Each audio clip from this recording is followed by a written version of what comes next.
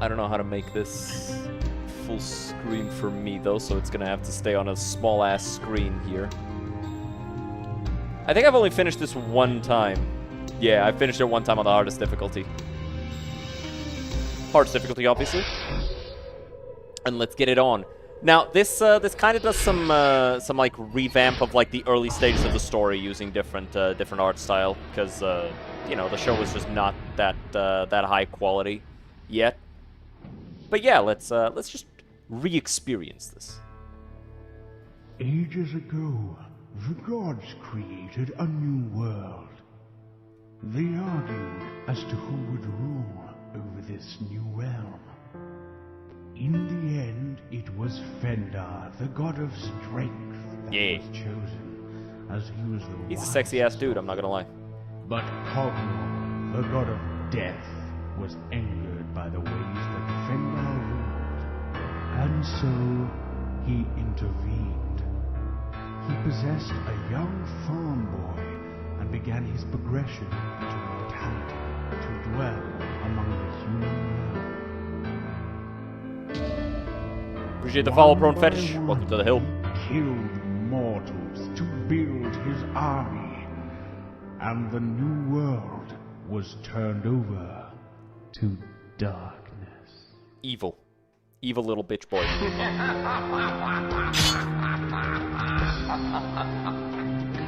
Kill them where they stand. Let's none escape the slaughter. Your master commands it. Run away, little old man!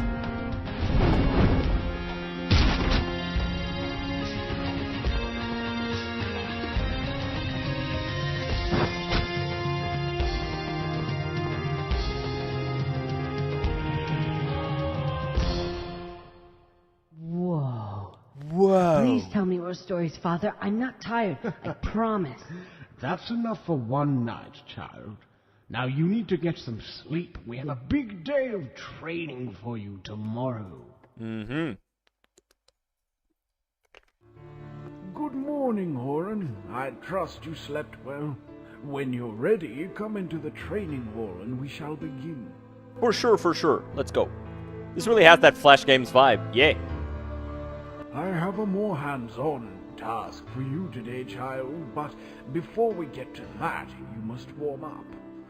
Remember what I taught you about rapid attacks? Alright, let's learn how to Use attack. this technique on the first statue. So we just whack, whack, whack, flip. Good job, boy. It looks like some more repair work for me, though. Now let's get to work on your jump strike. Alright, the jump strike.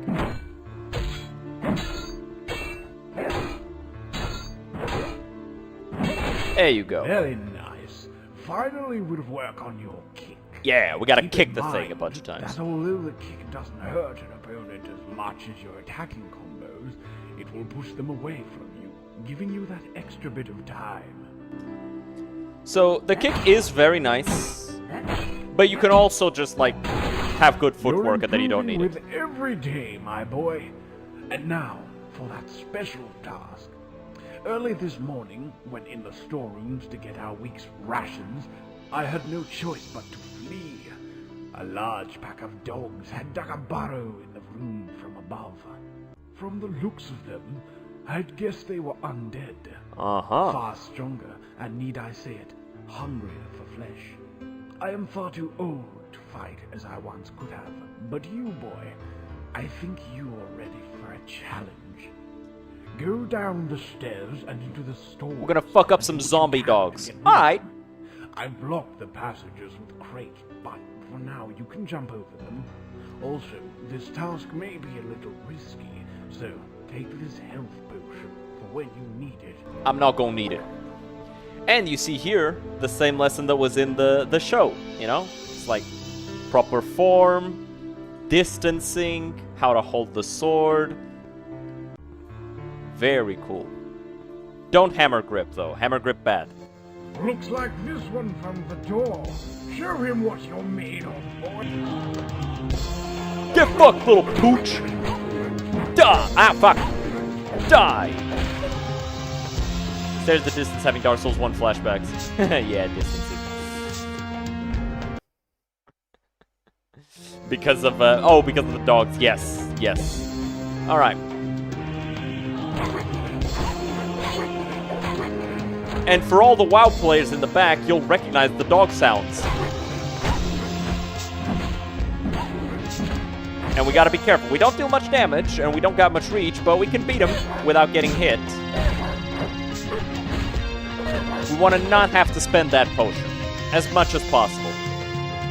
This is hard mode, and this is actually like a game where it's not like super difficult once you know how to play and once you know like the trick to some fights, but you gotta be locked in the whole time, otherwise. There you go, we did it. We got all the dogs. Also, you see here, this place is pretty well stocked, and they dug in and pushed that in, and I'm guessing this is wine. I doubt anybody was, like, underneath it. It's probably just food.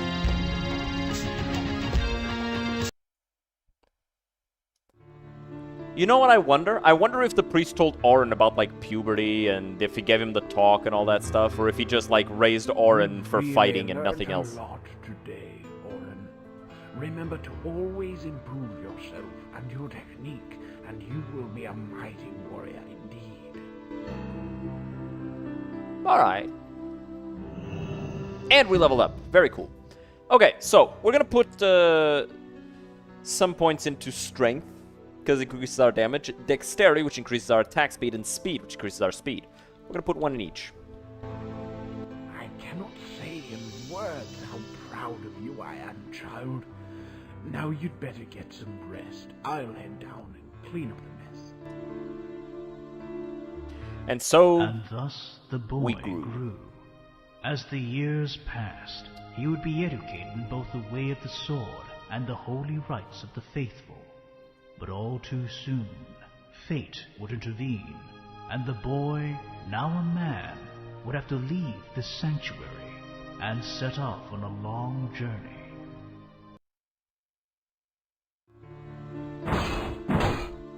Very good. And remember that the weight supported behind. oh, Oh no. oh boy. Oh my. I think the day has come. No need to make an oath of celibacy if you don't even know what it means. True. Are you ready to find and face your destiny? Like, to be fair, he probably lives in a world where the only women are zombies, so realistically, yeah, he would kind of get not really get to do much of that, unless, of course, you know. It is time you know that I've been preparing you for this moment. When first trapped in here, I was visited in a dream by the god of strength. He granted me with knowledge enough to train you in the ways of light and of the sword. Hurry, run up the stairs and into the hall, and then through the large door. In there is a sword that the mighty god forged for you. I have never entered into the room beyond those doors, but now is your time. Good luck, boy, and may the light of Fendar guide you. Alright. May the light of Fendar guide me as I take up the sword.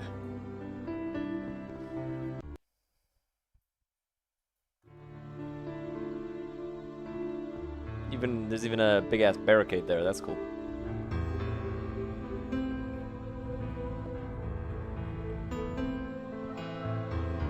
Got some mana potions, some health potions, and the sword.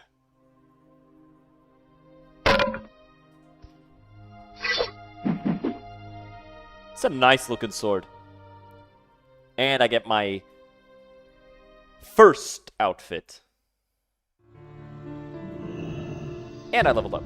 You have received the Sword of Ancients, and with it, the ability to use powerful magical abilities. Switch between available spells using the mouse wheel or the numbers on your keyboard. To activate your selected spell, hold the Shift key and press the mouse. Alright, and we did level up. I'm not going to put any points into Aura Shield. You don't need it. It doesn't really, like, do much. All it does is, like, reduce, I guess, the amount of mana you consume, but it's not a concern.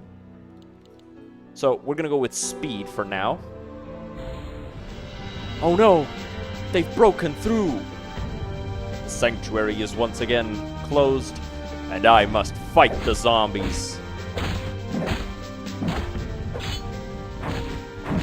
Look at that buff-ass zombie. And that other one with the sword. Yeah, cut them all down. They don't stand a chance, brother. They don't stand a chance, brother. Alright. A little bit more strength, a little bit of dex. In terms of powers, the only ones that we really care about are Aura Shield, which we already have a point on, Flight, which we already have a point on, and we're gonna want Power Attack max the fuck out. Those are the powers that we're gonna want. To the world Everything above, else is meh. only to encounter that which no man should have to face, least of all upon seeing the surface for the first time. Hordes of those contorted fiends, known as the undead.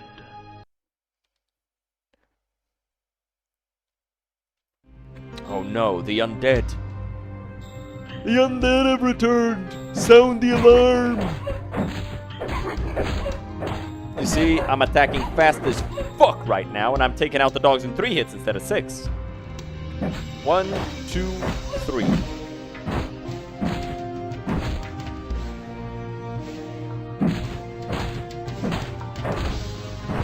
There you go.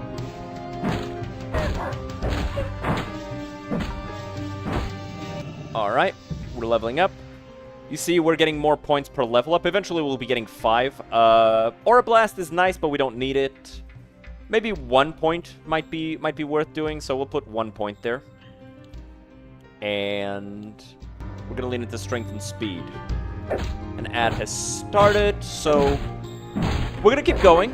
But when we get to the first boss, we'll wait for the ad to be over.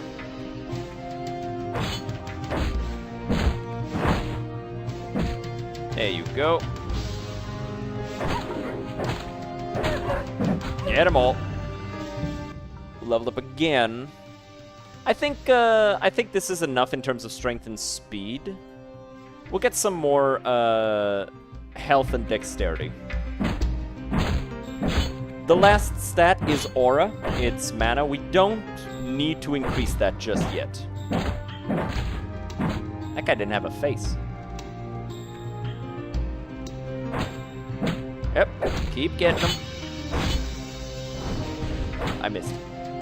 It's really easy to miss with that.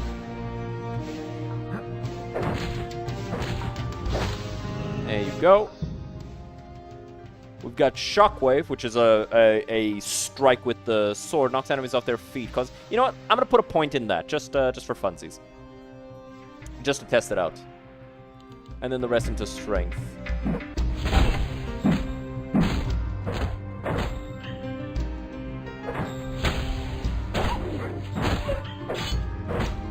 It's actually pretty nice. The reason I got it is because it might be useful against some archers. Alright, here's the first boss.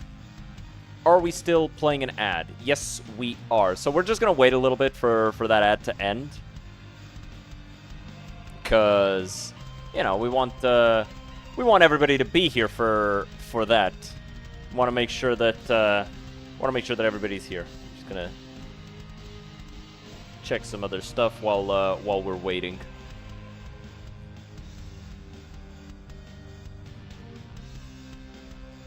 Just because, you know, I think it's a little shitty if I'm just not giving people the chance to actually participate in the experience.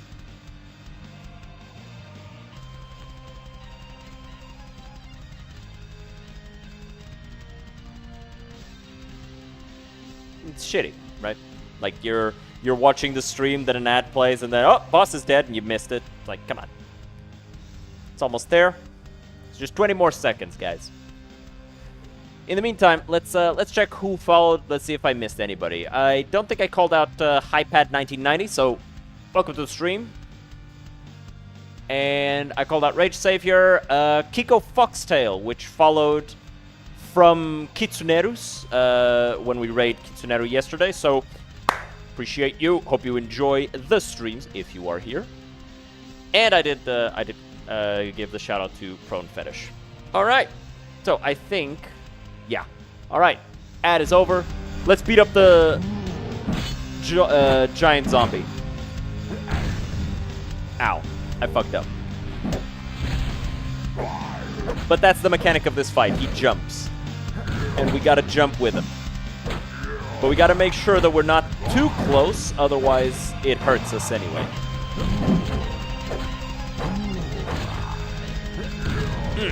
Yeah, see, like that. Dodge him, get away. Cut his ass down. Now, if you lose this fight, it just skips anyway, so it's like this is a fight that you can't lose at this stage yet. So we're not like super concerned about taking a couple of hits.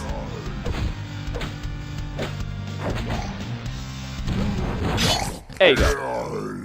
Ow, my face, fuck! Get off me, bitch! Yeah!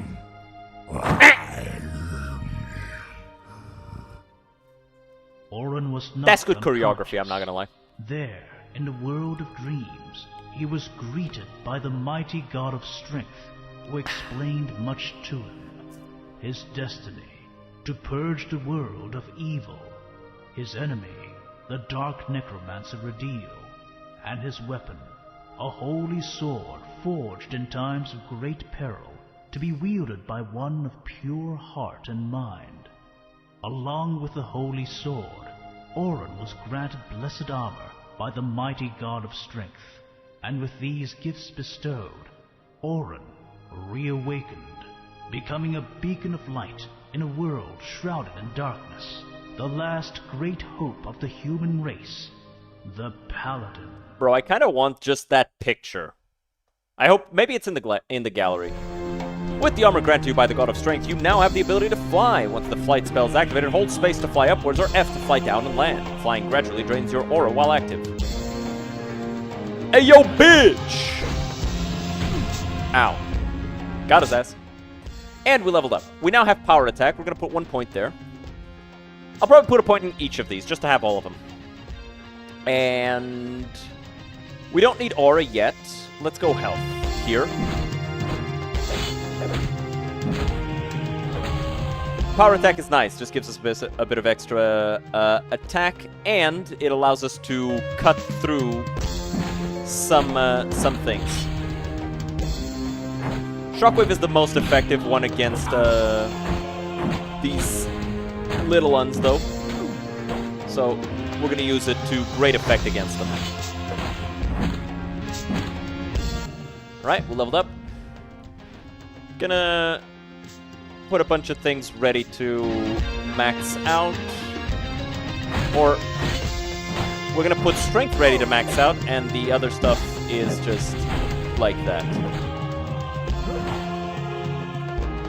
There you go. Shockwave is still effective against those archers on the towers. It's funny to think that these are zombies that are intelligent enough to use weapons.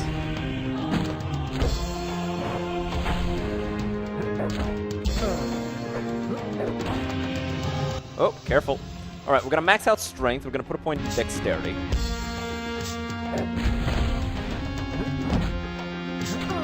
Ow, fucker.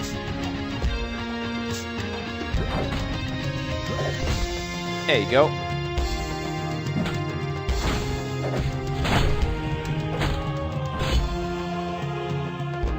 Might as well use a potion. Careful.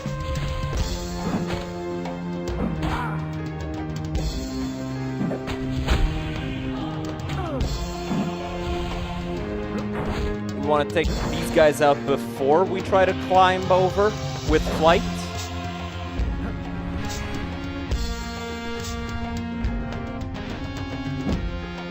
Ow, bitch.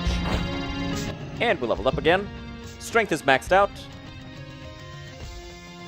Speed is ready to max out, so is health. We're probably going to go health first, then speed. Oh, careful now. Taking up a lot of damage there.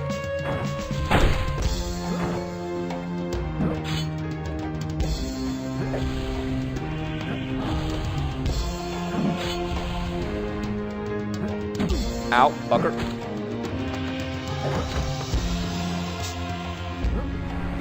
Just gonna fly up and kill this guy up here.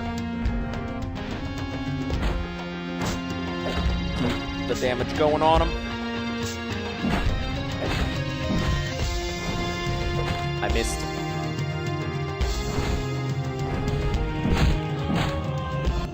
There you go. Next level, we'll be maxing out speed Oren and contemplated his next health. plan to strike at Redeal, a most unexpected font of knowledge presented itself. A crow! A talking crow. The name's Milan. Oh, He he's used to be Milan. a two-legger like yourself till I got cursed by the man creature in the stone tower. I'm betting you'll be wanting to take him out. Now I can tell you, only a fool seeking death will go through the front doors. Better to go the back way. Yeah. Which I can show you if you're up to it. And so, Oren followed his new companion east into the hidden tombs of ancient kings. It's funny, because by D&D standards, that would require a true polymorph spell. Which is a very powerful spell indeed. The 9th level spell. Okay, we are fast as fuck right now. These guys don't stand a chance. You know, I used to be quite the adventurer myself, back when I was a farmer. Used to fend off packs of wolves with nothing more than my wits and a really big stick. Well, mostly Mostly the stick, yeah.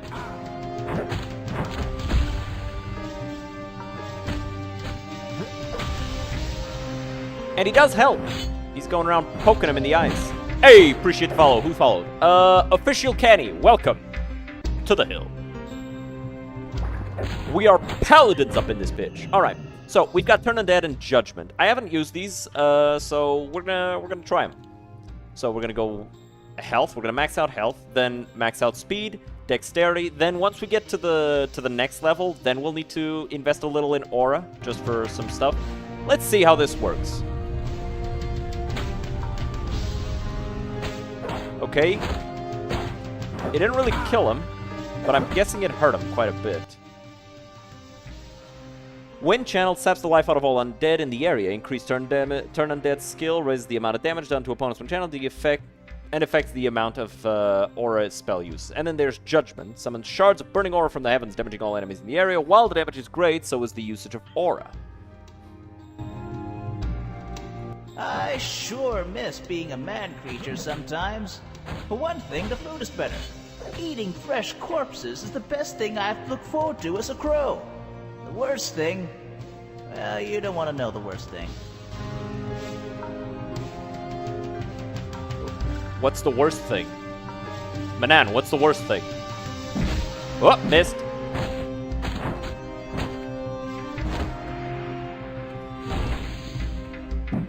Wow, that was expensive. That immediately spent all my shit.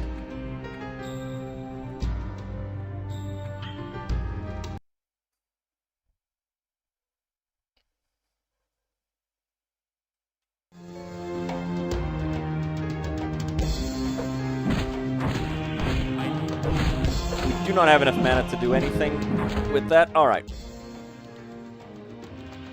Max out our speed. Then we're going to want at least 10 aura, and then we're going to invest in dexterity. Fucking dick.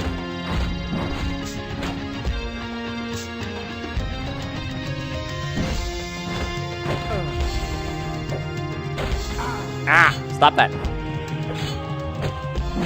You know, for a paladin, it's kind of fucked up that I don't have a heal. All the times I've been through here, I've never seen it this crowded. No help over here. Fucking archer. Alright.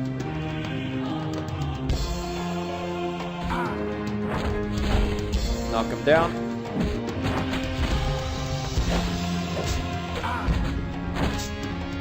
Actually fucking me up. So.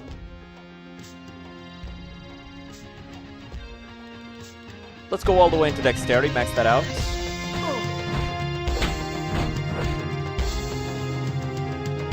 Careful. Ow. We don't want to lose any of our lives here. It's better to spend a potion. Because the potions, we can recover. The lives, we can't.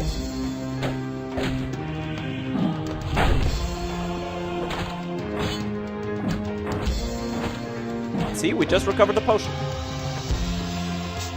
Alright.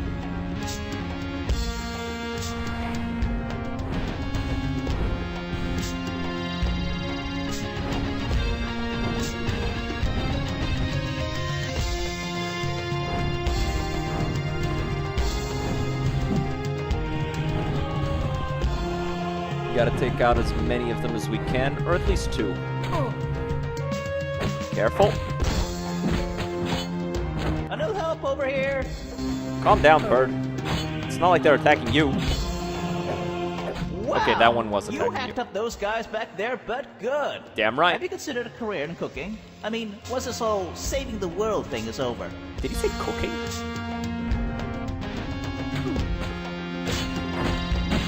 I mean, honestly, I don't know. Would Orin even be able to take a career after this? Like, that's kind of a thing that most people who have combat-based professions struggle with, you know? Getting a job once they get back into civilian life. Although I guess there's always, like, being a soldier, like a career soldier, being a knight or something. Ow. Sure miss those good old days. Or just plain good, really. Ow, ow, ow! Dicks. You fucking womboed me. Alright, here comes Oh, crap. the skeleton ambush now. We have a shit ton more aura this time, though. You And we leveled up. shall fall by my hand. And here's the Skeleton King. I, sir. My master wants Ooh, you dead, ouch. and that is how he shall have you.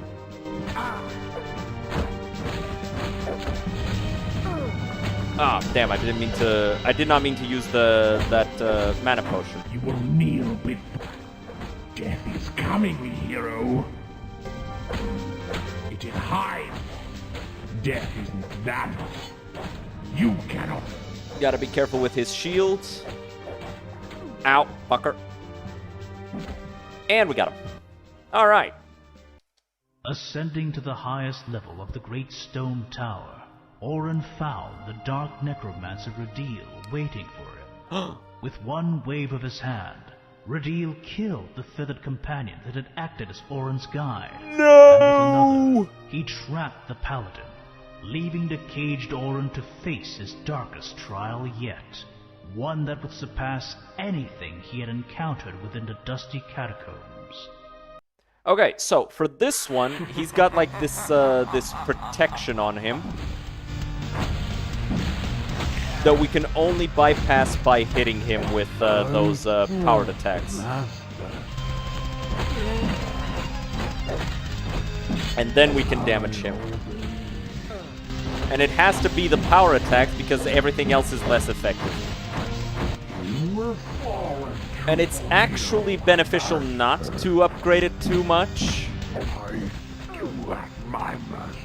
Because then even if I'm dealing less damage, I'm at least not running out of mana to do so, you know? And down he goes. Max out the mana. And now we want to upgrade power attack so that we can actually beat this next part. Concentrated form. Orin did not understand how this one man could kill so many innocents without a shred of remorse, but he would be damned if he allowed this vile being to take another life. The time of judgment had come. And I'm gonna come all over him. Hey, yo.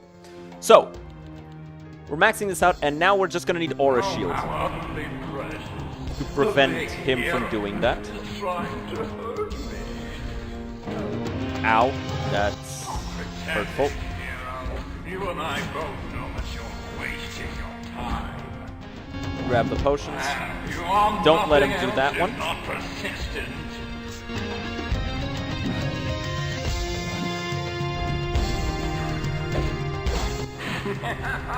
Block his spells. If he does that little fireball, you just need to, like, bring up the Aura Shield. If he does that, you need to block the whole thing. Sometimes he tries to steal your mana. So, you know, just put up the shield. You have that. And if he swings his arms up, just move.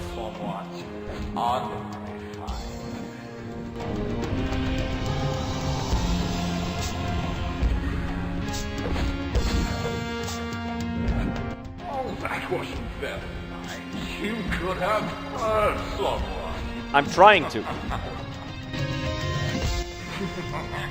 Okay, don't let him steal our mana.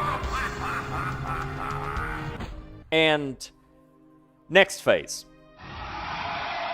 Now we get to fight him in the dragon. Now, we've got 1 minute to beat him.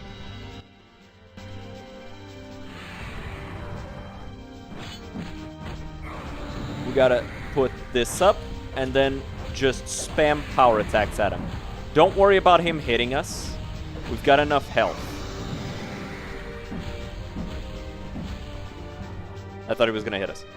We've got enough health and potions, and we get more potions in the next phase. So, don't worry. It is more important that we kill him. Because we do not have enough time to be fooling around. There you go. That was actually one of my closest, that was actually one of my best times, actually. Not closest. One of my best times. As Orin fell to the The reason I'm scratching my head is his because I'm sweating, by the way. hand was severed 'Cause by it's his hot. own sword. Much of his magic would now be rendered useless.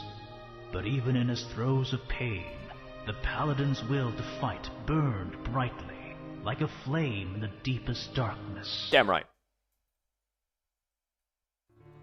Now, we've got a bunch of more zombies to beat off. But we've got these potions here, so let's grab them. No point spending anything here. All of this is done, and we're just going to need power attacks now, so might as well upgrade them. And we're not going to need a lot of them, so the mana cost is no longer an issue.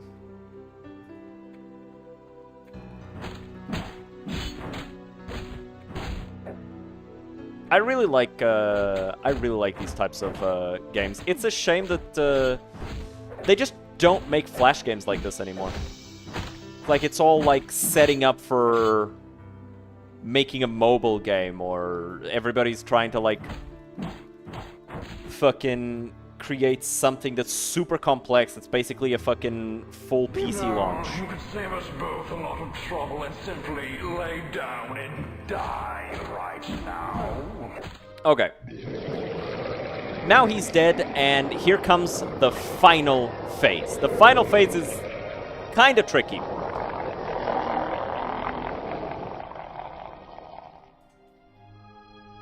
And yeah, it's playing the same thing we just watched in the movie, because we watched it together.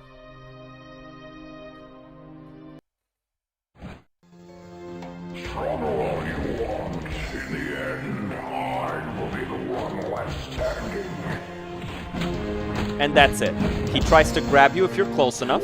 He tries to shoot bolts of dark energy at you if you're far enough away. And you just need to hit him with a power attack anytime he tries to grab you to cut his arm off. Time for you to die. And that's it. And eventually he falls over and dies.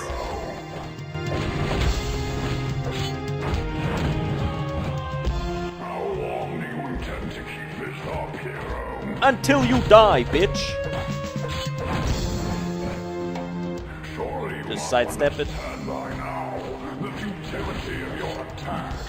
I mean, I'm seeing your health bar go down. That means you can die. Die If it bleeds, we can kill it, chat. what makes you think Damn it, you grabbed me. are indifferent. Welcome the embrace of death, hero. This shall be the only comfort left you. Ow, puta. And he's gone. Or at least he will be soon. I think this is the last rotation. Got him. And the fight's over. We did it! Yay! It's a fun game. It's simple. The fights are simple. Each fight has like one mechanic that you need to worry about. I like it. This is exactly how I try to run D&D as well. Like, the boss fights can be most fun if there's one mechanic to worry about. Much has been said, but little is known. Regardless, the world slowly healed itself. By slowly, Old he means ruins instantly. were rebuilt into new homes by long-hidden survivors. And those who had seen the most darkness would be granted a second chance at life. Yeah, even that None fucking would boy who ever did the whole forget thing. the It was his fault. sacrifice Everybody kill him. And victory of the Paladin. I will be honest, though. Why the fuck did the God of Strength not just let the Paladin go back to a normal life, right? Like, if I'm the Paladin, and then he, like, pulls me up into heaven, like, bro, I ain't never felt the touch of a woman in my life. Put me back there. Like, let me live amongst the world that I saved. Come on, man. Like, what is this fucking bullshit, dude? Is unfair. It's fucking unfair. That's all I have to say. I think that it's shitty. But, with all that being said, I hope everybody enjoyed the Paladin. We're going to be playing some Rogue Trader now. Because I want to play it, and I really enjoy that game. And, you know, I want to play some Rogue Trader.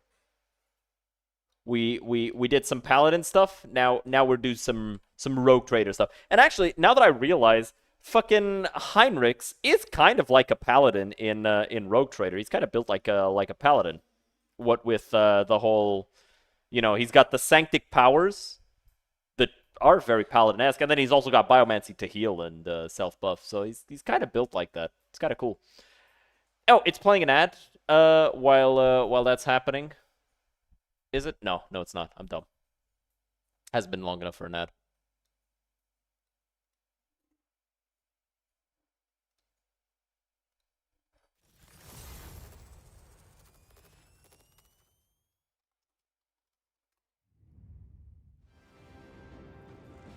I'm gonna try and see if I can get some people in the chat, getting the homies to come in, so y'all stop being fucking shy.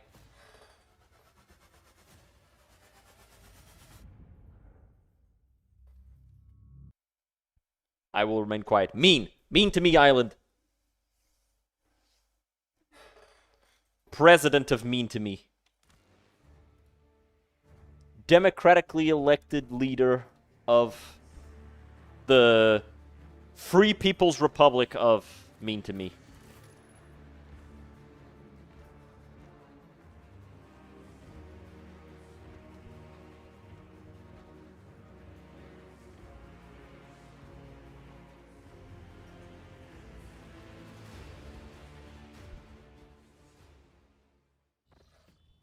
Okay, so what do we have that we could trade? We've got these holy gifts, and that's about it. But I have an inventory full of quest items that are no longer relevant, so I'm going to get rid of a bunch of these.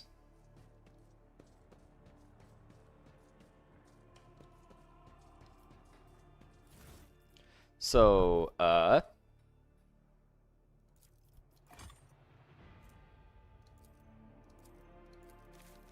this goes here. This too.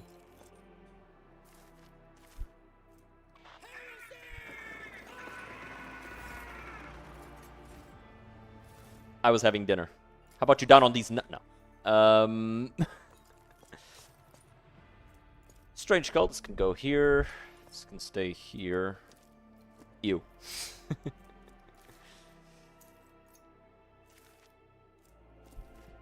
Okay. I'll keep the Archaeotech Compass. I feel like that's a neat souvenir. And this is neat as well.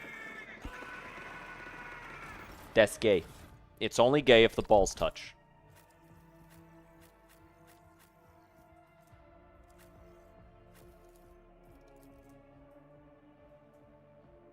Ooh, I need to remember to do this switch when I use the other thing.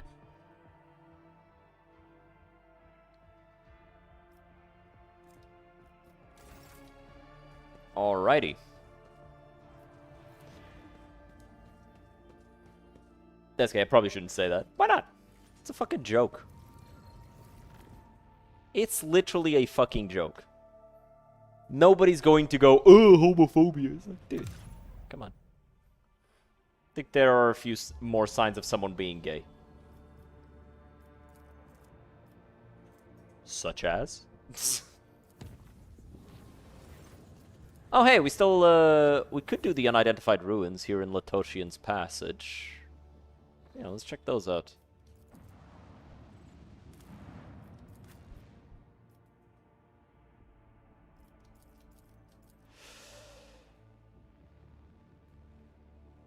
Oh, it's this one. Oh, I actually want to bring Iliad for this. I thought this was the Frozen World. How come I didn't do this? And yeah, there's like a ton of signs of somebody being gay, like fucking, you know, being a Justin Bieber fan. Fucking going to Diddy parties.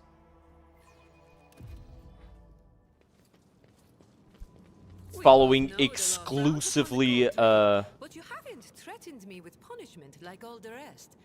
Is my charm more powerful than your devotion to protocol? Go and charm someone else. An arbitrator's time is valuable, and not to be wasted on petty criminals. I'd swing on him. Jay, I would swing on him. Being a VTuber. That is a pretty good one, yeah. Following exclusively right-wing manosphere accounts. That's also a pretty big tell, I think. Perish for this affront. Fucking ow. And it's like, it's not necessarily gay if you happen to follow a couple, but if you exclusively follow... You're not playing the beta, homie? Which beta? What'd I miss? Specific being Andrew Tate, I guess, can be added to that. No, because Andrew Tate is fucking hilarious. That's the thing. You have offered me another chance. Like, the guy is fucking funny, and it sucks that he's such a piece of shit, right? But the guy's funny. Battlefield 6 open beta at the moment. Shit's banging. When's it gonna go for? How long is it gonna go for?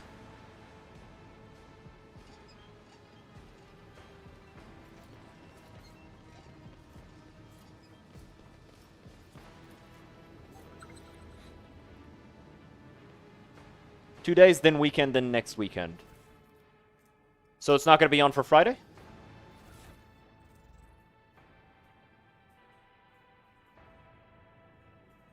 Or is it on today, tomorrow, then the weekend, and then next weekend? Because if it's on tomorrow, we might play it tomorrow. Because I don't have it downloaded, and I'm pretty sure that's going to be like 100 gigabytes.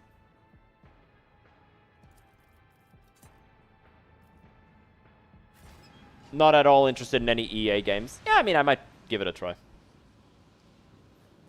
Today, tomorrow, weekend, then weekend. I'll probably give it a try during the weekend, see how it feels. Like, I am absolutely not, like, the most, like, shooter-oriented person in the world, as you probably know from knowing me for many years. What is it? My ascension has When's the next Fear and Hunger stream? We might do some Fear and Hunger sometime. I'm kind of waiting for the update because Miro said that he's working on an update, and depending on how things go with that, you know, seems pattern no longer works. Okay. So in that case,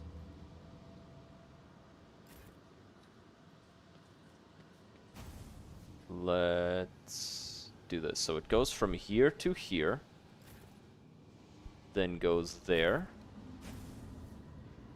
then there, and finally to the center. All right, Iliad, what's in those? Ancient Force Sword. Whenever the wielder suffers energy, fire, power, or warp damage, this sword absorbs a part of the damage, reducing it by percentage based on psi rating. Okay. The The wielder gains armor penetration for the next attack. That's actually not that great. It's actually not that great compared to the other stuff that we already have. Been waiting for a good Battlefield for ages. Honestly, I can understand that. A lot of people complain about it. At least the old ones. And it seems from at least, like, what people have been talking about. Bro. Anthem was such a disappointment. But from what people have been talking about, Battlefield 6 looks amazing. So, you know, if it plays good, I'll give it a try. Like, my thing with EA is, when it comes to single-player games, they're cunts. Absolute fucking cunts. What they did to Dead Space... Some people should have been tried for that. Like, I genuinely believe some people should be in jail for what they did to fucking Dead Space and Dragon Age and Mass Effect, right? Like, the shit that they did to those franchises, fuck, you know? But in terms of multiplayer games, yeah, they make awesome multiplayer games. And if you're a Sims fan, you know, like, they make good games. Okay, so... if they can feel like they can microtransaction the fuck out of you, they make good games, absolutely. My aspirations transcend humanity. I know that it's neither of these, but there's no... I don't know that there's any, like, hint around here for this last pattern. If you're a Sims fan, you're fucking broke, actually, and the quality of The Sims has been steadily declining. Honestly, fair. But then again, so was Battlefield. Battlefield was steadily getting worse. So I guess I'm just talking out my ass right now.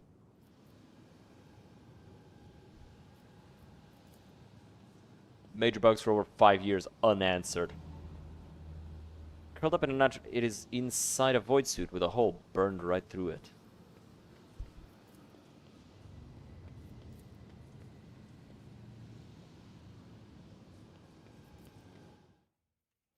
No.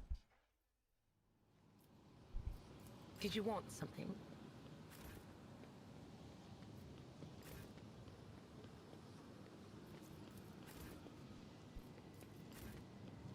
There is a fervor in my soul. There is a tempest in me. This won't work, will it? Yeah. This pattern will also probably not work, but let's still give it a try. Seems the pattern no longer works.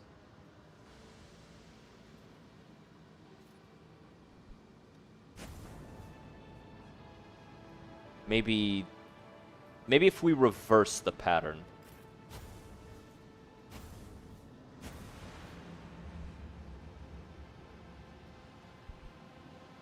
So now this one... Ow. Okay, that doesn't fucking work.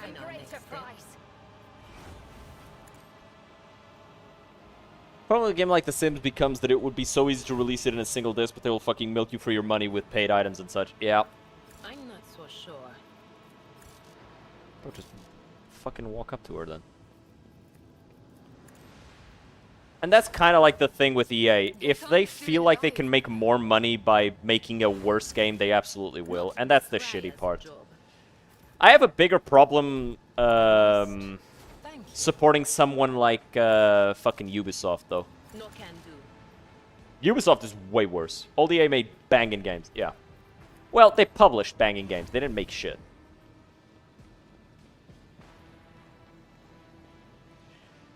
Fuck it. I'm just gonna Google this because these guys are awful about these puzzles. Arid World Rogue Trader puzzle. How to open the cracked Xenos thing.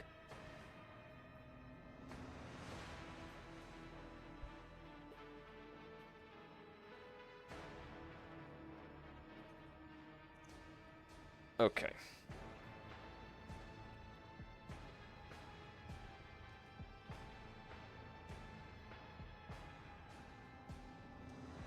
Once this enterprise is active, firing up in the air, follow the next device and activate that twice. Repeat this process 3 times after all devices are activated. Yeah, that's not the one I want. Same thing with Ubi. Yeah, but like the problem that I have with Ubisoft isn't that they make bad games for money, it's that they screw over the customer. And that I have a fucking problem with. Okay.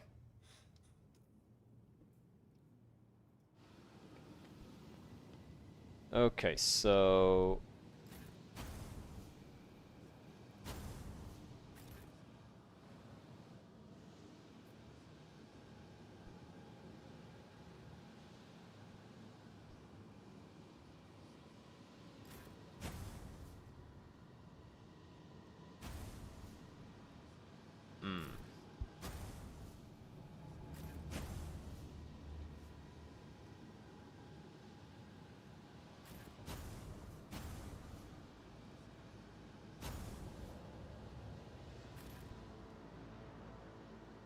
No. Bro, what is the second pattern?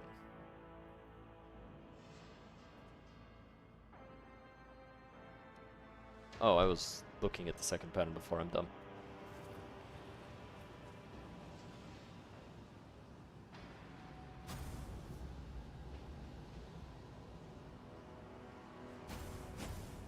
So this goes here, there, there.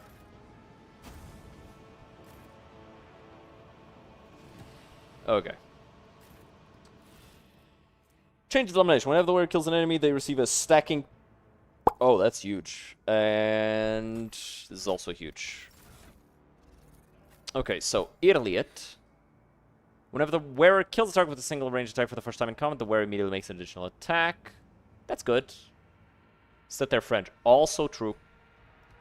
So either an extra bonus to perception or an extra attack. I'll go with the extra bonus to perception. And you kill people all the time, so definitely giving you this. She has a badass mask, honestly. That should look good. And you know what? You can have the... You can have the Ancient Force Sword.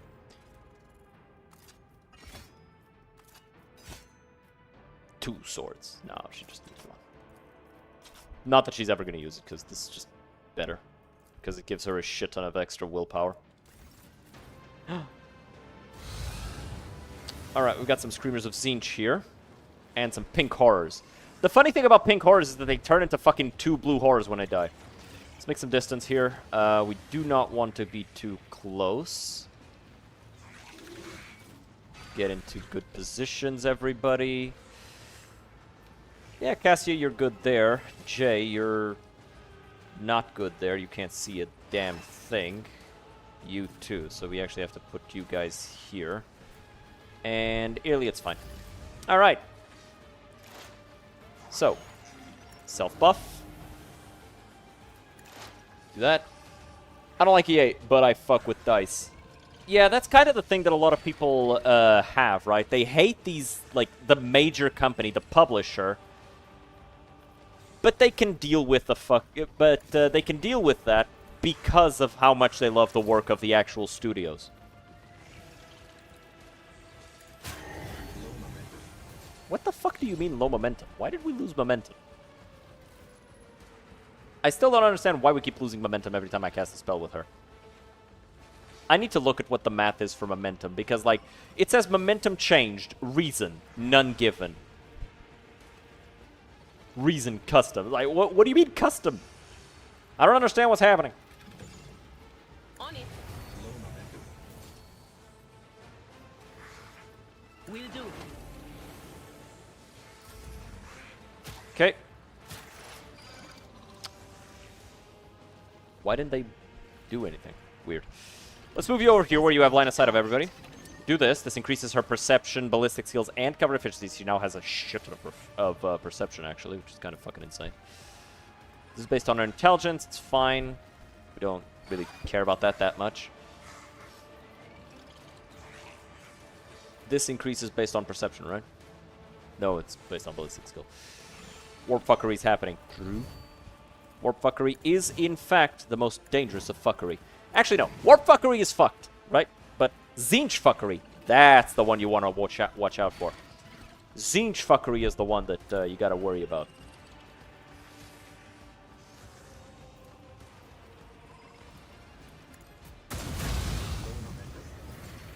Okay. What the fuck do you mean low momentum? I just killed one of them and my momentum is now lower than it was before. God damn it, dude. Straight cheating and shit.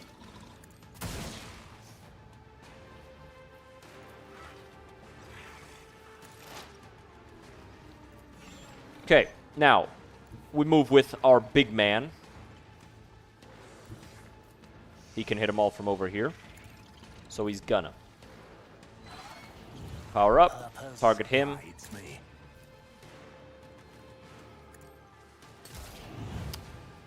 That's not good.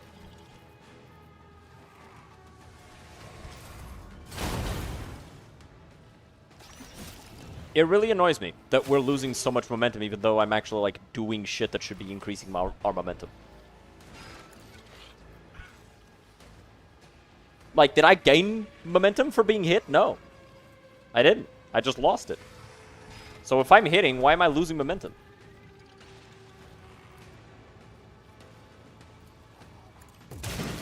Yep. Hit him. Then hit him again.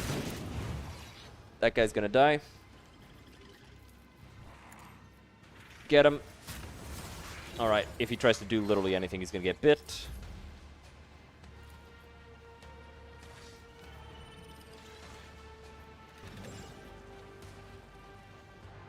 Oh. Cassie can't see anything? Be careful not to cross my gaze. Switch to your buffing staff. Reveal the light on her, and then...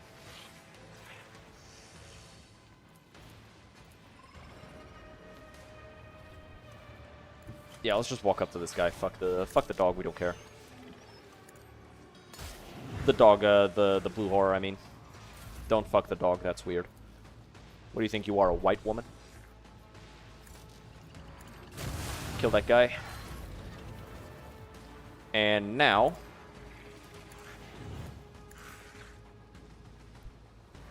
Here it goes.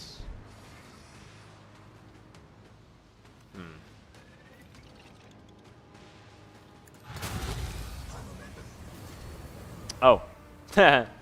Yeah, because of the sword that this guy has, it applies a thing that when they die, they explode for all the damage that he dealt to them, so that's what happened to Iliad. It's fine, this is the last fight. This is the only fight in this area. Alright, we're gonna throw the birdie here. That's gonna blind them.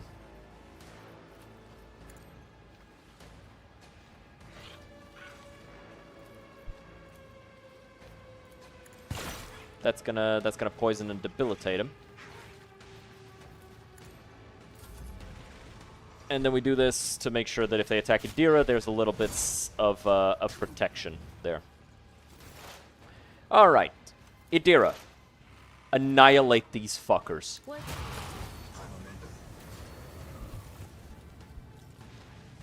I still don't understand why we were losing momentum there. But, problem solved. We did it. And we got some really nice items out of it.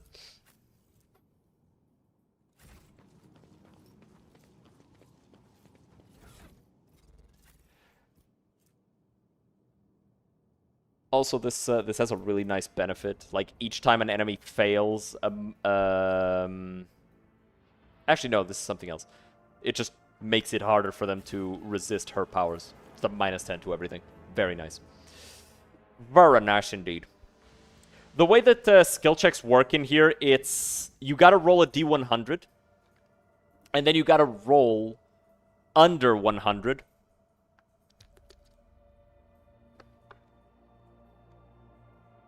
Yeah, this shit is fire. Good stuff.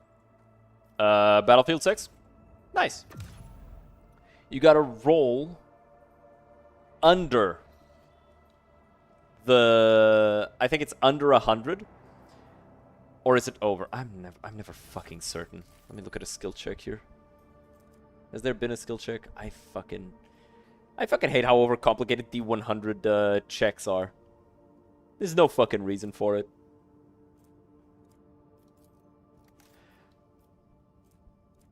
There was an ice planet that we left behind. Because I couldn't do it yet.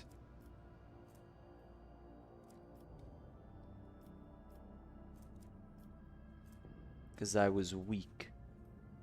Space combat awaits in the system. Ooh. We should go there.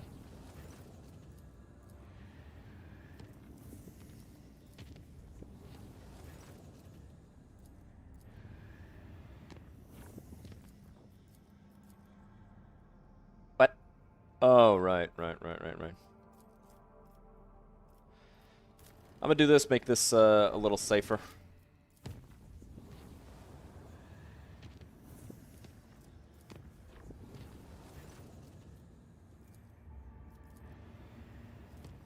Oh yeah, we could actually... We could actually go here and take care of that other thing. That other event that I almost never have the preparation to deal with. Then again, we're a heretic this time, so we probably won't actually have a problem dealing with it at all. Check out the colonies first. Yeah, no problems. Actually, hold on. Yeah, no problems.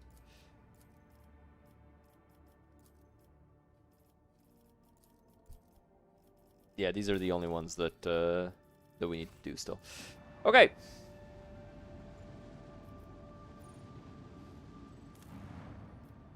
Save. And let's do this. Use augers to scan the planet.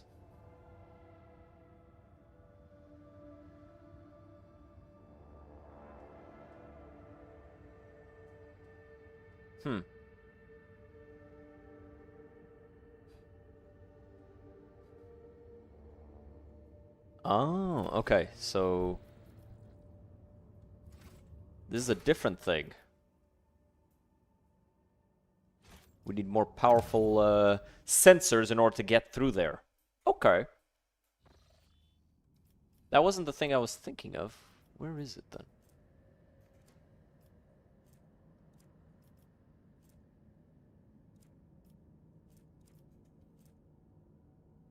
It's this one. We'll go there after.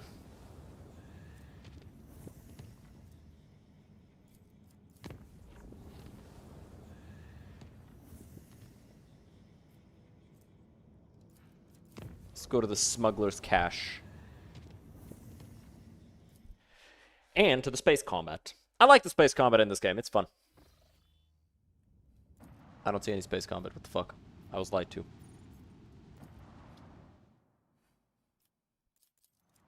Maybe it'll happen once we interact with the smuggler's cache.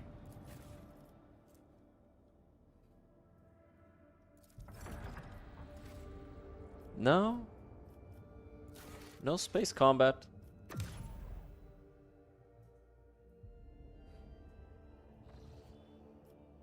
I feel very, I'm very disappointed. I was lied to.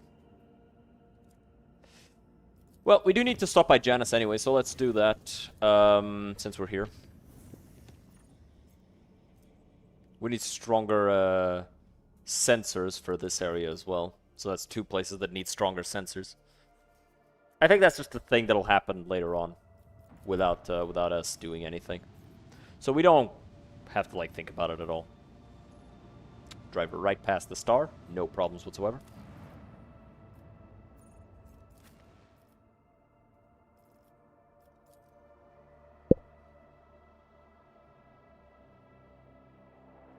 Right past the star.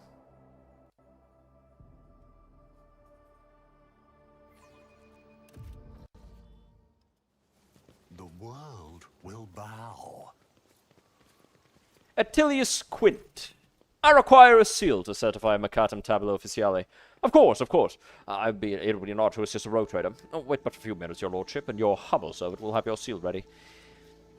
Jay's expression is pensive as she twists a lock of hair around her metal fingers. Interesting, Shireen. I assumed we would be dealing with servitors, but no. No, some places in your domain still have this work being performed by people of flesh and blood. I beg your pardon? What's this about servitors? I have faithfully performed my sacred duties to the Imperium and the Administratum all my life, and guarding the seals is part of that. And after half a century, not a single seal damaged. I keep them in a special case, and I oil the handles every month, as the rules stipulate. I am merely repeating the word of the Master of Seals on Dargonus. Servitors have replaced an entire category of lowly bureaucrats assigned to the Von Valancius planets, around 10 or so years ago now. But after 70 years of service, not a single directive, not from Holy Terra or from Dargonus. A complete breakdown in communication. What a farce! What an insult against all processes! Oh, but this is easily remedied.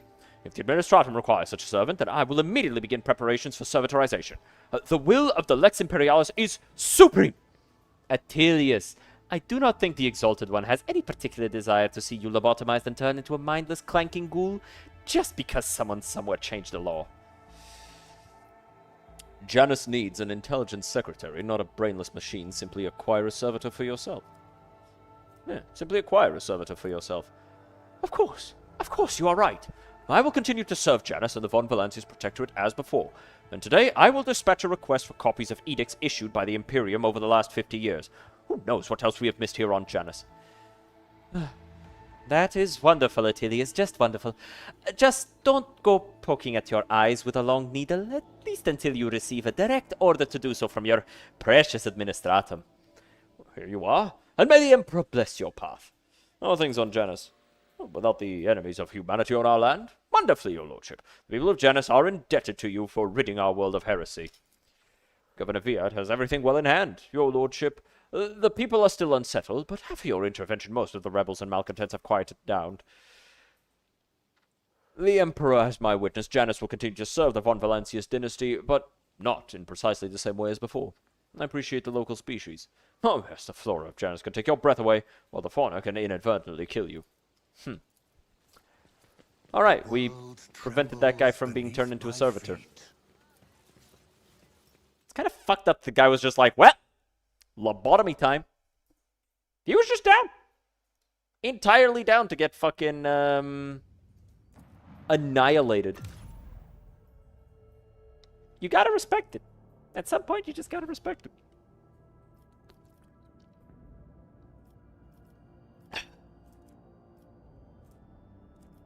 So, we want to go to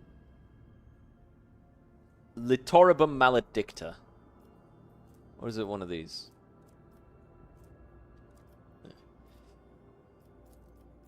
So, we go down this way. Yep. To Furibundus.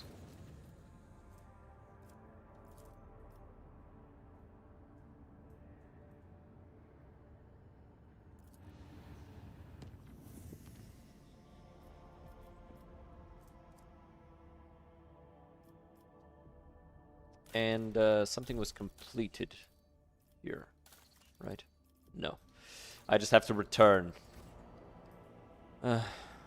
Which one's this? Foulstone. Oh, Foulstone's right here, actually.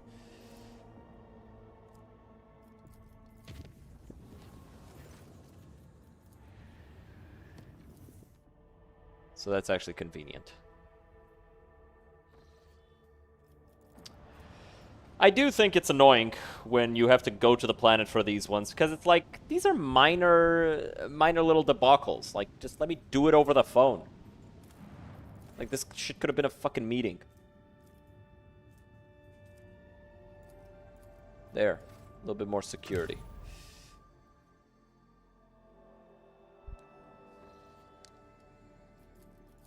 Like, send me an email as to what you want me to do. Asking me what you want. Send me an email. Fuck, bro. Am I having a stroke right now? Send me an email asking me what I want you to do. Shit, god damn.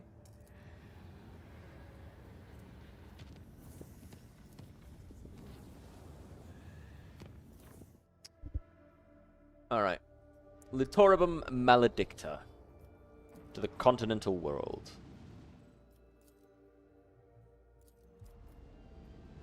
Let's see about this unforeseen event. Accept the offer. Ask what is going on. Watch in silence. Actually, I should narrate this whole thing, actually. A small planet, gently wrapped in amber forests, greets you with a ruby-colored dawn. Basil von dem Klerk, the local governor, gives the rogue trader a warm welcome. After several glasses of Damascene, the sweltering ruler asks if Malachi von Valancius would like to keep him company during the upcoming hunt. Malachi accepts the offer. After several hours of riding the local peculiar animals, you make camp in the middle of a golden forest. Basil von dem Klerk points at the sky. A flat disk rises over the horizon, constantly morphing its color and shape. The forest grows silent and empty. You can no longer hear the singing of birds or even the rustle of wind. The governor nods with satisfaction, and a few shapes step into the clearing. Their bodies are twisted by an unknown phenomenon, and you watch the freaks with astonishment as they begin to dance to the throaty cackling of their brethren, turning the bony growths and pulsating flesh of their scaling hands towards the unnatural thing in the sky. Malachi asks the governor what is going on, and the governor smiles coyly. You're about to see with your own eyes what is happening here. So Malachi watches in silence. The hypnotic dance seemed to continue forever. The unfortunate creatures howled, whined, and convulsed, unable to tear their bleeding eyes from the celestial body. When the Pavonine disk outshone even the light of the local star, the physical shells of the things that used to be men burst, releasing beasts onto this plane that not even the most fluent and capable pen could describe. Basil von dem Klerk excitedly explains that the creatures you saw are the children of the great king of distortion. It is he who is the true god and patron of these fertile grounds. Once every cycle his chariot shines its light upon the world and bestows transformations upon his most ardent followers. The rogue trader may become one of his heralds. Express desire to become the herald to the king of distortion. The governor practically shrieks with delight, and more eyes open on his hands and neck to give you a closer look. You must speak with the god in the chariot himself and surrender to him whatever you value most in life. Order that the crew chart a course to the anomaly known as the King of Distortion. The senior officers observe suspicious activity emanating from the twisted celestial body at the heart of the system. The chaplain advises you to get ready for a potential encounter with a spawn of the archenemy, so it may be wise to reconsider, unless you have holy relics, sacred wards, or blessed effigies of the Emperor. Aflame with a plethora of colors, the distorted celestial disk trembles slightly. Beyond the endless windows on the captain's bridge as the rogue trader's ship approaches its center, an otherworldly voice, cold and enveloping, enters your mind. What could this puny wretch possibly offer a king?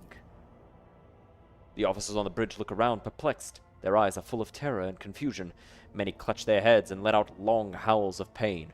Some empty their stomachs, but most, pale and exhausted though they are, have joined the Lord Captain in resisting the entity's influence.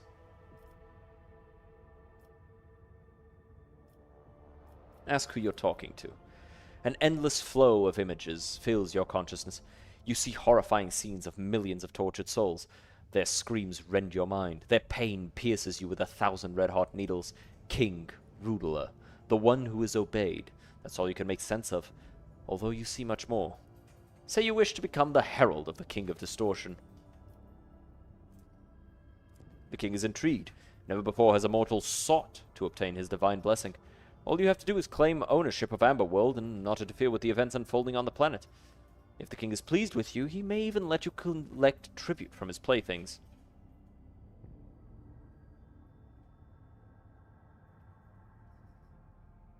Swear fealty to the king and promise to fulfill his request.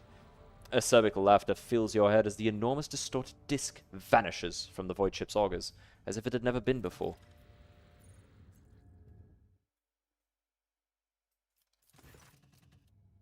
Proclaim yourself the sovereign of Amberworld. Oh, we got a bunch of trophies. The estates of Amberworld now belong to you alone. The blessings of the King of Distortion kept spreading over the world, no longer affecting just humans. Even the birds and beasts are now subject to its divine influence. Like a true herald, you must protect this promised garden from any dangers or outside threats. Demand tribute.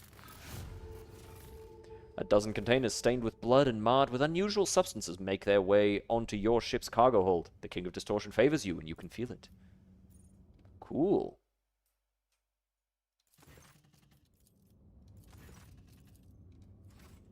Interesting. I guess we'll get to come back here at a later date. That's pretty cool. That is pretty cool.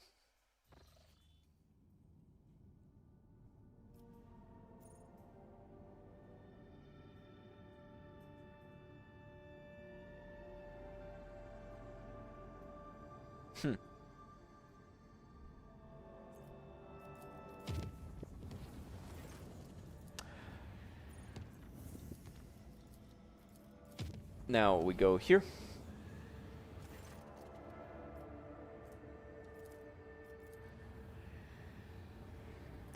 And before we actually go into Dargonus, let's sell all the stuff that we just got.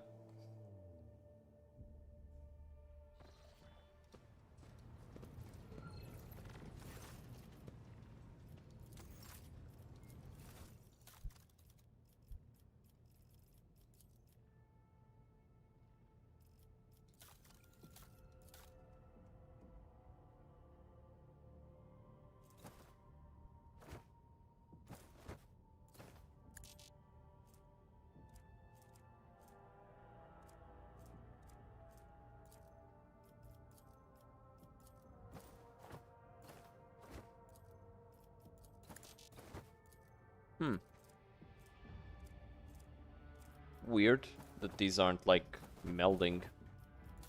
Oh, well, whatever.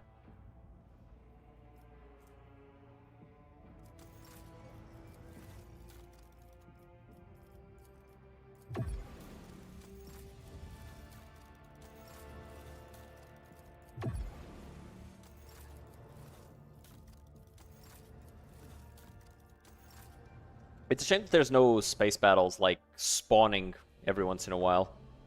Makes it real hard to level up the Navy. Ah, well.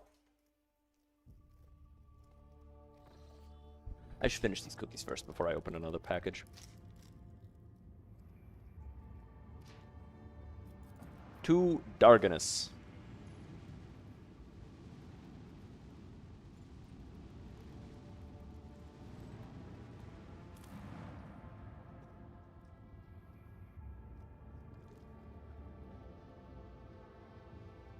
Hell's this? The Administratum. That's the throne room. Alright, we gotta go to the Administratum.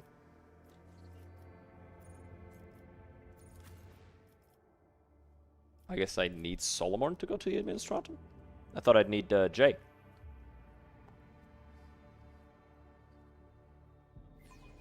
As well. I mean. Because now we've got the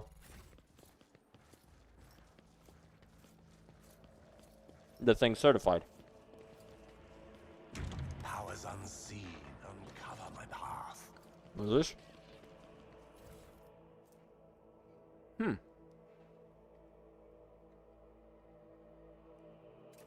I see. Board of the Heartless is part of the unit led by Solomon Anthar. Neutralize the target Sargona. The captured vessel was assigned to a trade route. The impeccable handwriting reads, conduct an inspection. Arrived on Rykard Minoris. During the evacuation took Solomon Anthar aboard the flagship. The world is to be considered null and void. A side note reads, damage assessment, tithe recalculation urgent. Huh.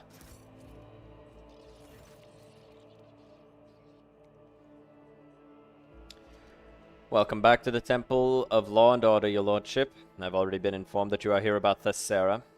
Begin entry 51/4-Alpha. In the matter of the world Thessera and its obligation to pay the Imperial tithe, this audience with the Prefect of the Adeptus Administratum is now in session. Now then, what were your findings, Malachi von Valancius?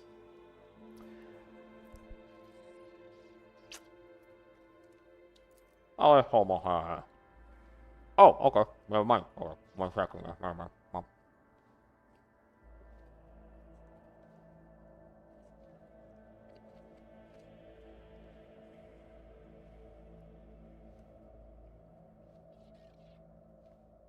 Solomon, tell the Prefect everything.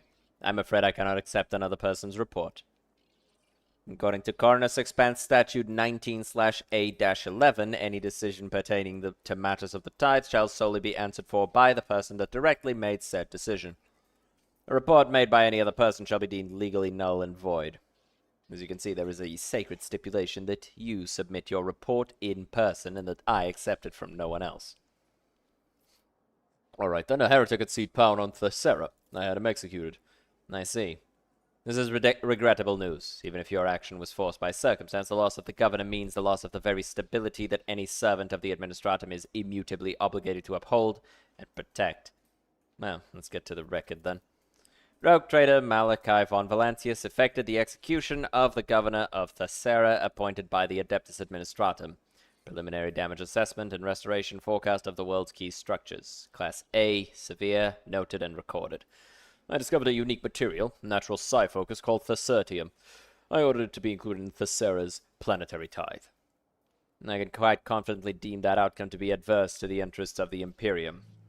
Alas, your lordship, I am duty-bound to deliver an exact and impartial assessment of the events. Why would it be adverse to the interests of the Imperium? You don't want more psi-focuses?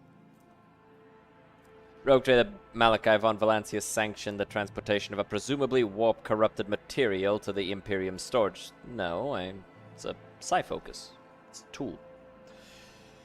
By including said material in the volume of the Imperial Tithe, Malachi von Valentius changed the planet's tithe grade from Salutio Extremis to Decima Tertius without filling out the necessary documentation, thereby risking potential major upsets in administrative processes. Noted and recorded. Oh, that's why, because the bureaucrats are upsetty. Okay. I will be frank with you, your lordship. The conclusions that were drawn regarding the Thessera inspection were far from satisfactory. Minor disturbances such as a mass execution of mutants or the rabble's plot disguised as a celebration are not nearly as dangerous as the, if you'll permit my choice of words, coup that resulted from your intervention. I understand the consequences are something that those endowed with power are wont to leave to their servants to deal with, and therefore something they find acceptable to ignore. However, I hope my words may help you to revise your approach to executing the Imperium's will in the Coroner's Expanse in the future.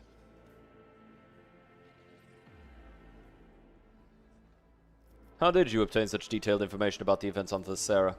Duty dictates that the Adeptus Administratum officials always be adequately informed. Otherwise, our service to the Imperium's order would be of rather questionable use. Unfortunately, it is for this same reason that I cannot disclose my sources to you. Right. I took care of a problematic world of yours, and you're twisting the facts regarding my efforts. I, his lowly and unworthy servant, have no right to twist any facts. My duty is to assess consequences and do everything I can to make sure the Imperium receives what it is owed. That is the purpose of my existence.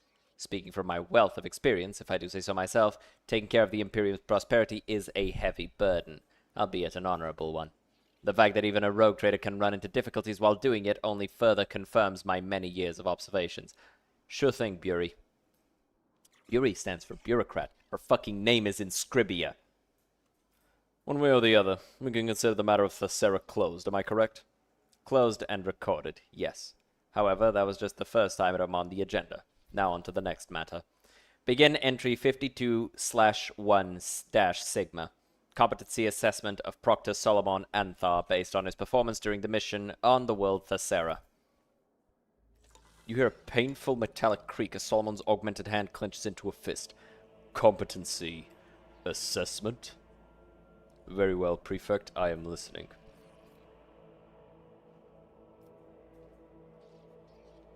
What gives you the right to evaluate Solomon?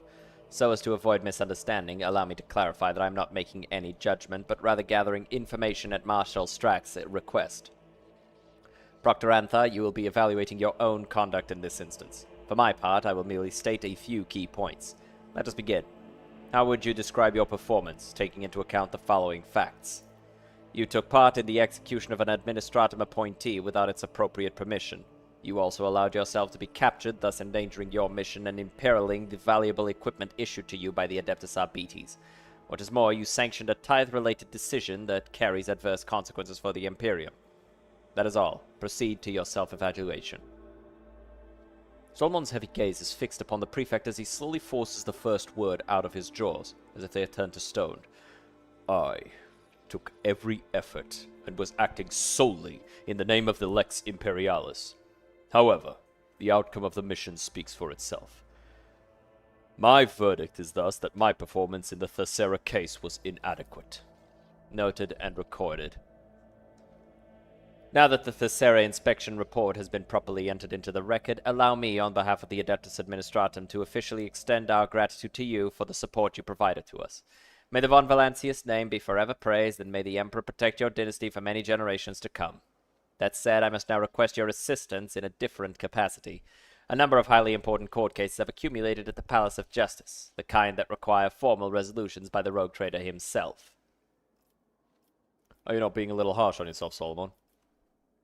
Exactly as harsh as my duty demands that I be. An arbitrator has no right to mistakes or weaknesses. Our mission is much too important. You're biased against Solomon. To which part of the assessment would you impute bias? Everything in it is based solely on facts, and Proctor Anthar himself presented the conclusion. Regardless, the final judgment will be passed by Marshal Strax. What is this Palace of Justice? It is a temple of law erected by your ancestors. Some cases could only be settled by heads of the dynasty, but since their time was occupied by other important duties, a facility was built for storing especially complex cases. At a certain point, servants of the Administratum were permitted to use the Palace of Justice for hearing disputes. Then, in Lady Theodora's time, the Arbites became part of the legal procedure as well. Leaving now, going to hunt for food. Alright, have fun hunting. You want a cookie?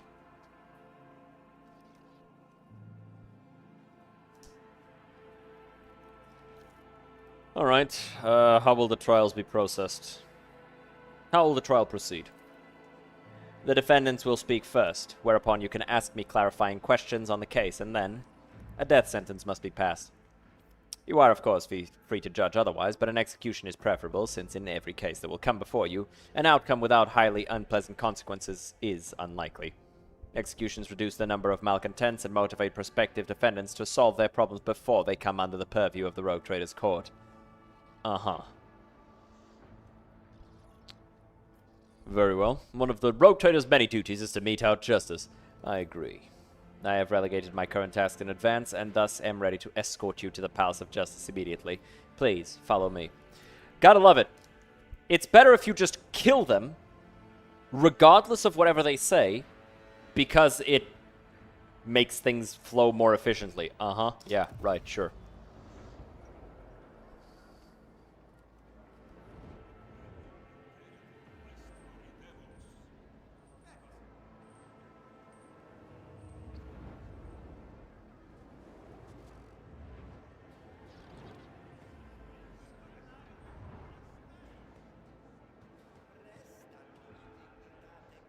Who the fuck is this?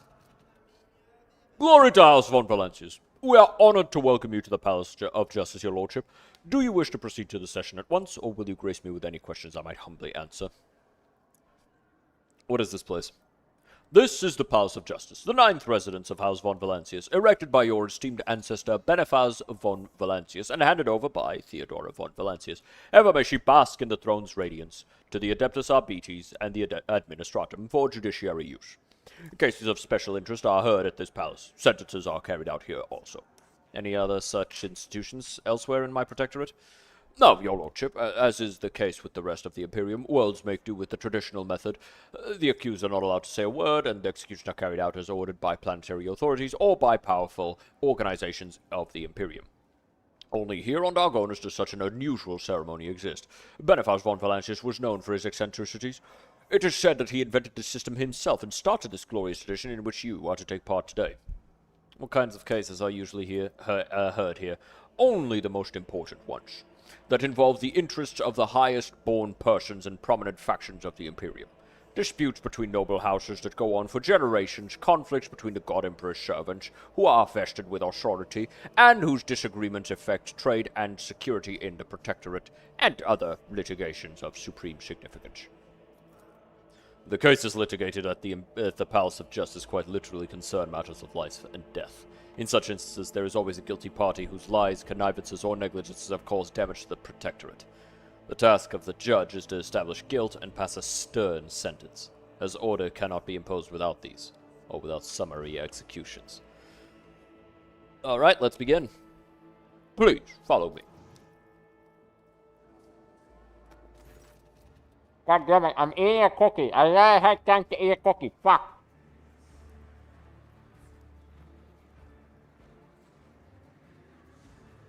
Give me a second.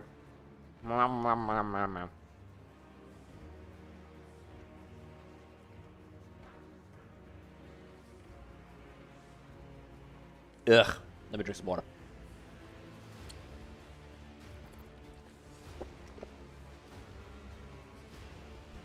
Alright.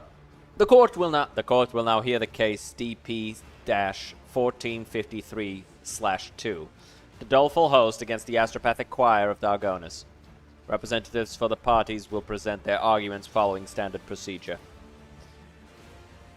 My name is Sister Juth. A woman with lines of scripture all over her skin folds her arms into an aquila. My name is Sister Juth, and I represent the doleful host. O God Emperor's anointed one, we came upon a group of heretics whose minds brimmed with the most shameless thoughts. We captured them and tortured them as befits their transgressions. From what we were able to discern from their wailing and screaming, the head of the astropathic choir is plotting to betray House von Valancius. No one is a liar when flame is caressing their flesh. The doleful host surrounded the choir building and demanded that the heretic be handed over. It was solely out of respect for the anointed one that we refrained from burning down the wayward heretic's den on the spot. However, say but the word and we shall take him, that he may undergo a righteous cleansing. The arguments are acknowledged and shall be weighed on the scales of justice. The representative will retreat to the Chapel of Patience to await the verdict. I am Master Angelio. I represent the Dargonus Astropathic Choir. These insidious and ignorant people are passing off their victims' ravings as truth. Your lordship, people will say anything under torch just to make the agony stop. We have served House von Valancius faithfully for decades. Master Praz the longest of all. Please order them to stand down.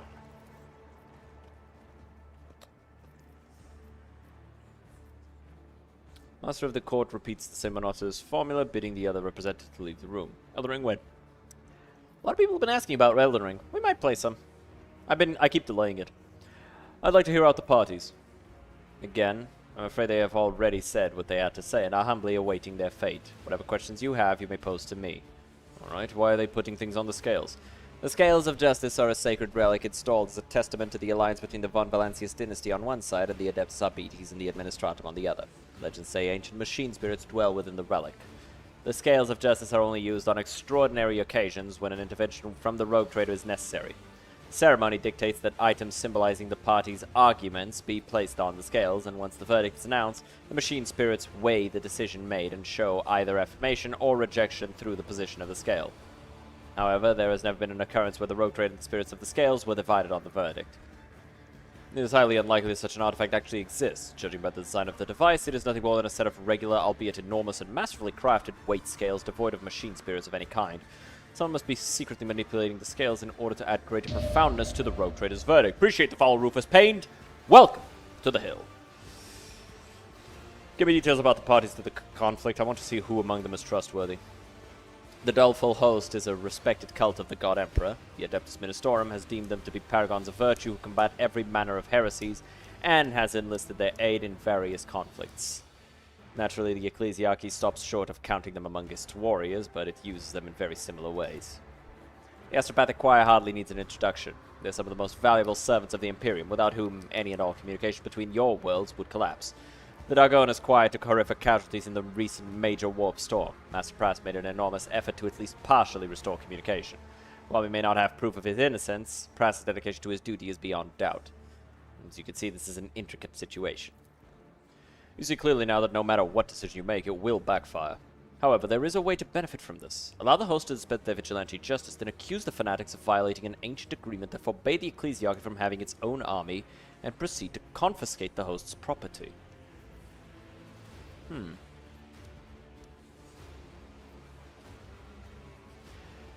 Vigdis, quick, ask our ship's choirmaster whether Master Praz of Dargonus has been known to engage in any compromising behavior. At once, Lord Captain. Choirmaster Weiss has known Master Praz for quite a long time. He has made a very measured statement to the effect that for some time now the mental images conveyed by Praz have taken on a shade of profound anxiety and have become more aloof and detached overall. Zachary Weiss attributes this to Praz's horrific experience during the warp storm, but he is less than completely sure, as there is still something that sets the Dargonus Choirmaster's messages apart from those of his fellow survivors. I want to hear my retinue's opinion. Both parties have shown disrespect to the Imperium's authority. The doleful host is engaging in mob justice, and the defendant did not even deign to stand trial in person. Sentence them both to death. That would be the optimal outcome. No more does the blind man listen to the distant light. No more does the blind man listen to the distant light, concealed behind the false god. Abomination lies at his heart, and it's burning, burning, burning. Oh, my Lord Captain. It looks like our astropath really is lost to corruption. I swear he's hiding something under that robe of his. Either an amulet or some unholy mark. And those rabid zealots are going to find it on him, alive or dead. But the little voices are laughing, saying you may kill the traitor, but don't expect any good to come of it. Solomon, is it not excessive to execute both parties? No. Such a verdict will remind your subjects that only the rogue traitor has the right to administer justice. Besides, if you take the host's side, it will inspire new self-proclaimed executioners. And if you absolve the astropath and he turns out to have been guilty after all, other heretics will feel safe to act with impunity. That is why I advise you to be stern. The Lex is on your side.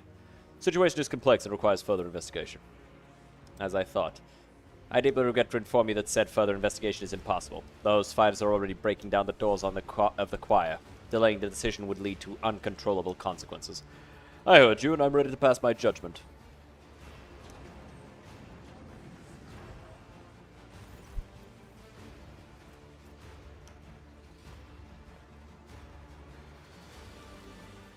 Alright.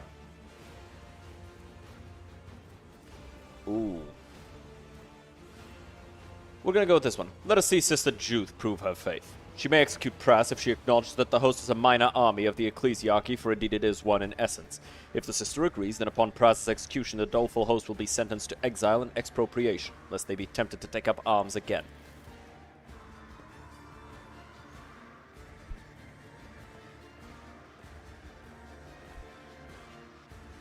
Spoken like a true heir to Lady Theodora. Who could squeeze gold out of a rock? Sister Juth would never recant her statement. She will have no choice but to accept your conditions. The court will now hear petition CR-1547/33, restated. The petitioner is Cardinal Anvilus. Your arguments, please, Cardinal. There's just a fucking multi-melter aimed directly at his fucking dome for me to pass judgment with.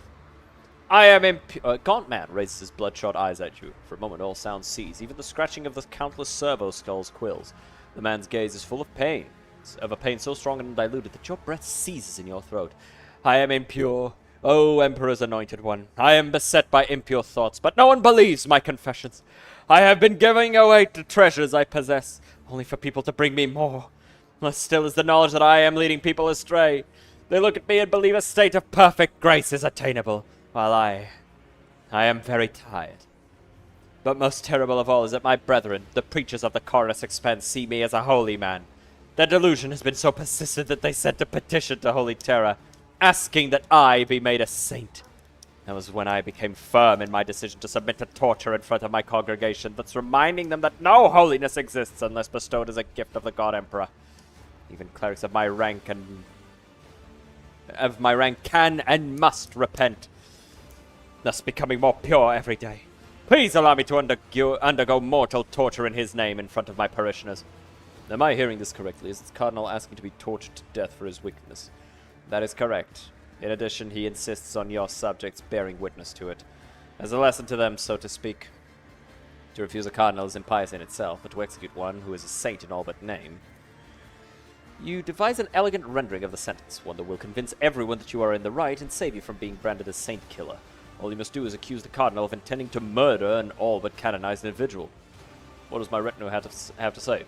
According to the Lex Imperialis, a candidate saint may personally challenge their sainting by petitioning the ecclesiarch on Holy Terra. Sidestepping the head of the imperial cult is a violation of the Emperor's law. Since astropathic communication with the rest of the Imperium has been disrupted, I propose to put Cardinal Anvilus on a ship that crosses the Maw so that he can submit his request with every formality observed. But Solomon, the Maw is closed. That does nothing to diminish the stipulations of the Lex Imperialis. Besides, following the letter of the law absolves you of the necessity of tainting your hand with the blood of a potential saint.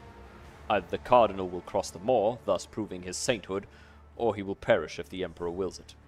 As you can see, the Lex Imperialis has all the answers. I'm ready to pass judgment. Attention, the rogue trader speaks.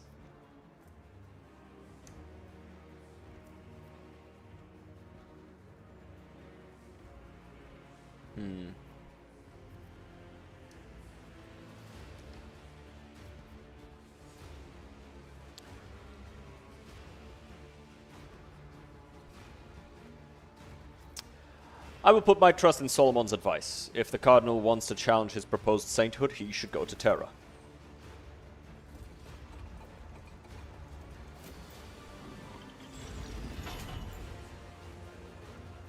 But it will doubtless be the Cardinal's most passionate adherents who follow him on that perilous journey, wishing to see him sainted. I suppose that would minimize the potential unrest that ecstatically fervent believers are prone to. Go to Terra. Go there directly. Challenge your sainthood directly. The rogue trader has made his will clear. Cardinal Anvilus will leave the Palace of Justice and accept his fate. Let us move on to the last case for today. The court will now hear case DP-1646/7. Lady Moll Secundus against the late Lord Molls. Lord Molls being deceased, he will be represented by his progeny, Agatha and Silas Molls. Representatives for the parties will present their arguments following standard procedure. Your Lordship, I am Lady Moll Secundus. Only 8 cycles ago, a man broke into my house posing as my husband, the late Lord Molls. Contrary to what I know, he denies that he was killed by pirates. Instead, he purportedly survived thanks to the God Emperor's providence. However, I hold here his death certificate issued by the Administratum, which clearly states that my husband passed away. I demand that this fraud be executed. The woman belligerently waves around a scroll on which the words declared dead are clearly visible. Are you stupid, bitch? The arguments are acknowledged and shall be weighed on the scales of justice. The representative will retreat to the Chapel of Patience to await the verdict. Your Lordship, our father did survive. He really was captured by the pirates who were going to demand ransom, but the Imperial Navy managed to board the ship and rescue him. After he went missing, our mother, Lady Molls, arranged for a death certificate before we received the good news. Now we are in the humiliating position of having to prove that our father is alive, while our mother is living with her new husband, Lord Secundus, and has taken over our family business. We implore you to restore Lord Molls to his life and name. He is humbly awaiting your decision in the Chapel of Patience. All arguments have been acknowledged. Let the rogue trader's verdict be delivered. What does Lord Molls have to say? Prefect plays a vox recording on one of the servo skulls. The soft voice is interspersed with static, but you're able to make out the words. I am Molls. When the pirates captured me, I thought I was doomed, but fate proved to be more gracious than that. I hurried home, only to my own home, by my servants, and learned that Lady Molls had already had me declared dead and married Lord Secundus. She'd also taken control of everything. Agatha and Silas have recognized me. I'm losing my mind. What does the Molls family do? The Molls family manufactures nutritional rations. They supply the Astra Militarum as well as worlds that have no food production of their own, with the Lord at the helm. They cover the needs of 3 regiments and 5 worlds. Now it is 5 regiments and 12 worlds. One might say Lady Moll Secundus has done much better than her husband did. Lady Moll Secundus' talents are self-evident. She could easily boost production on any planet. What might be called her promotion under the guise of punishment would bring tangible benefits. You just so happen to think of several backwater worlds that have good potential but lack the capable stewardship to match it. Allow me to guess the details of Lord Moll's kidnapping. The pirates appeared out of nowhere and knew exactly when to attack, at which point his wife had already declared all the documents she needed to request the issuance of his death certificate. A loose description of the events, and yet one that is remarkably close to the truth. Surely you do not think that Lady Moll Secundus herself orchestrated her husband's kidnapping? Although one might say you are an expert on such incidents. Let my retinue speak now. How could the woman have possibly known for sure her husband would make it out of a major dust-up like that? The business had ground to a halt, so she took things in her own hands. Actually, Shireen, on Ifrit, you're allowed to take several spouses precisely in case this happens. It would be a trifle for you to amend the laws of Lady Moll Secundus' homeworld. Let her continue to fill your coffers. She's more than able to handle 2 husbands. This is a complicated situation, but Lady Moll Secundus was acting in the Imperium's interests. She has shouldered the duty of care for the family business and was in no position to wallow in her grief for cycles upon cycles. A marriage between people of noble birth is a union of 2 servants of the Emperor. Duty toward the Imperium is at the heart of that union. If there comes a long period of time when one of the spouses is unable to fulfill their obligation, the marriage loses its meaning. If you could codify this understanding in law, that would help resolve the situation. If Lady Mole Secundus is right, then her children are the impostor's accomplices and are guilty of defaming the authenticity of administratum documents. Let the woman know that her heirs must face the same fate as the criminal, for so stipulates the Emperor's law. Prefect, relay Solomon's words to Lady Mole Secundus. As you wish. Lady Mole Secundus has confessed to bribing an administratum official and is pleading for her offspring to be spared. The case is clear to me now. I'm ready to pass my verdict.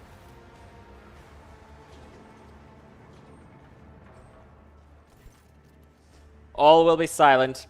What is your decision, your lordship?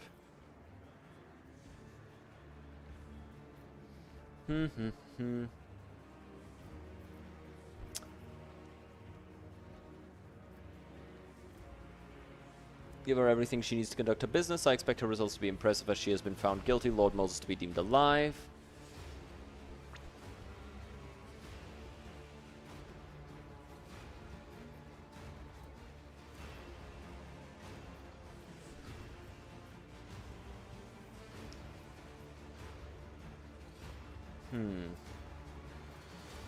I like this one. Well, Prefect, let us discuss the crime committed inside the administratum that has led to this hearing. She is a mother trying to save her children. The indignant Prefect shakes her head dejectedly. She is a mother trying to save her children. That may have been a false confession. And what is worse, a false accusation against the sacred service of the administratum. After the session ends, a public execution will be held in front of the Palace of Justice, that of Lady Mole Secundus, both her husband, the children, and your clerk. All of you who have wasted my precious time. I forbid taking down the bodies. Let them be a warning should anyone presume to distract me again.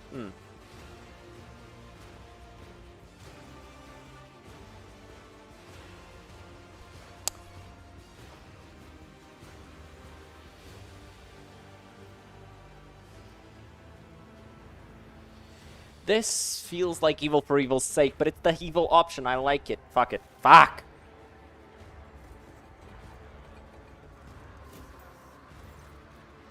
Everything will be carried out as your lordship wishes.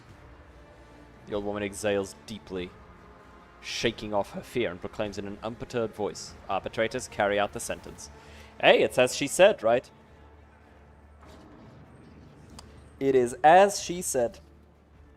Lady Theodora held court sessions like this to strengthen her subjects' faith in the Lex Imperialis and their fear of breaching it. A most useful practice, wouldn't you agree? Are there no more active disputes in my domain? Come now, bring me a few more misguided souls. Your enthusiasm is laudable, but as I'm sure you understand, any manner of procedure requires prior registration, which, in turn, involves filling out official forms and signing regulation-approved documents. It is for this reason that I am, alas, unable to honor your request. With your permission, I will now return to my duties. Thank you.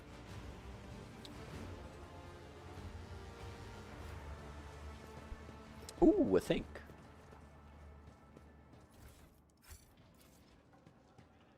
The contract is filled with data on the workings of the palace, listing things such as the name of servants, details of execution, the number of people entering the building is always greater than that of those leaving it. Is there anything else here that I can interact with? More goods. Let's seize the opportunity.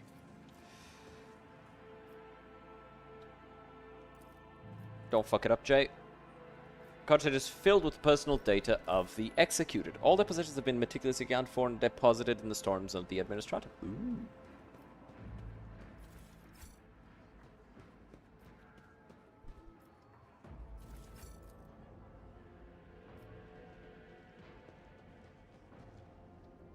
Financial reports. The procurement data does not match up with the spending, but this has been gracefully covered up by way of a shrinkage column.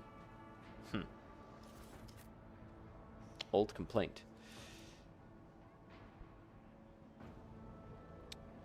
Then he treacherously intrude upon the ancestral territories of House Gaprak and wrought destruction therein. List of damages is headed by, but not limited to, 3 servitors of ancient make, 5 armored vehicles, and 10 cottages whose machine spirits are beyond recovery. Consequently, we demand that House Saubak be penalized for an amount thricely covering the damage inflicted. In support of our accusations, we provide the following. Anything else around here? Oh, something. Go ahead, Jay. Ooh, a shield, a special one. Steel Triad. Wield gains bonuses based on the number of adjacent allies wielding the Steel Triad. There are 3 copies of this shield. Oh. So it's like you've got like 3 dudes holding this shield, and it's actually really good. So if you got 1, it's extra deflection and block. Good amount. And if you got 2, Combat Master Talent, 10% block, area attack damage suffered reduced. Okay. Not bad, but also not that interesting.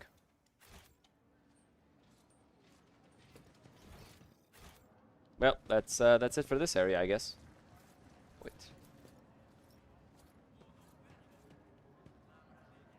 The might of the Imperium's justice in the form of a massive melter weapon. The roaring torrents of flame it generates leave criminals without a single chance. Only a fool sees the scales as a symbol of impartial judgment. A wise person knows that a deft hand will always tip the scales in the right direction.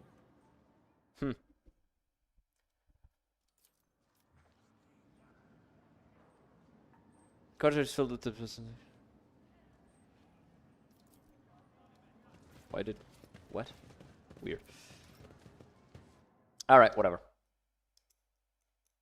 Vacate the location, and... let's go present the... the tabula rasa... Tabula rasa? What? Mercatum tabula officiale, yeah. What the fuck is a tabula rasa? Why was that in my brain? An absence of preconceived ideas. Oh, blank page. Clean slate. Alright, well.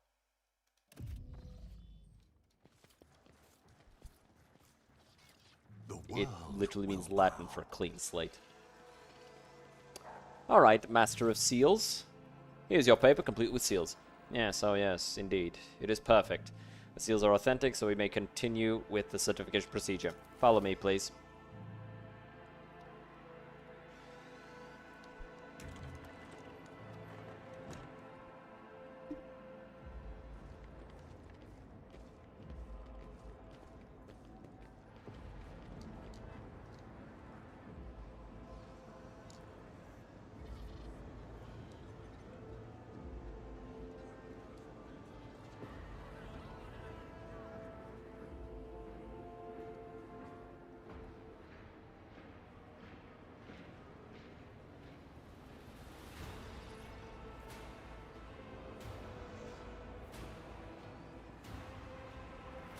Some people wait literal lifetimes in these queues. It's fucked up. God damn it, I just put a cookie in my mouth, you whore. Fuck you.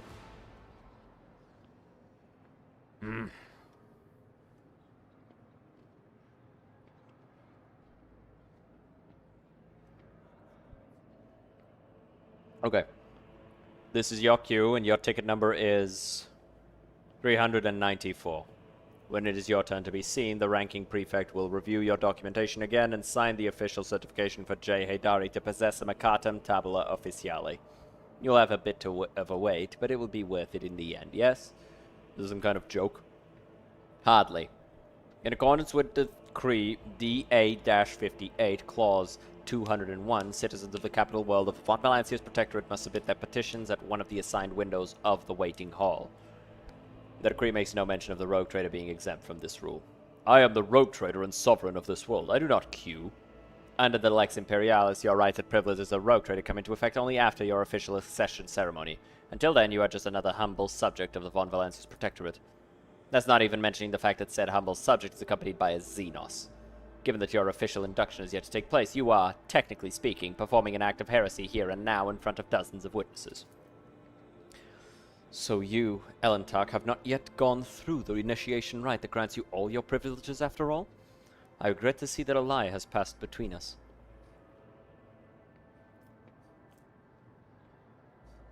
Do you really wish to get on my bad side? I suppose I could make an exception, but only because Theodora von Valancius never once overlooked the laws of the Imperium or my advice. Here. She closed the gap by... from 94 to 1. So by 93 slots, yay! May his blessing be upon you. What a skank. Alright, well. Time to loot the place. Also, in my defense, Iliad, I genuinely thought that I had those privileges already.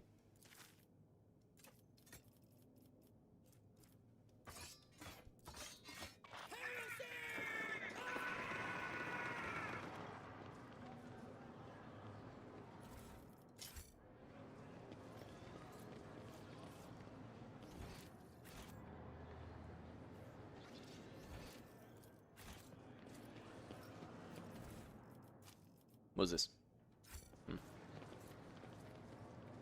Just some text. The world Alright, time to take our place in the queue. The queue hums with thousands of voices. Someone has rolled out bedding and is settling down to sleep. Someone is playing some bizarre musical instrument. Many are praying. Several high-born petitioners are debating who is here on the most important business. You have to admit, the magnificent administrative machinery of the Imperium isn't without its rough edges. But what a thrilling adventure this is turning out to be, Shireen. I've never seen anything like it before, and sometimes it's good to take a break from constant traveling, and to give all the hot-blooded newcomers a chance to cover themselves in glory without us in the way. Order your service to prepare a waiting area befitting a rogue trader.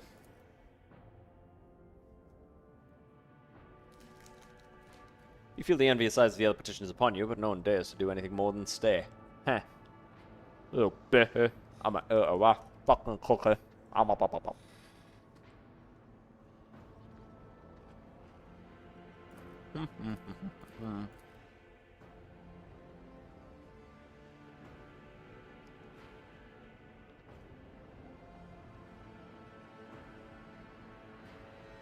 Number 285, proceed to the available window.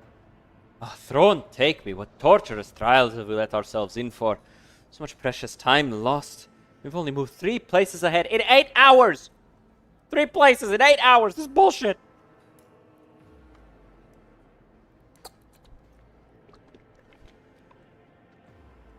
At this rate, we'll be old and grey before we get out of this queue, Shireen. Do you have a better idea? You wound me, Shireen. Jay Haydari always has a better idea. What would you say to making the good folk ahead of us hurry up a little? Just a smidge. The simplest way is to make these lowly subjects bow down before the blinding radiance of our title, Shireen. The second option requires a little more patience. I've already found our first compassionate citizen who is standing 50 places ahead of us in the queue. Simply offer the right words to unlock his heart and he will gladly swap tickets with you. And also, you have the power to solve the problem of some petitioners removing their need to visit the coveted window. After all, is there anything an ordinary citizen could want that is beyond the power of the Conqueror of the Stars to grant? Alright. Solomon, do you think a wanted criminal could blend into this crowd? Unlikely. In the time we've been standing here, I've assessed every individual in the queue. Then again, one can never be too vigilant. As an arbitrator, I could perform an unscheduled check of identity documents. At least some good can come out of being stuck here. Subject of the Imperium, have your papers ready. Have your papers ready. On behalf of the Adeptus Arbites, I am initiating an inspection and search. A cyber mastiff is being used in the search. Do not move. The servants of the Administratum have better things to do than to wipe your blood off the floor. No Lex Imperialis violations detected. But I did sniff out a few especially antsy petitioners. All I had to do was drop a vague hint that Master Proctor here was here for them, and I was immediately showered with thanks for the timely warning. We've moved forward considerably in the queue, Shireen. But you aren't ready to stop there, are you? The people will be amazed if you show them your tamed Xenos. They'll drop everything they're holding, including their tickets, and come to goggle at her, I guarantee. You could also ask Adira to use her talent. Second thought, no, that could be more disastrous than a suddenly erupting volcano, Shireen. Forget it. Wait patiently. Another 8 hours. Another 8 planetary hours go by. The queue has hardly moved. The adept in the next window was dealing with rebelling machine spirits in his cogitator, so the petitioners from that queue were diverted to the middle of yours. Shireen, you're a saint. Have I told you that before? You must be, because I don't see any other reason why you would show such fervent but senseless patience. Can't we hurry this thing along? I got crumbs in my throat. Give me a second. We need to move forward faster. Use your tricks. I'd prefer to call it my wisdom, learned through many years' experience. But I don't care about the precise wording just now. How do you wish to proceed, Shireen? Elliot, I need you to serve as a distraction. Idira, can you use Psychon to persuade the petitioners that they must leave the queue? Of course, Lord Captain. Let's go for a poke around in those limpy little heads. Right, let's try something.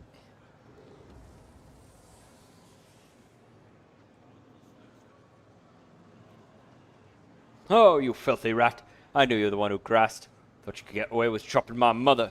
Shopping my mother, did you? Oh boy.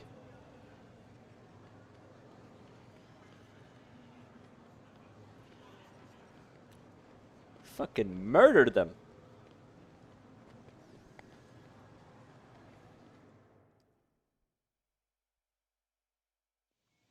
Sorry, Lord Captain. Things didn't exactly go to plan. Not at all, light of my soul. You've done exceptionally well as always. The dead do not need tickets, do they? Lamb of activity returns to the queue. Petitioners exchange glances, clutching their paperwork. After a few seconds, you realize the number being called out by the service call for the third time is the one on your ticket. Hooray! Oh, exalted one, thank you for granting the rogue trader his sacred warrant and all its privileges. Oh, if we had had to wait a little longer, heaven be my witness, I would have shot someone. Well, that went faster than I expected. We had a little bit of a wait, of course, but at times it was actually fun. One last seal, one more certification, and you will be looking at official trade representative Jay Haydari. What are you waiting for, Shireen? Let's go! We have another couple of hours with the certification officer to get through. Bro, this shit took... At this point, this shit took 20 hours just in the queue. Okay, the document is hereby certified. Return to the Master of Seals in order to proceed. May his light and wisdom guide you next.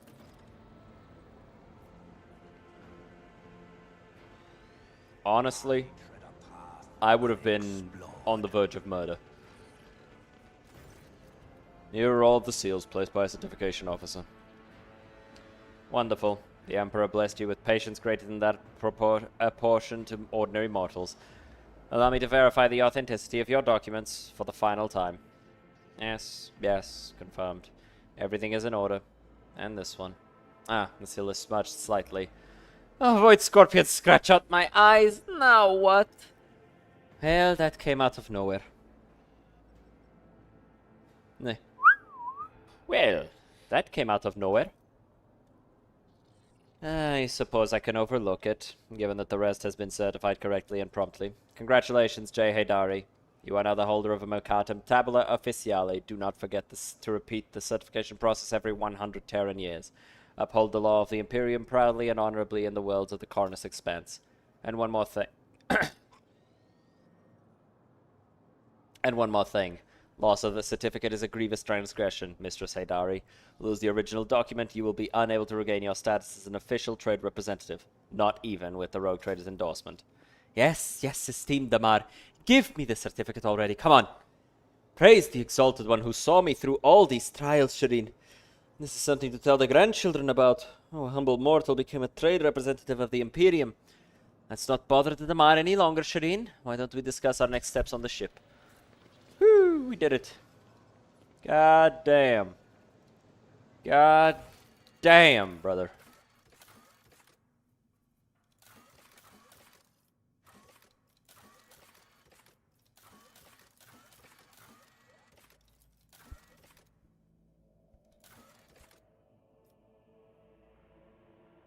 We do have to go and take care of this.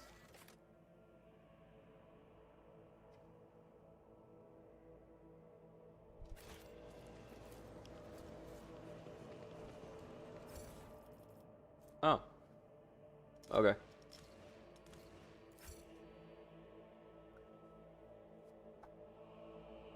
I was trying to take it, but you wouldn't let me. Okay. Let's fix my ship up. What do you guys think? Do we do more Dargonus, or do we do some Gene Stealers? I kind of want to do the rest of Dargonus. But I also kind of want to fight some gene stealers. We haven't fought anything yet. Ah, fuck it. Let's go fight gene stealers. But I also want to unlock Dargonus first, so let's, I guess, just unlock Dargonus.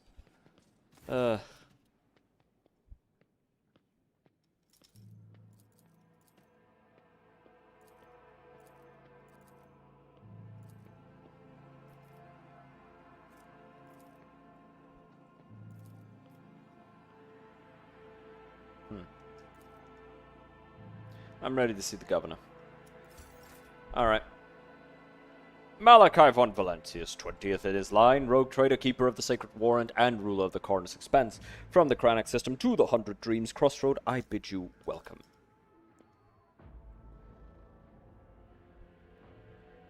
Let my subjects rejoice at my arrival instead. Your lordship, these are centuries-old traditions, sacred customs and rules. Do not forget who it is you serve, Urban Drivestem. If it is the rogue trader's wish not to have a mourning ceremony, then so be it. Perhaps the parvenu installed by Lady Theodora cares not for the sacred traditions of our founding ancestors, but Malachi von Valence is the descendant of the true children of Dargonus. It behooves the ruler of a world to honor its customs.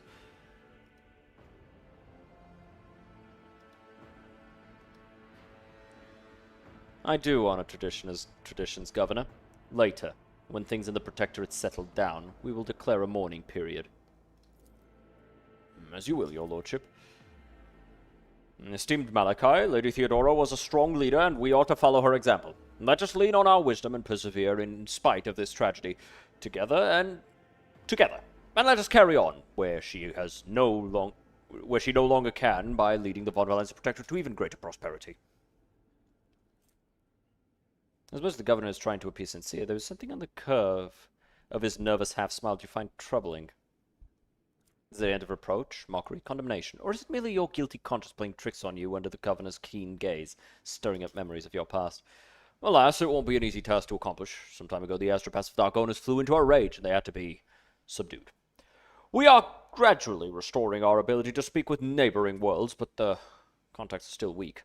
And the routes are tangled and no longer lead to the systems that the captains expect them to. Let me check something. Is anybody else playing? Yeah, we got some... I'm checking who else is playing because we're getting close to 8 a.m. and I might want to raid somebody who's also playing Rogue Trader, but we'll see. Without your engagement, the well-being of the Von Valentius dynasty and billions of its subjects is presently at risk. Well, I met a ship from Dargonus not too long ago. The crew was transporting a strange artifact and went mad during the flight.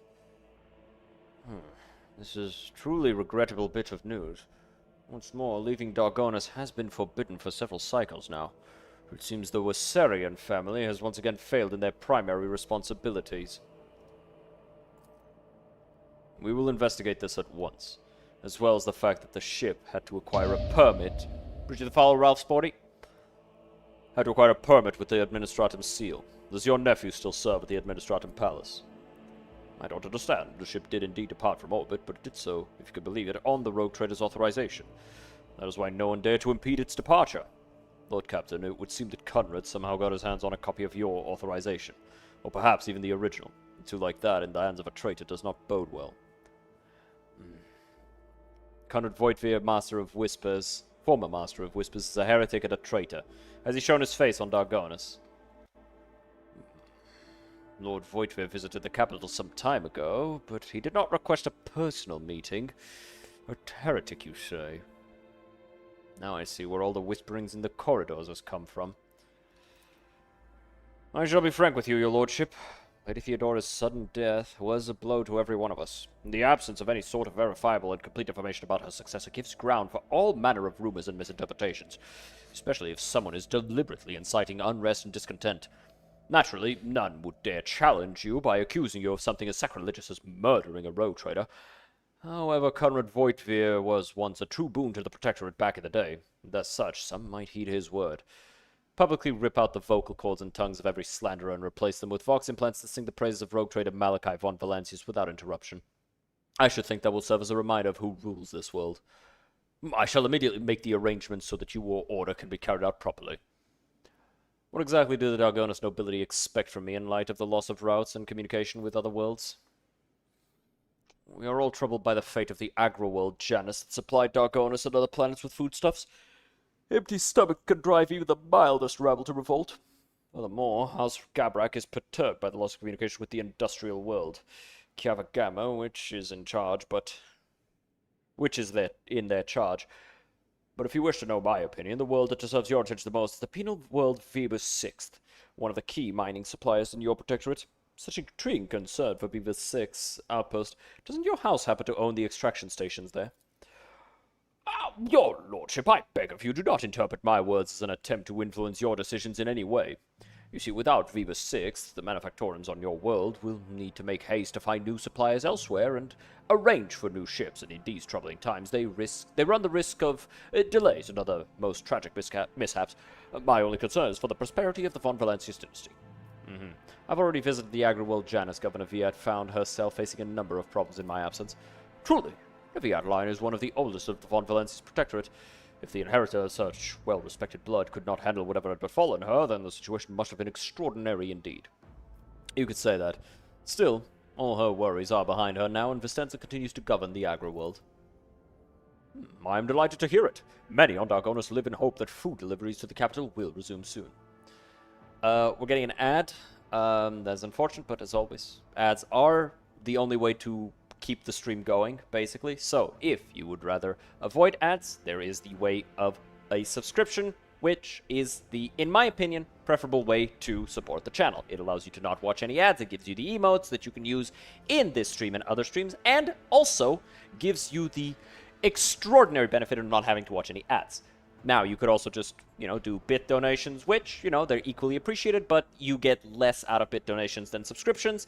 I get less out of subscriptions than I do bit donations. So, basically, bit donations, you pay a premium. I get the full bit donation. So, if you donate 100 bits, I get the full value of that, which is $1. If you gift a sub, which is $5 for you, I only get half of that. However, I do prefer if you subscribe, because not only does that help the channel grow much more than bit donations, it actually allows you to enjoy the channel more fully and without interruptions. Just checking, we still got a minute and a half of ads playing, so make sure to stand up, grab some water, drink some water, check your notifications everywhere, do all sorts of things, and enjoy yourselves a little bit before your duty to the stream returns and you have to sit back down and watch the whole thing. Otherwise, I found out where you live and I eat your computer.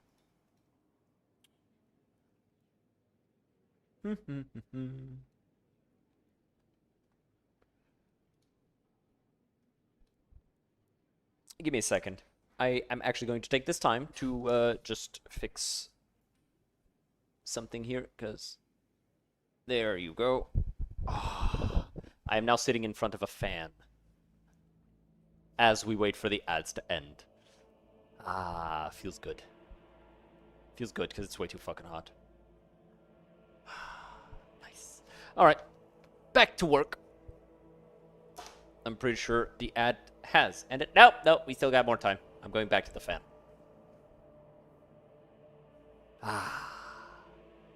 So nice.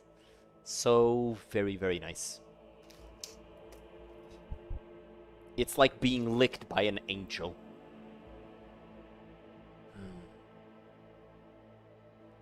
Alright. Is that enough time? No, we got 10 more seconds. Alright, well. Well, that does it for the planets and trade routes. What else? Xenos, your lordship. I don't rightly know where to begin. Otherworldly beasts are now not an uncommon sight in the Cornus Expanse. They've been a menace to the worlds this side of the Moor for decades. But now those abominations are on the rampage. They show no signs of fear as they attack ships, either damaging them to the point where they become unfit for transport duty or outright gutting them. Only you have the power to stop this madness. We're in the process of restoring the astropathic choir of Dargonis. Luckily, we were forced to slay only some of the deranged psychers, although those that remain are, as of yet, unable to transmit messages. I hope Master Scalando will keep his word and offer you his support in the war against the Xenos. According to his reports, the region of Phoebus 6 has been of particular concern in the last few cycles, which is all the more reason to discover the colony's fate as soon as possible. Now, to issues on a smaller scale, there is a certain degree of tension in the capital due to the unorthodox succession to the Sacred Warrant. Chances of uprisings are minimal, of course, and the spreading of rumors is nothing but a sign of weakness of mind and spirit. Nonetheless, I have prepared a list of minor houses that have demonstrated unseemly discomposure at your succession. What is to be done about them? Command the spinners of the blood-spun web, and they will set a fine snare of retribution, Dom and Malachi. Completely forgot you existed, Kibble. I was so focused on Solomon and how much cooler he is than you that I can... We will whisper names, and that whisper will drown out insolent voices.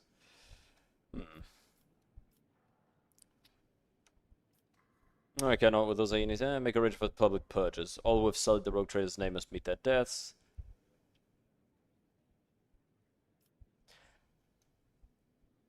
Send the disgruntled nobles lavish gifts on my behalf, and make sure that my generosity does not go unnoticed to the rest. An elegant solution, your lordship. Other families will assume that your relationship with the defined houses are more complicated than one might think, and the agitators will receive the message that they are being watched. And one last thing, your lordship. Your inauguration as bearer of the Sacred Warrant is but a matter of time, and I would like to inquire about one crucial detail. I imagine you are intending to uphold a centuries-old tradition, bolstered by an equally long-lasting friendship, of being represented on Dargonus by one of the noble houses. I presume that, as before, this duty will be accorded to House Strifestem. Uh-huh. Yeah, I'll give this to the Wessarians. Lord Captain, to accompany you at such a critical hour is the greatest honor for the Vessarian bloodline. Have no fear, we will not fail you. Forgive my boldness, but I must remind you that the Wessarians, whose lineage traces back to a navy officer, are not of the Dargonus nobility. Such decisions may have adverse effects on your subject loyalty, your lordship. I shall immediately relay your commands, most gracious rogue trader. Thank you for your time. I would like to complete my inauguration as rogue trader as soon as possible. Tell me about yourself and House Drivestem. Blah, blah, blah, blah. My pleasure to enlighten you. My house is the oldest and most respected on Dargonus. My ancestors walked side by side with yours for many generations as they cared for this world's welfare. Our duty is to supervise the governing bodies within the system subservient to you, and we are responsible for the Protectorate's logistics and economic stability. As for me personally, I am a humble servant of the Emperor and a loyal subject of the rogue trader. And, to my great pleasure, I had the honor of calling myself Lady Theodora's close friend. At Urban's last words, Abelard lets out a sound that can be interpreted as either a snort or a cough. Urban gives him a look, which Abelard meets with an expression of utter nonchalance. This is why I fuck with Abelard. He keeps shit real. It's like, what are you looking at me for? Pussy! What are you gonna do? Bitch! That's it. Like, straight up. That's what I want out of my Seneschal. I want a Seneschal who's just gonna call somebody a pussy to their face like that. Fucking snort when they say some dumb shit. I would like to complete my inauguration as rogue trader as soon as possible. When is the ceremony? I'm afraid that until you deal with pressing issues, the ceremony will have to be postponed. Many trade routes are still unavailable. The central worlds of the Von Valencia's Protectorate are going through a crisis, and the warp disturbances, if void observers are to be believed, will prevent important guests from reaching the capital. That'll be all, I take it. Thank you for your time, your lordship. Since duty calls, I shall take my leave. May the Emperor's grace be with you. Well, fuck him. Bitch.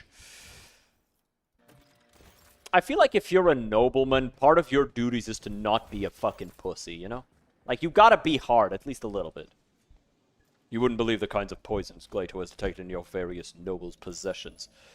Fortunately, they have made no attempts on your life, so I limited myself to sending them a simple message. They may squabble as much as they like, but the moment it puts the Protectorate at risk, they will feel the hand of justice bearing down on them. Bro had a fucking paragraph for me, god damn. I see the forbidden. Yoinkers.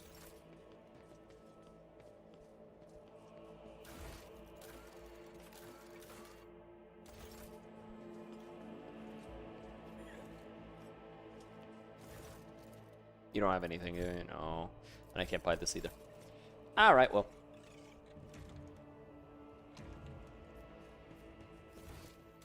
I don't think there's anything else to do here. Damn, we are literally so close. I do not mean to go to Mundus Valencius, but okay. Terrible news from Dargonis, Lord Captain. A subsidiary hive city, Scipion 84-249, has been destroyed in a series of cascading failures. Production has halted, and millions of people have broken their vows of obedience and are fleeing. Many of them are perishing in the wastelands and overloading the transport lines leading to neighboring hives. The surrounding residential sectors are becoming increasingly agitated by the influx of refugees. What is your directive regarding the distribution of these refugees? What is the cause of the catastrophe? It's still unclear. The noble houses are casting blame on one another. Agents of the esteemed Achilles Scalander stationed in Scipion 84-249 died heroically while trying to save the population from this disaster. Their final reports mention some vulnerabilities in the industrial sectors of the lower hive, but did not go into further detail.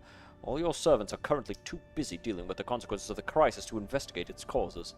What say my advisors? The death of Achilles' agents troubles me. It may not be a coincidence until the causes of the disaster can be concretely established. I would avoid letting refugees into other hives. There may be saboteurs among them. I recommend setting up prohibitive cordons where the refugees can be contained in the wastelands between the hives. The Emperor bids us to face the often cruel strokes of fate with dignity. If the other hives do not wish to accept the unfortunate victims of this tragedy, then let the victims themselves teach those living in the hives a lesson in resilience and humility. I'm sure that the ecclesiarchy will aid the refugees in constructing camps to survive out in the wasteland and establish community of proud, desert-dwelling martyrs.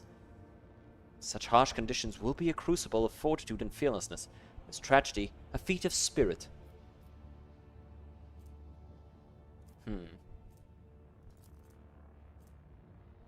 Ooh, that's actually good. Extra deflection and hit chance is huge for me.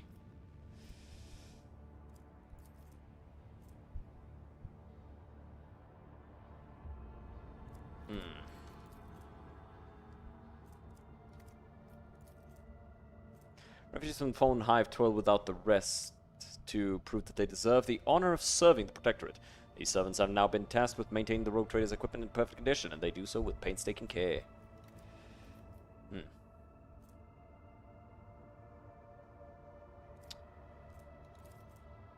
Extra momentum is nice, but we're constantly having our momentum lowered.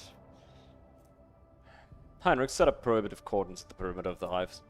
I'll draft a few orders for my informants on Dargonis. The refugees quickly realized that they would not find shelter in the hives and dispersed across the wastelands. A harsh lesson in discipline has been delivered to the capital. Van Calix's agents have run a thorough investigation to identify many of the refugees who had managed to reach and hide in the hives. Remembering how the rogue trader had treated their relatives and neighbors, they could have plotted their revenge, if only they hadn't been expelled into the wastelands. It is what it is, little bitch. It is what it is. Alright. +5 bonus to all skills, not characteristics. So, these are skills. These are my skills. What's this? Oh, can't have anything there. Cool. I saw a dog today. Nice. I like dogs.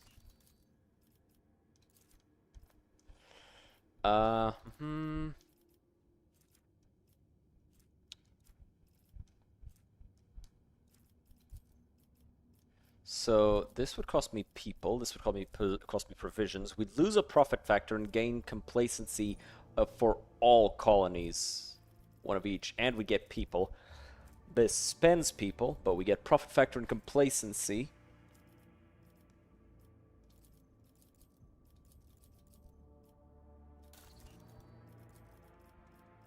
I guess we don't have access to anything other than these ones yet. I think I'll go for this one. Yeah. And then we got all this stuff.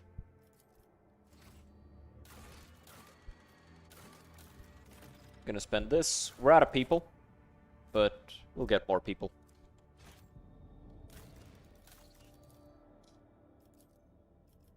Increasing complacency, efficiency, and security across the board is really good.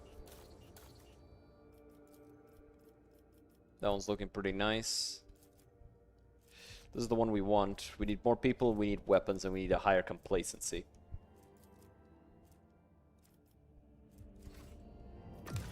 Alrighty then.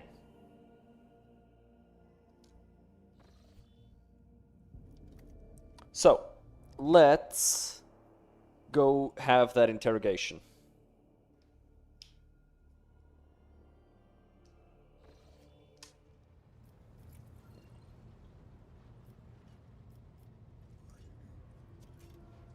Oh, and I should... There. Fuck is this? Oh, scribe servo skill.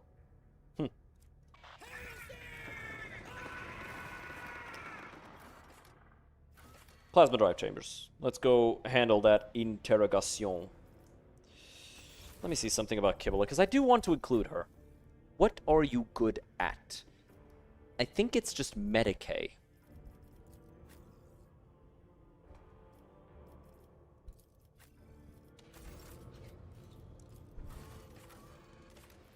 So she's good at warp. We'll replace Cassia with Kibble. Yeah.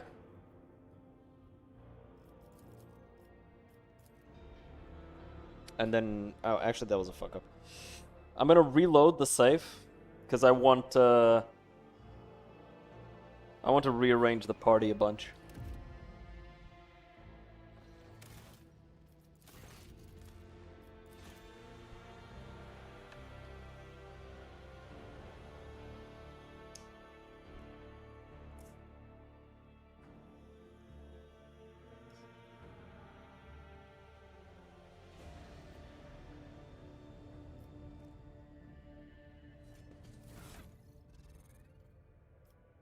Do I still have that other Thunderhammer? Probably not, right?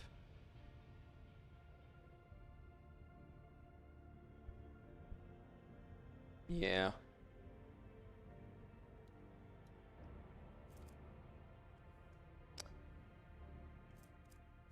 Because I could have given this sword to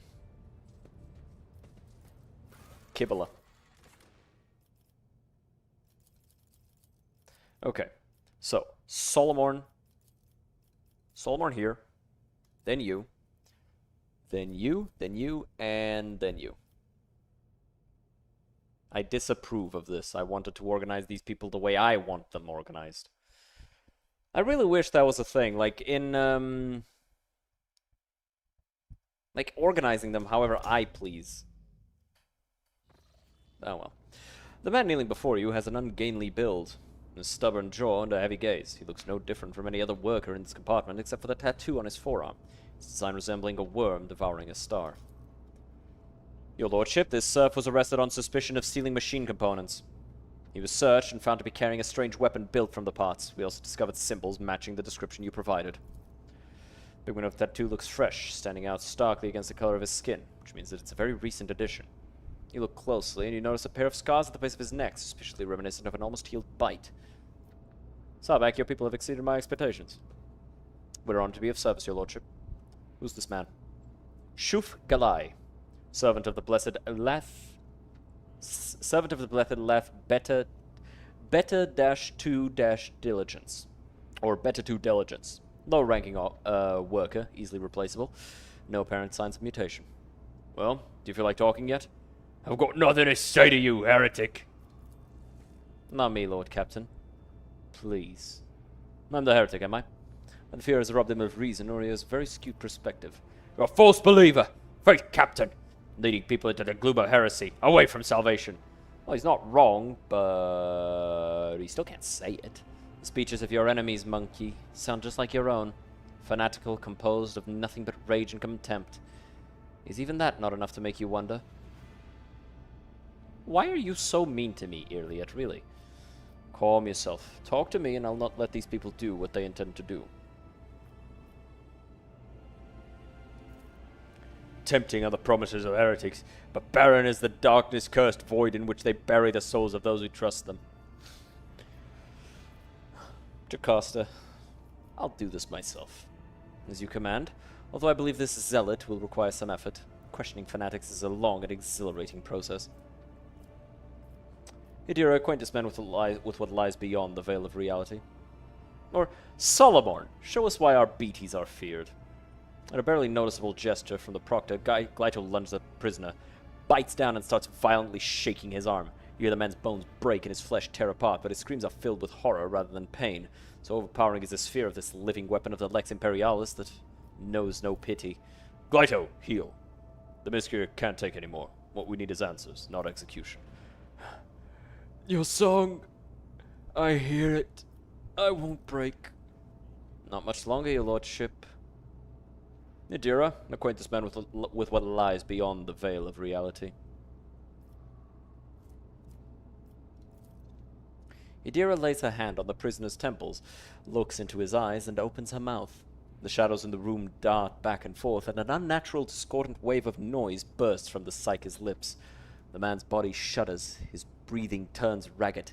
His face contorts into a grimace of pain and horror. Blood trickles from his nose. A few minutes later, Idira staggers back to you. He's had enough. If I go any harder on him, his brains will roll up and crawl out of his nostrils. And honestly, I've had enough too. Better stop now before we wind up with some warp spawn on our hands. Stop! I'll talk. The prisoner's ready to cooperate, your lordship. Whom do you serve? The cult of the Ravenous Star. The true believers. The righteous. The purest congregation. They who hear the songs of his angel. This angel, is that the old sorcerer who appeared before me and promised my demise? Did he brainwash you all, or is someone else leading you? Old sorcerer. No, the angel's not of the woeful human form. He is splendor. His visage is of divine inspiration of the many-armed emperor. You faithless one were granted the honor of gazing upon the Magus, our good shepherd, our messenger. If you beheld the angel, you would scratch your own brain out through your eye sockets, for you would realize the depth of your wickedness before him. Many-armed? Blast it. Lord Captain, we're dealing with an extremely dangerous Xenos cult that excels at hiding among humans. What do you know about our enemy? Very little. As per regulations, every Master-at-Arms passes on special instructions to their successor. Instructions that more resemble disturbing tales. Some of them mention genetic cults, covert clans, cliques, and sects that all share one common trait. Xenos infestation. Hello! These things pass themselves off as ordinary people, as rabble or preachers, corrupting new groups. They pray to their unholy idol, which they often refer to as the many-armed emperor. They create ever-growing families and produce offspring. Hideous at first, but with each new generation more and more human in appearance. And then, they rise up. I have heard of them, and every tale was awash in blood. They are the reapers of the great devourer. Predators that have bloomed from its seed.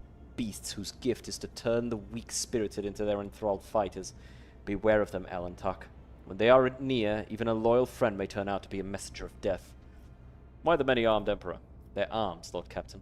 These Xenos have more arms than normal. They twist and pervert our faith, probably for the sole reason that it gives them blasphemous pleasure. Why do they choose to act among the rabble specifically? The lower decks have plenty of dark corners for the Xenos to lie in wait. Commoners are too dull-witted and spineless to identify the threat before it's too late. And at the same time, they're dull-witted and spineless enough to serve as cannon fodder to be thrown at the cult's enemies when the uprising begins. What is their objective? Power? Bloody sacrifices? Their end goal is always mutiny. They can prepare for many generations, accumulating weapons and numbers until one day they attack. That day is their day of revelation, the apotheosis of their profane faith. They think that on that day, their blasphemous star children will descend from the void and elevate their worshippers. I wonder if, there's that game, Pandemic or Plague Inc., whatever the fuck it's called, where I wonder if it would be possible to do a Gene Stealer cult in that game. That'd be cool. Their end goes on... Let's return to interrogating the prisoner. In lieu of answering, Saubak nods grimly, lost in troubling thought. How do the conspirators recruit you? I believed. I found him. I bowed to him. His angel's kin granted me a revelation. It entered my flesh.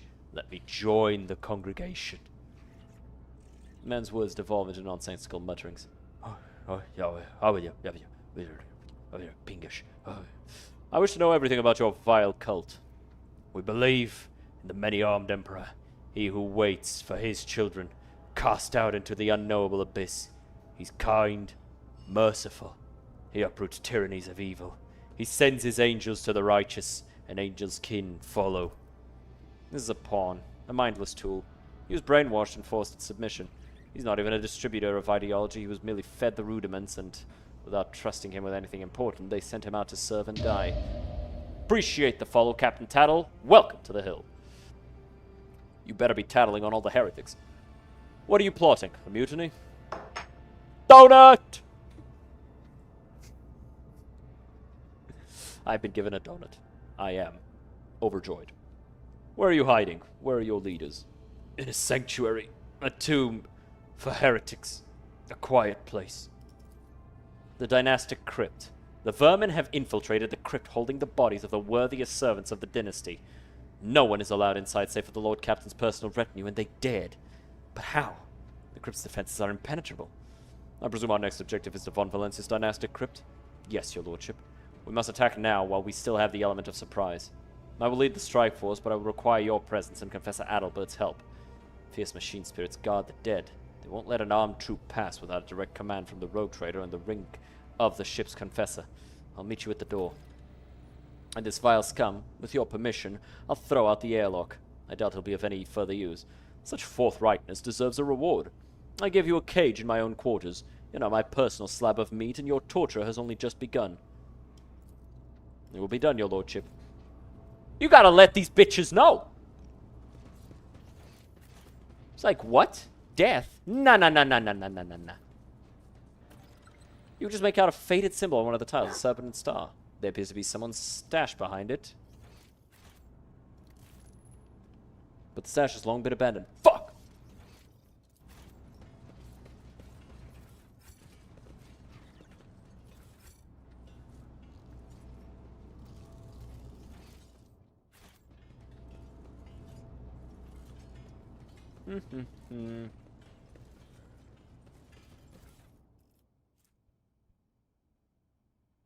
Esteemed Tech Priest Delta, this is unacceptable. For the 10th time, you've sent us the same faulty servitors. It's been over 2 weeks, and we still can't raise the lift that's stuck between our platform and platform 92M. All because of your services. For the love of all, we've got mercy sake. If you can't fix them, respectfully. Shit foreman, niche.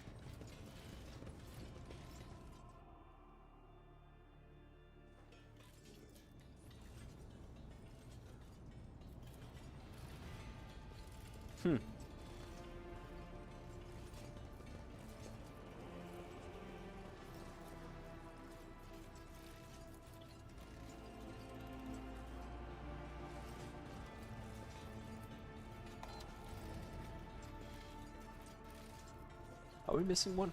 Intriguing. Oh wait, did that do anything? No. Oh, yes, it did. Okay.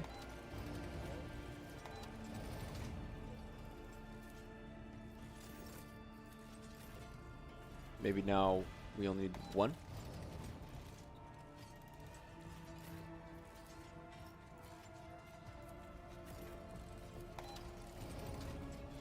Oh, too much. Oh, wait, no, it's not. It's exactly right. Backpack with armor-piercing ammo. Whereas range attack inflicts bleeding.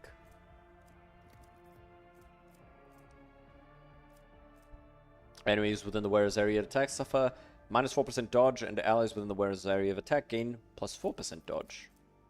I don't know that this is good. Base stream, appreciate it.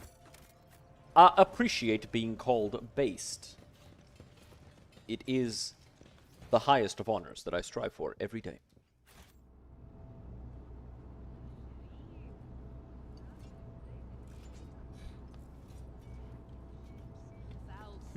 Back streets, and now killed by a conductive charge.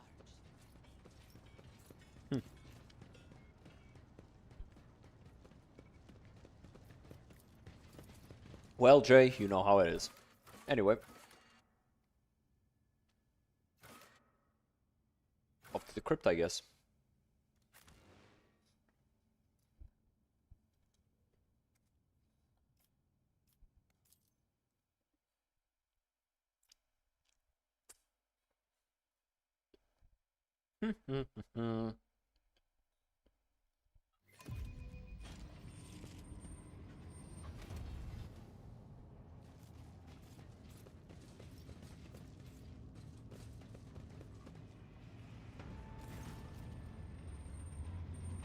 Heed me, O guardian spirits. We have come to punish a great desecration. Heresy has made its lair in the dynastic crypt, and disturbed the peace of our honored dead.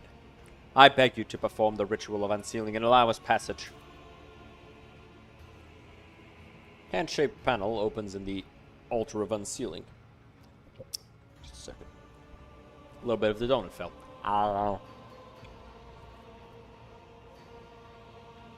There, my donut is finished.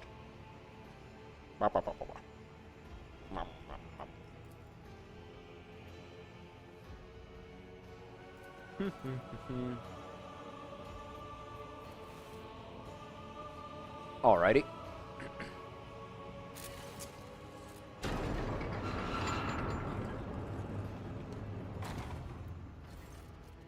The panel's mechanical teeth sting your flesh, and you feel your blood trickling down the small ducts into the altar's bowel. You hear a click, and as a sacrilege. The hallowed crypt must remain illuminated at all times, to drive away the shadows from the place of the ancestors' final repose. This was done on purpose, I'm sure of it. Our coming is expected. Vanguard, provide the Lord Captain with illuminated servo skull. Take care, your lordship, and watch out for dark corners. Move out, for House von Valancius.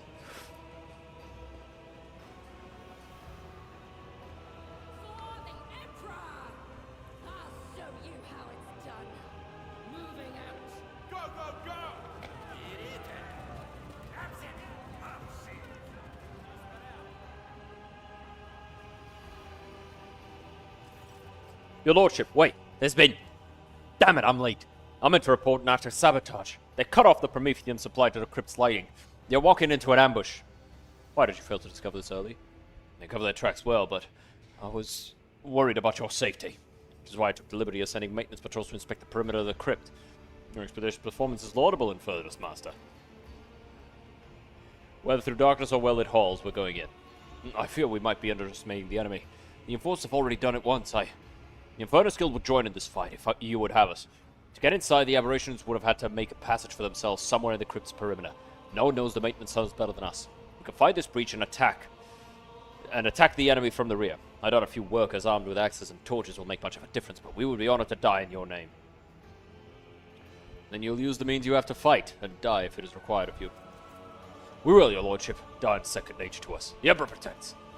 Infernus Master's people leave the hall. The doors of the crypt are open. It is time to step into the darkness. Yeah, get to it, pussy. Axes work well enough. They'll be fine. Uncover my path.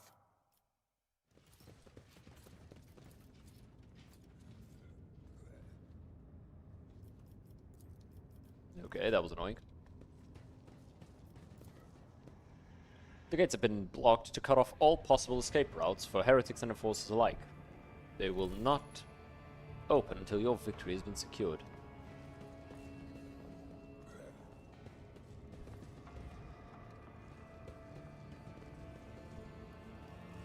In the pale light of the lumen, the servitor looks like an animated corpse, but no grave will ever accept a human who has become a thing. Embrace true Ah, good boy, Glyto. Tore the victim to shreds. The victim's mutilated insides glisten with ichor and are interspersed with vestigial scaly growths. A genetic abomination, there can be no doubt. We are rogue traders and ours is a rare destiny, yet still we remember those who once walked at our side, who served us, whom we honored.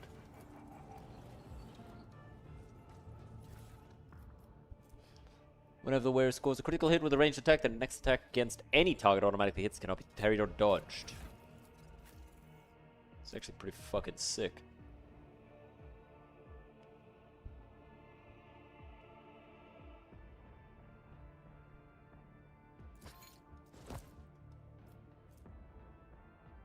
Like just guaranteeing her attacks hit after crits, and because she gets free crits,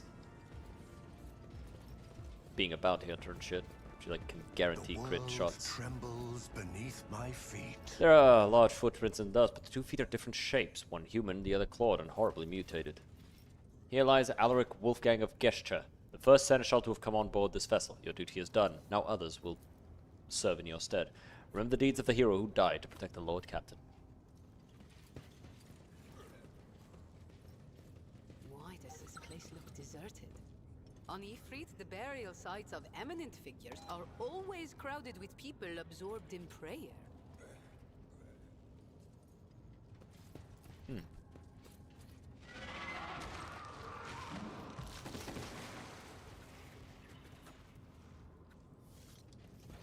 Somebody just got fucking eated.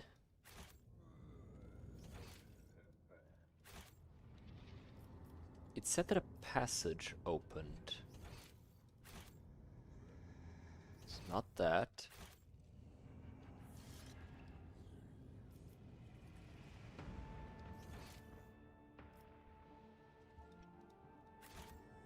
Let's seize the opportunity. Could it be this? It is this. What is this? Breacher's armor. Ooh, Lore Imperium. That's actually pretty good for you.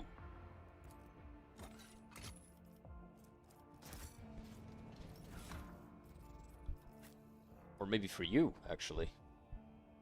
Extra perception.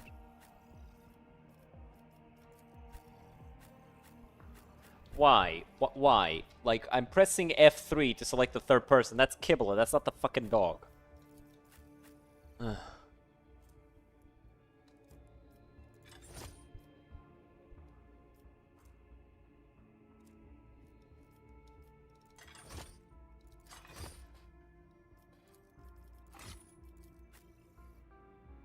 Maybe if I save and reload. Let's quick save here. And then reload. Maybe that'll actually update the hotkeys for the companions. Reports. No, it just puts them back. I am not afraid to embrace the revelations that make others shriek and cover. That is the difference between me and ignorant filth. Above the 100 different names is an engraved inscription to all who made the highest sacrifice for the dynasty and paid with their life, honor, and name. I will remember you. I tread a path unexplored. And what's over here?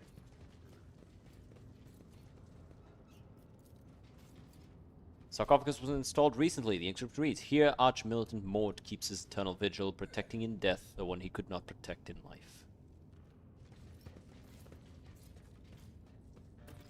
Gate does not yield. The illuminated servo skull beam reveals the lifeless cable of the entry cogitator snaking through the dark.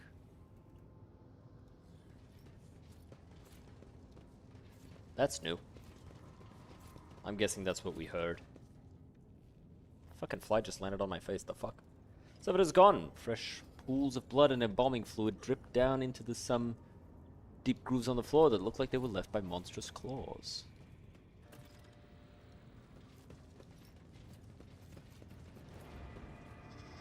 Wires protrude from the servitor's severed head, wrapping around a fragment of its spine. The broken jaw twitches frantically, struggling to shut.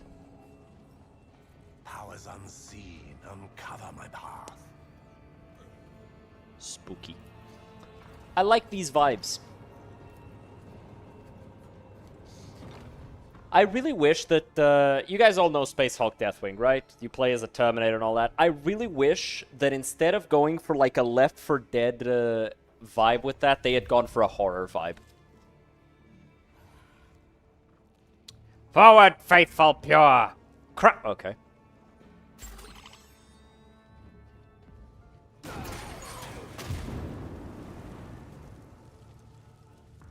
Your kind has no place in the galaxy. You cannot stop. Forward, faithful pure! Crush those who oppose the coming of the many-armed Emperor! Okay.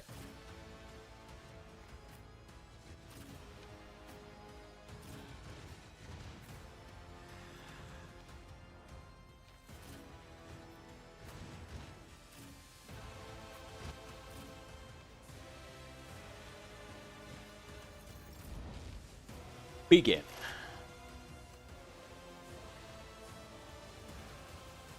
Wow, these guys do not have a lot of health.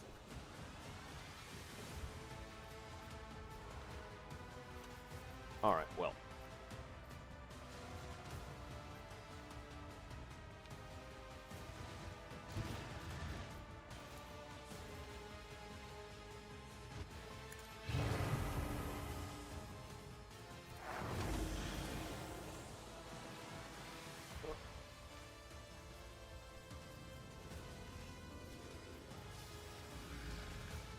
Let's go ahead and blast that guy in the back. That's not good.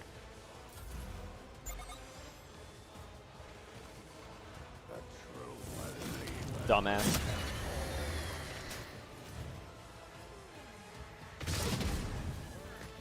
Bro, are we about to get fucking wiped out before we even get to play the game? Kind of feels like it. Kind of fucking feels like it. Okay. Yep, we were literally about to just fucking lose after one turn. Jesus. Alright, I guess.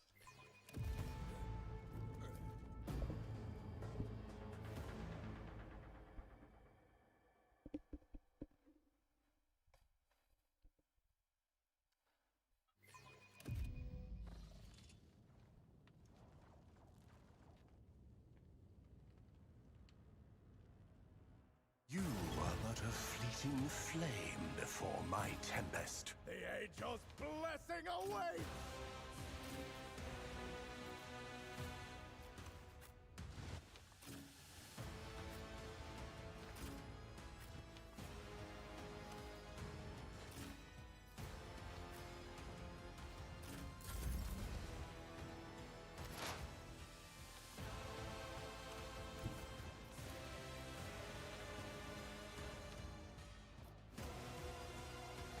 What is this foreboding?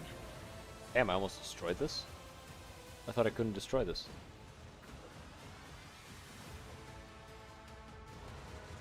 Can be damaged by potent telekinetic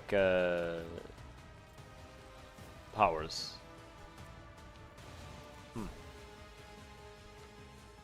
Okay.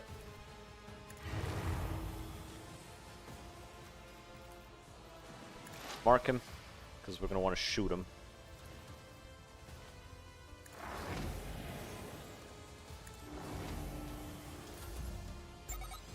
I should have put down the thing, but whatever.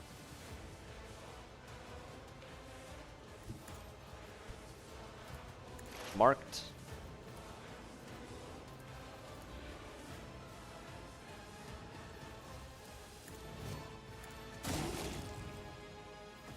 Why didn't she get... Right, because I took that out of her.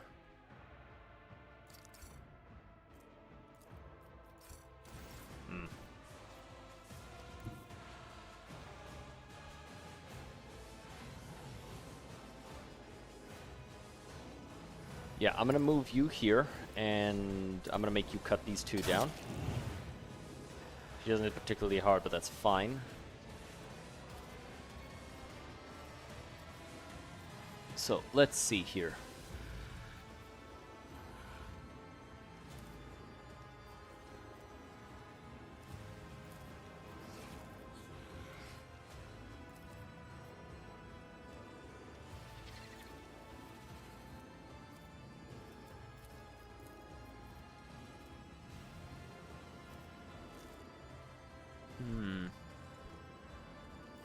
Okay, so these are the defensive ones, these are the offensive ones. I guess this one's like a bit of a finisher, but you know what I mean. Shut up.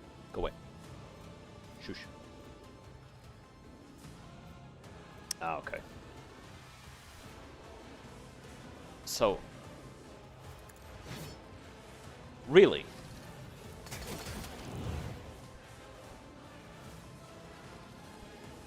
That's fucking annoying.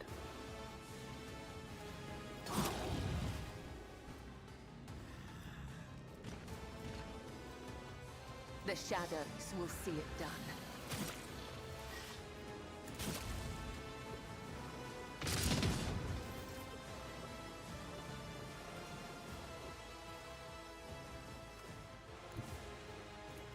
Understood. Reporting failure.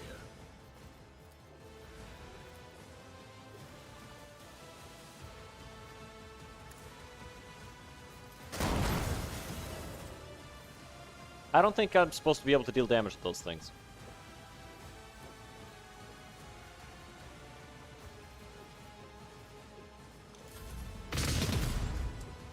Fucking.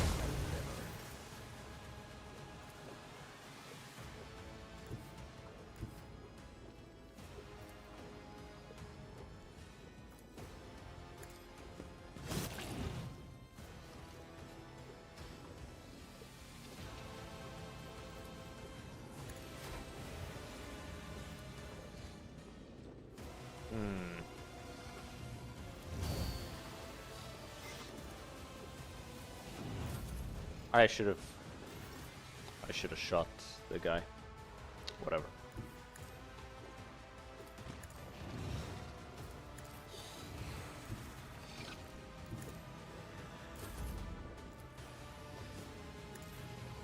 Okay.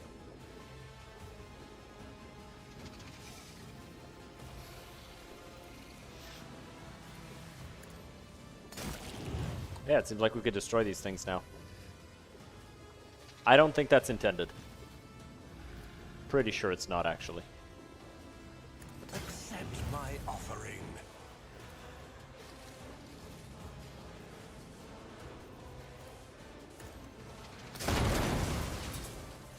Damn, Rip Callista, I guess. Fucking exploded. Two are better than one.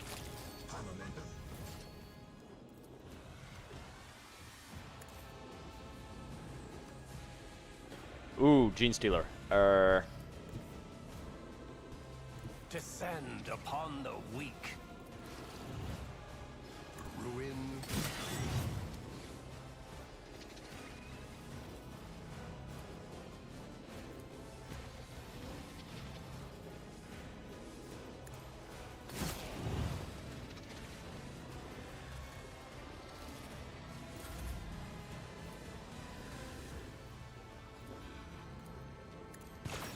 Missed. Damn. Hello, Break Warrior. How you doing?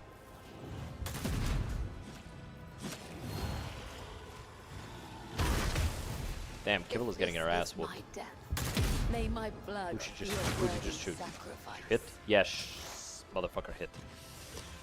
Ugh.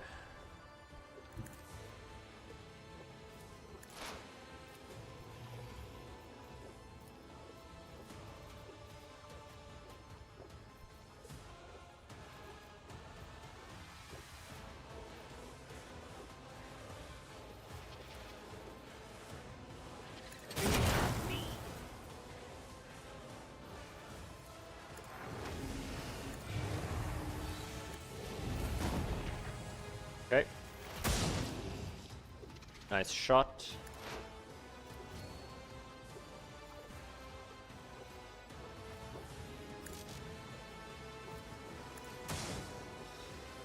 Still alive?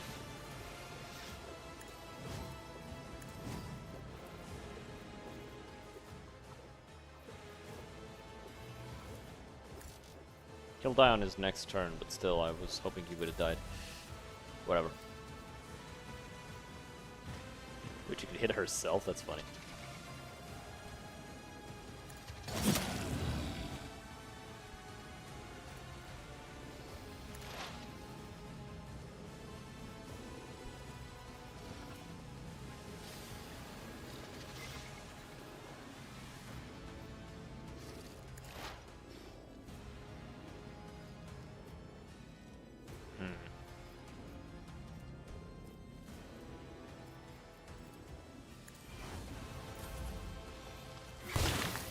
Ow. Nice.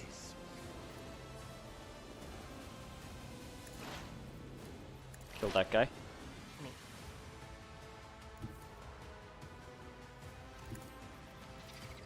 Heal yourself. Even my dog wouldn't do that. Oh, is he immobilized? He is.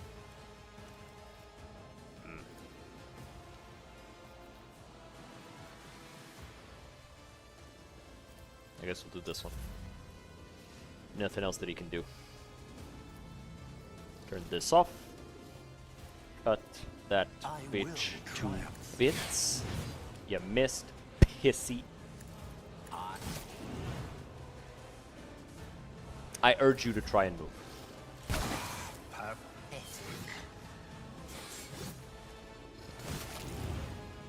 Appreciate it. I'd like to, but I can't.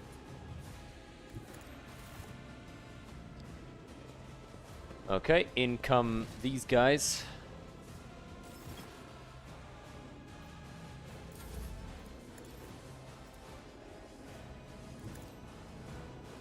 Hello, Mr. Magos of the Ravenous Star. You're in melee now. What abilities do you have? So, Explosion and Impulse. Oh, that's gonna shock.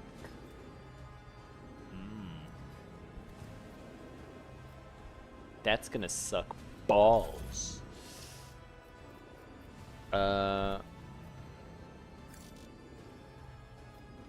No line of sight. You're here, you can see them.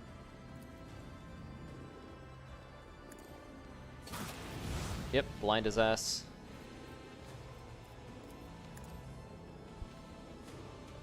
Commands are more pleasant to give than to follow.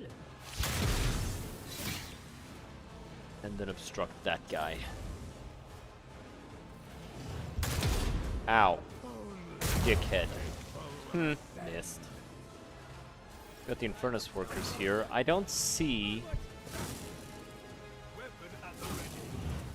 the main guy, though.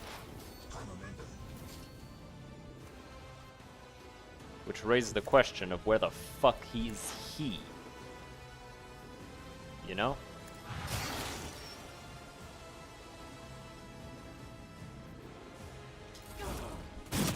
Ooh.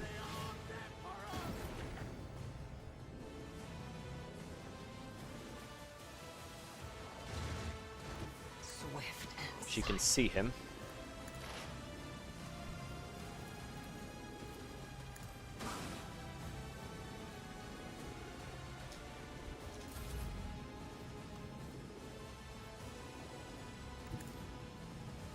You don't have a gun, do you? No.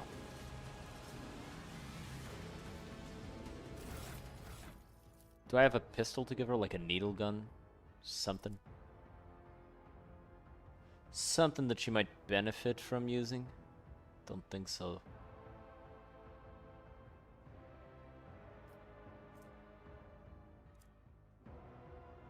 Nope.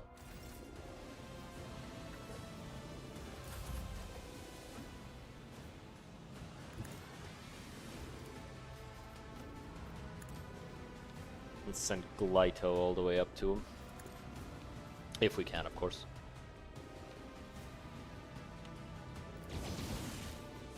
Let's test our skills, Glyto. All right.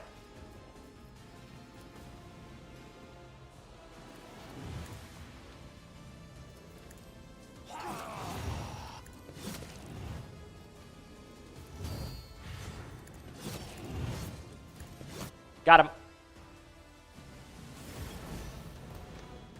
You have... The old man before you resembles a human being, but the scaled, bony growths going from the bridge of his nose to the top of his bloated, hairless head. The grotesque cheekbones and the black claws on his meaty fingers leave no doubt that this creature is a genetic aberration. He utters, in a creaking voice, black spittle spraying from his mouth. You have spilt the blood of the congregation. You have offended the purest of his chosen children. You heretic. The creature's last word elicits a nervous laugh from the nearby enforcers. The irony of this embodied perversion of the human form accusing you of heresy is not lost on them. The confessor whispers a quiet prayer. The master-at-arms is watching the old man's every move, her lips twisted in contempt. Pardon? Master-at-arms report.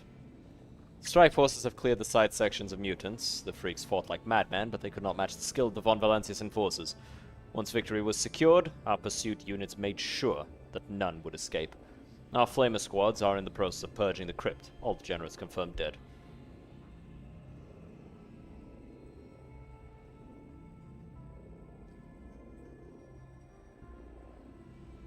Jocasta Saubach, I pardon the enforcers their negligence that led to treason endangering the ship. You and your people have proven yourselves. Thank you for restoring our honor, Lord Captain. Heinrich, I see that you found the hole through which the mutant scum wormed their way inside. We have. This discovery cost the guild 68 souls. It was crowded in those tunnels. They set monsters on us, but few things can scare someone who has seen a fire in the arsenal bay. Adalbert, how much of the crypt has been desecrated? The accursed spawn have disrespected the spirits of the dead, but thankfully they did not have enough time to wreak as much destruction as they could have. Many tombs were disturbed, but what is most outrageous, they sought to despoil Lady Theodora's urn. After her ladyship's cremation, her ashes were made into this magnificent relic, an example of resilience and purity. One of the heretics dared to lay claim to it. She's beautiful. Even in death, she shines on. They may appear similar, and yet as bright as Monkey relics are on the surface, they are hollow inside. They hold no memory, no life. Do all rogue traders have their remains turned into gemstones? Not all, no. Tradition demands that the Lord Captain's body be burned so that no one could use samples of their tissue or blood to gain access to the ship's systems that require the rogue trader's genetic imprint. Lady Theodora herself once voiced her desire to be turned into a stone. Henceforth, the relic shall remain in my keeping. If such is your lordship's wish, I see deep symbolism in this duty. The ashes of the other eminent dead, whose rest was disturbed, will be transferred to the reliquary chapel. Rites of redemption will be held day and night. Thousands of the ship's crew will be allowed to kneel before the relics and pray for the Lord Captain's health and the dynasty's prosperity. Well then, let's see what the ringleader has to say. You shall perish in the cold void. Your heart shall beat its last under the light of uncaring stars. Your lungs shall become trees of ice within your chest. You will never receive the grace of the many-armed Emperor. Nudge one of his wounds with the toe of your boot. Go on, torture me. I'll endure it all. My time may be up, but you are all doomed. I will gladly spit the words of truth in your face, and they will burn you like acid. In death, I will ascend to the host of pure voices, and I will await the day when you will pay for the shed blood of his children. It was you I saw in that vision. Are you the leader of this spawn? I am the herder of the pure. The many-armed Emperor has blessed my mind with the ability to behold him, and I guide his children until you came and slaughtered us. Heretic! Their loathsome tribe has spawned a sorcerer. No doubt to help them brainwash more victims and swell the cult's ranks. What are you? Are you mutants or Xenos? We are the pure. We are the congregation, children of the many-armed Emperor, the genetic perfection of existence. You will never understand. You are of inferior flesh. Your genes are woven from feebleness and misery. We are the new curve of the spiral. We are one, and thus we are strong. Who is the many-armed Emperor? O God, who comes through the void to us, his devout children. The universe is an abyss of horrors, and only he can save us. But not you, vile heretics. You are all doomed. Why did you make your lair here in the crypt? None wonder here. We were free to offer our prayers without fear of discovery. The sight of dead heretics was pleasing. Trampling your bones was a righteous act. That is why I ordered the pure to sunder the walls of your bone vault and make this place a sanctuary for the congregation. You glance at the gaping hole in the adamantine bulkhead. It's almost unbelievable that the mutants were able to make a hole like that. They would require truly powerful industrial equipment, and not the kind that can easily be assembled or stolen. Now I see why so many specters in the adjacent compartments have had accidents. Are there more of you freaks on board? Where'd you even come from? 40. Fuck. Bro, doing this guy's voice gives me so many fucking hiccups. Give me a second.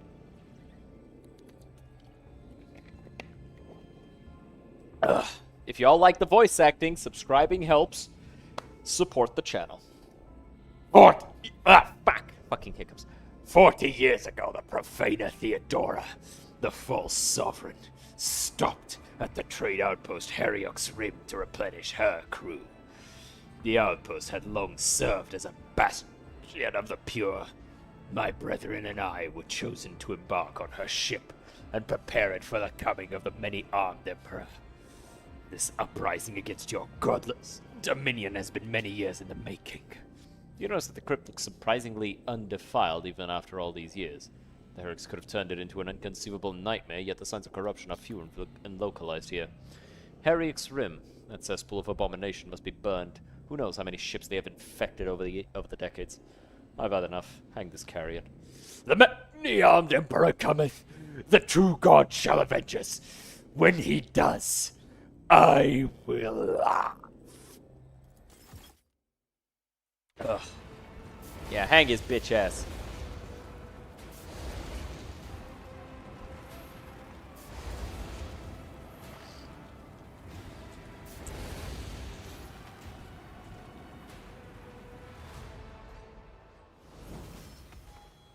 Yay, level up.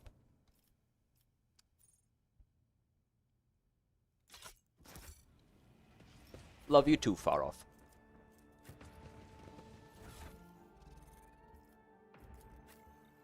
Okay, so what? Ah, fuck. That's actually pretty weak. Throw it out. Sell it. The Blood Burner. Every hit from this pistol increases the level of damage over time. Effects suffered by the target by +5 does not stack. Ah! Balls. Upon my jaw. Each attack with this dagger increases its damage by +1 till the end of combat stacks. It's actually pretty fucking sick on somebody like this man. Who attacks booey.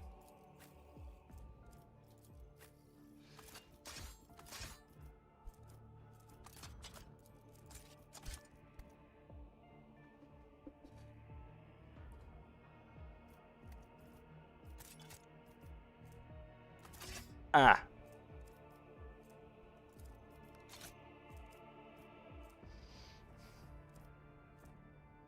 Might give this to Heinrichs. Even if I don't use them. Like at all. Ah! Hiccups.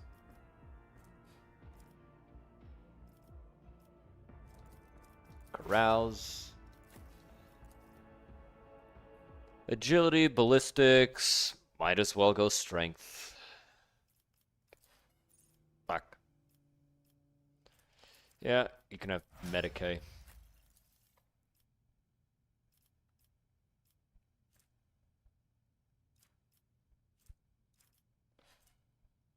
Sure, toughness.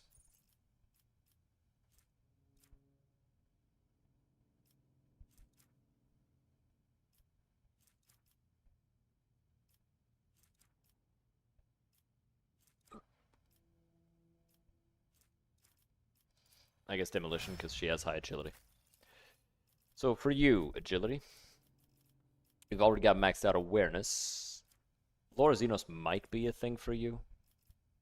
But we don't really need you with Laura Xenos at all.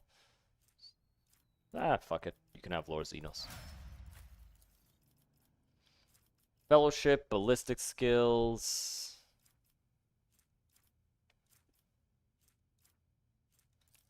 Sure, toughness for extra health.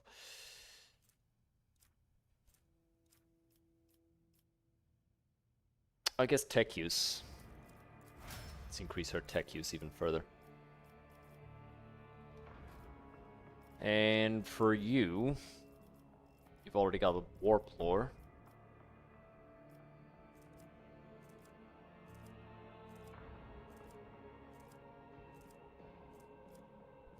I guess awareness works. Willpower, intelligence. Yeah, sure, fellowship, why not?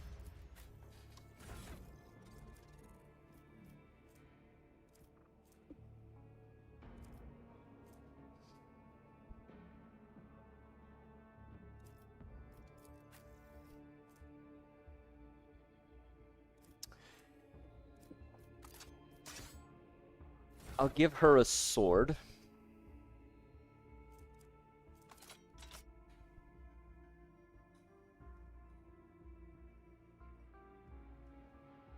So she can still do her moves and shit. But her main weapon is this knife.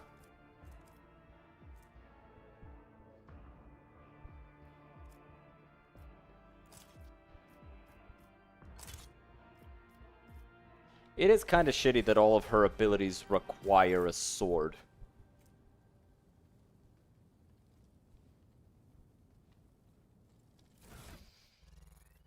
No.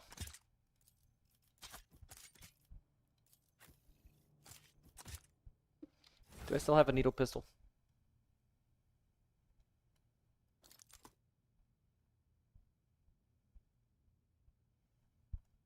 Because like a second needle pistol would go crazy hard. No. Well.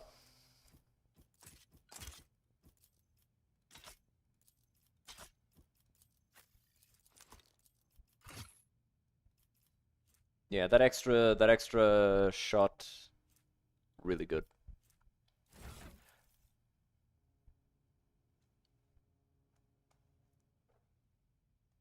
There's infinite value to be had in extra attacks. And yeah, this is actually more valuable. But why didn't I get that extra attack? I'm confused about that.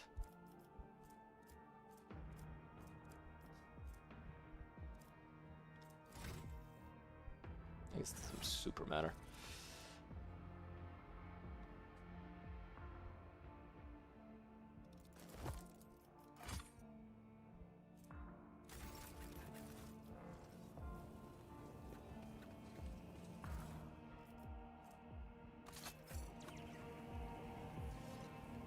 There's goods all over, so let's loot everything.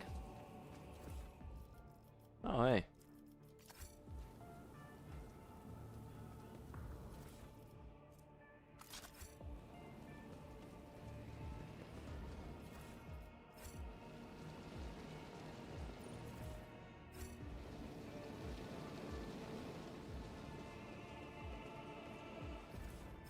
Get all of this.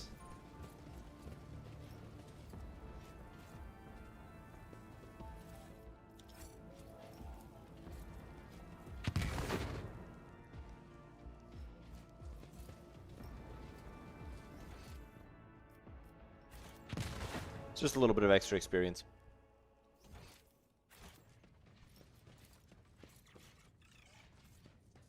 The world will bow.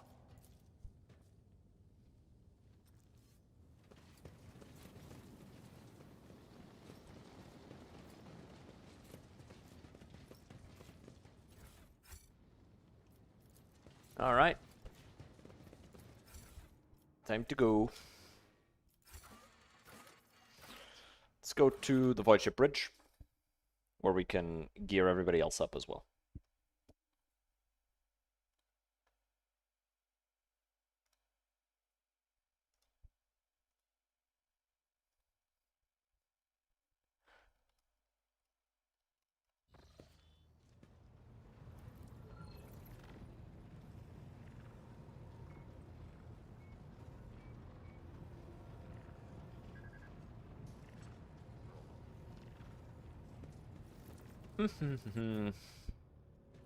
Actually, before we do this, let's level everybody else up. So, yeah, let's max out your weapon skill. Why did I give him... Oh, right, because of his abilities as a Vanguard can affect allies pretty nicely.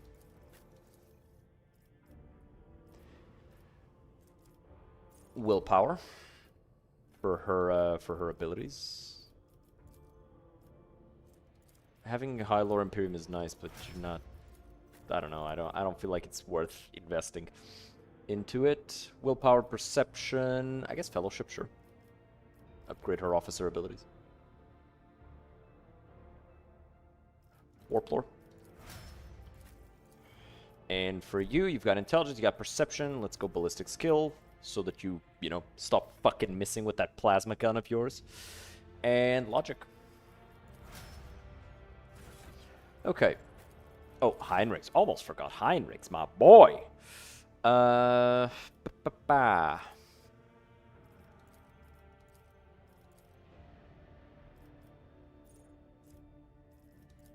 Sure, toughness. Why not? Warp lore. Yours is pretty meh compared to Idira's. Mostly because she's the one carrying all the bonus items with that shit, but whatever. And sure, Medicaid.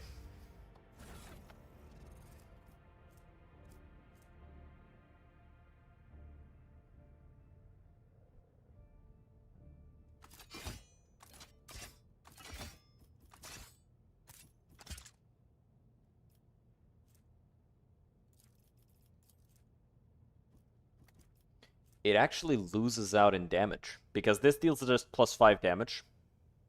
So it's 15 to 20. It has high armor pen, but the toxin that it deals is actually so good that actually having him using that knife is pretty good. And I'll have her with the blood burner.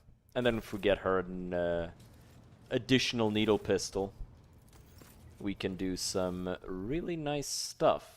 Like this modified splinter pistol would be pretty good.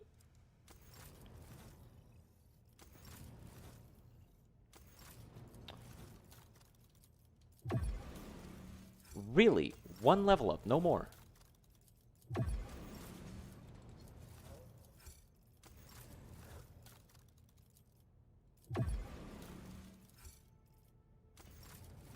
This one goes up to 15. This one goes all the way up to 21. Okay. So, let's see. Just an arc rifle, nothing major. Low level stuff. The wearer gains an additional +1 AP for each consecutive turn that the wearer has not moved.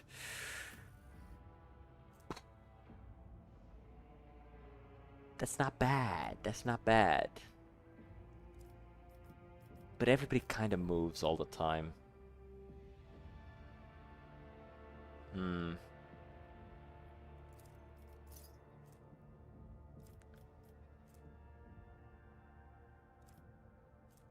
These gauntlets grant to wear. Oh, so wait, that's why it hits so fucking hard. When I'm done buffing and I go for a burst, that's why. I always forget I have this shit. These gauntlets grant the wearer plus 10% crit chance bonus double if the wearer has not moved during their turn. Yeah, I'll take that actually. 20% crit chance, kind of crazy. Yeah,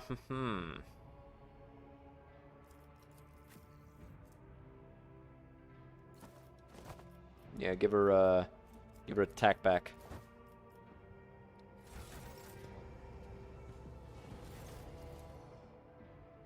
Oh. Cool. Didn't realize I could do that.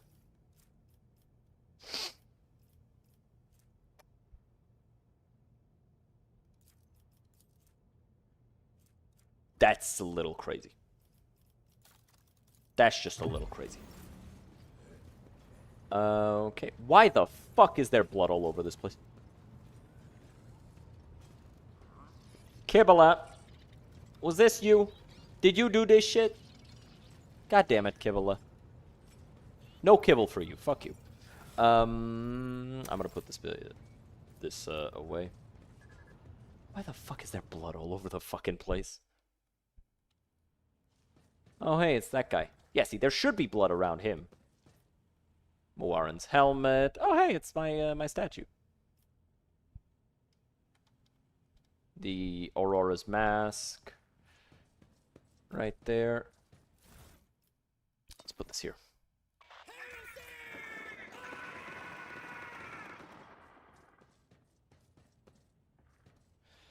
I wish I could equip this.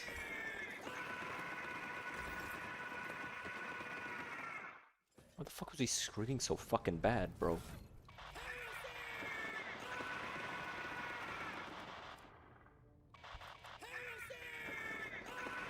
This is beneath me. He screamed like way longer than normal. To what do I owe this visit?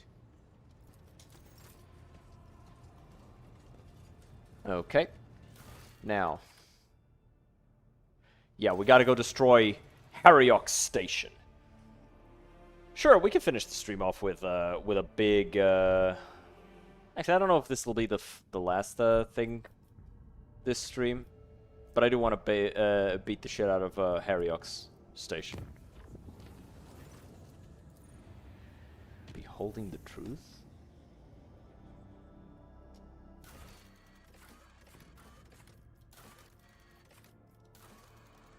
Oh.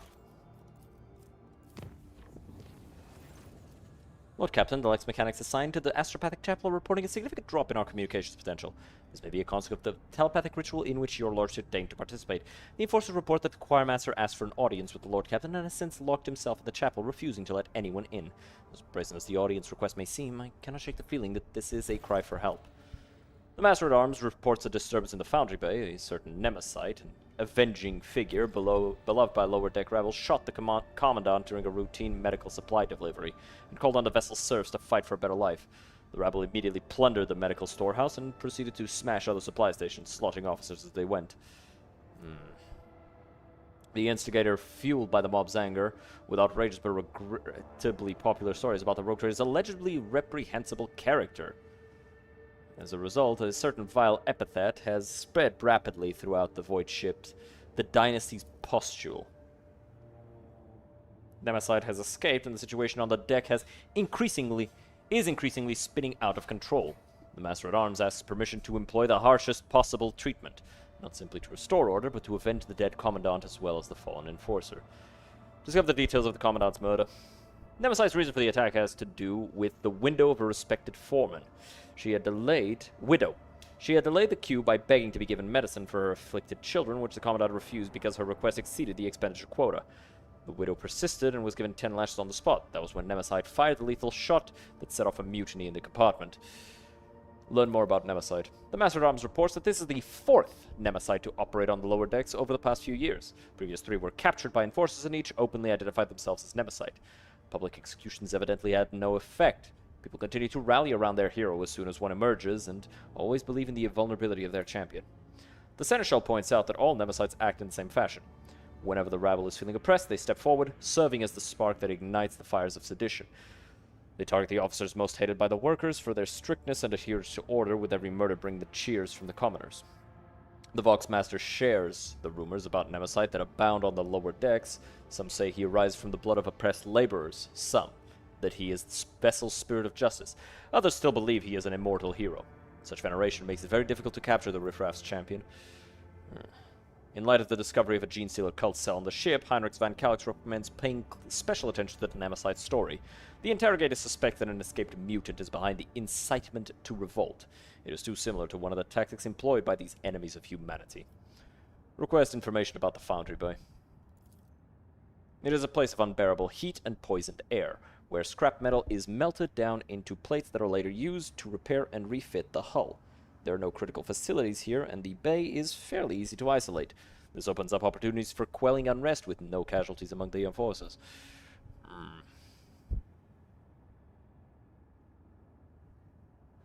So division among the rabble, whoever gives up Nemesite will be moved to middle decks and paid a year's allowance. Many people betray their relatives and neighbors in hopes of a better life, but there is no true Nemesite amongst them. The enforcers suppress the divided mob and restore order with ease. Just a second.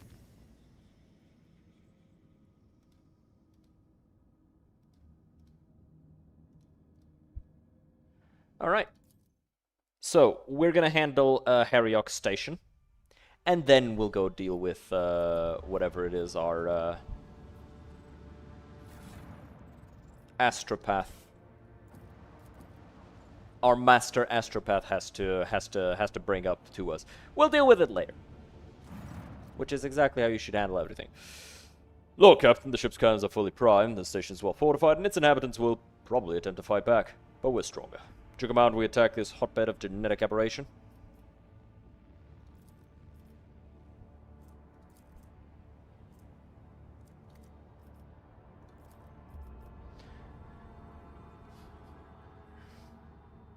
Bravo, do you have any tactical recommendations for the assault?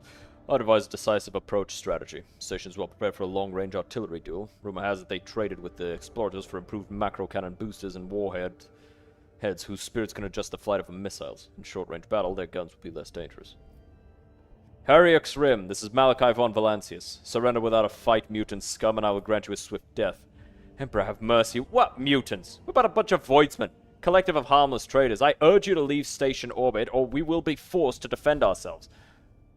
How can you prove the station has not been infested with genetic aberrations? I humbly apologize for my impertinence, but the burden of proof lies on the accuser. It really doesn't. I am a rogue trader. If I call you a mutant, you are a mutant until proven otherwise. Whatever crimes may be attributed to us, they do not include aberrant mutations. And I must warn you, we will not go down without a fight. A mutant, one of you, revealed your hideout's existence to us before he died. I cannot imagine why, but this heretic of yours slandered us from head to toe. Whatever possessed your lordship to trust a word of a mutant? Their thoughts are as unclean and disgusting as their bodies. I'll not fall for the heretic's deception. Die, pussies! I'll fucking destroy you! I'll fucking obliterate them. Gonna bombard them until they're nothing. Okay, so.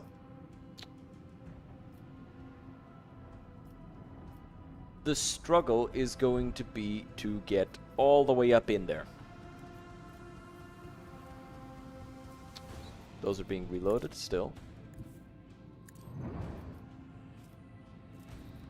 Hop.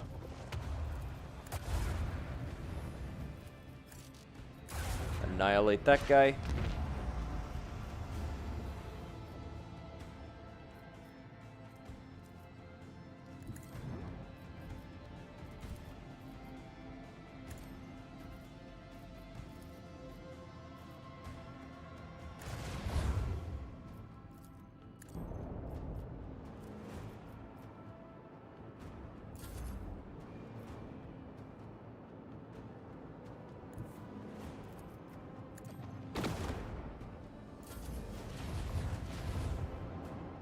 We are going to take a bunch of damage here.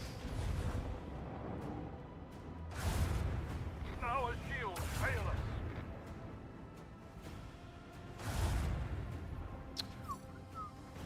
us. Okay.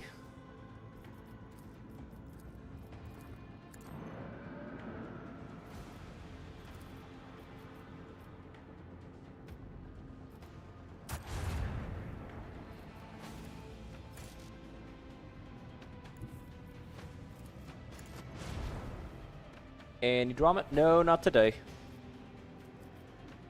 No drama today.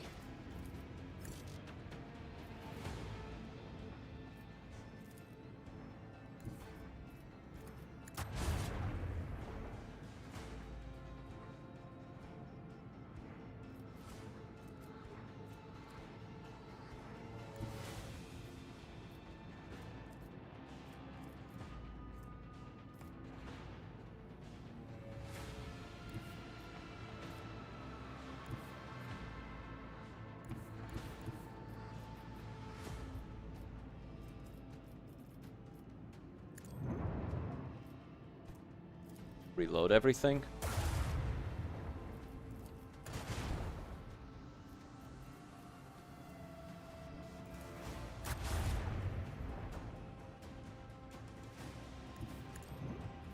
And dash away.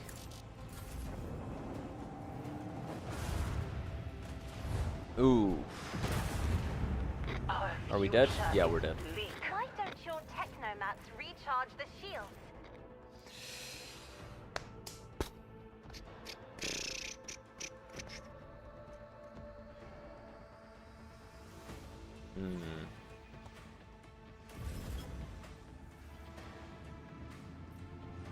It's a hard battle.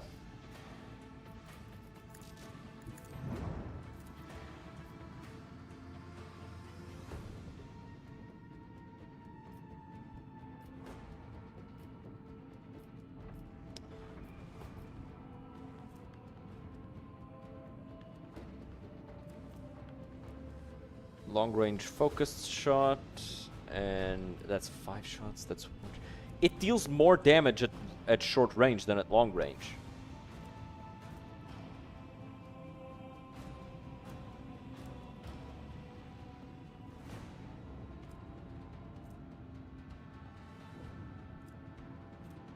Like, it's 30 to 40 damage instead of 50 to fucking 90. 90, 75. It's more damaging at short range. That's not how that's supposed to be. At least according to what you're telling me.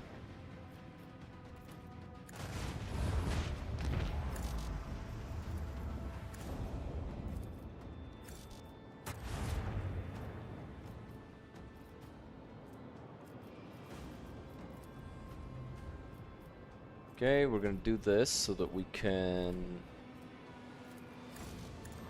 Yeah, that'll force it to go that way.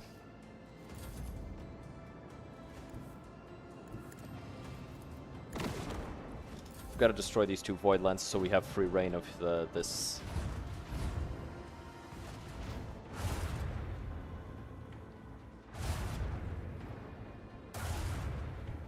Okay. Managed to avoid major damage. Good. Blast that. That. Kill this guy.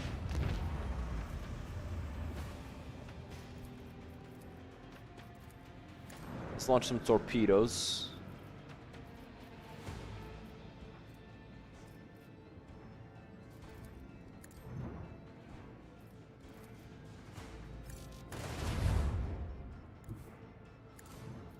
Reload everything.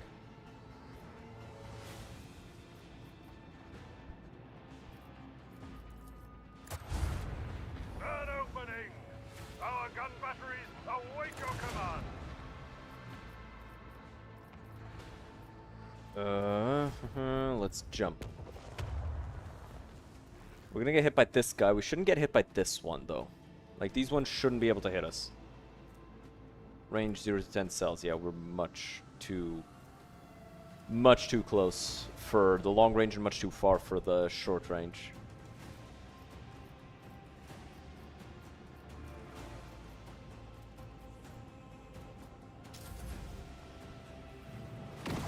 Ow.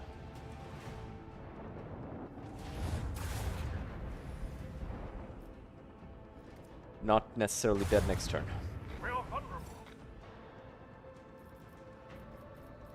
When are my torpedoes gonna move? At the end of this turn. Right.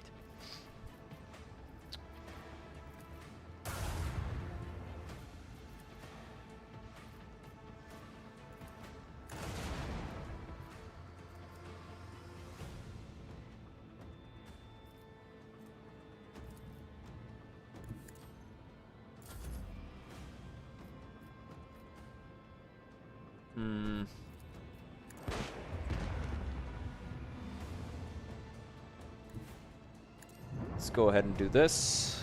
Get away from them. Damage those bombers. We're out of shields, which is... What?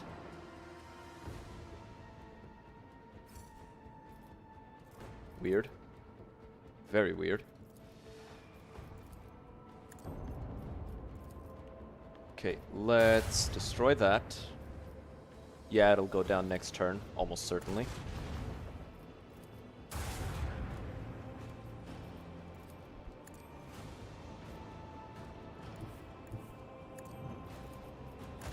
Kill that.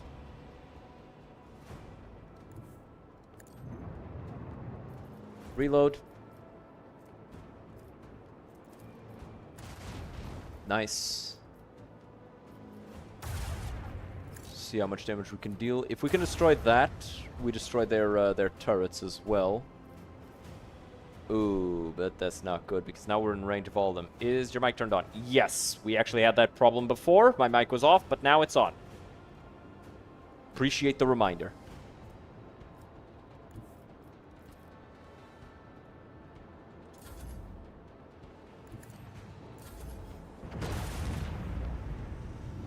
What's this? Power failure. Deals half damage now. Okay. Now, let's deal with the rest of these bastards. Drop some torpedoes here.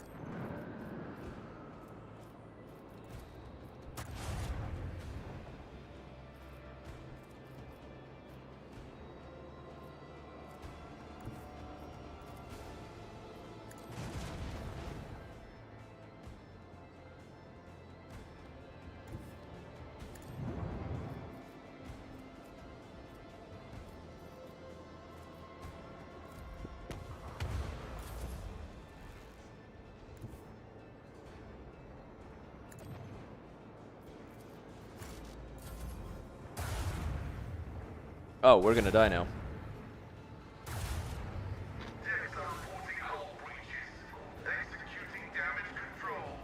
I lived. Barely.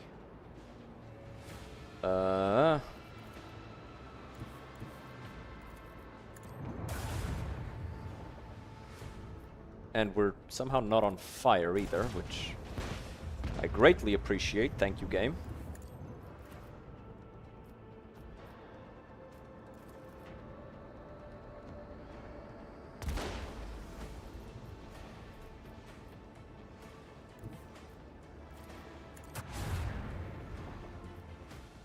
Damn. That thing shoots, I'm dead. I don't think that thing is in range, though.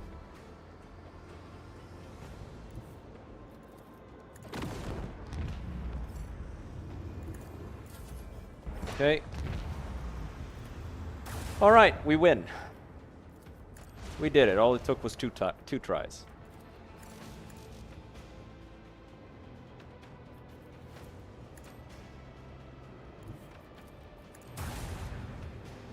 God damn, brother.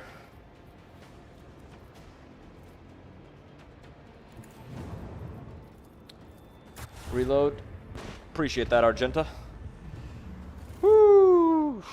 7 health by the end of it. That's crazy. And not a single level up. That's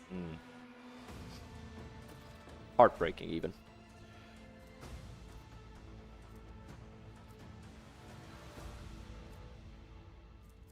Make sure none of the mutants survived. Lord Captain, the enforcers have turned the station upside down, but found no trace of genetic aberration. They look like normal people, and their guts look just as normal. You searched the compartment instead of checking out the life support systems. My crew knocked down a suspicious bulkhead and found an entire mutant lair behind it. Hold your tongue, Montag. Don't try to pass off a stroke of luck as competence. There is a lair after all, but it is unimpressive somehow.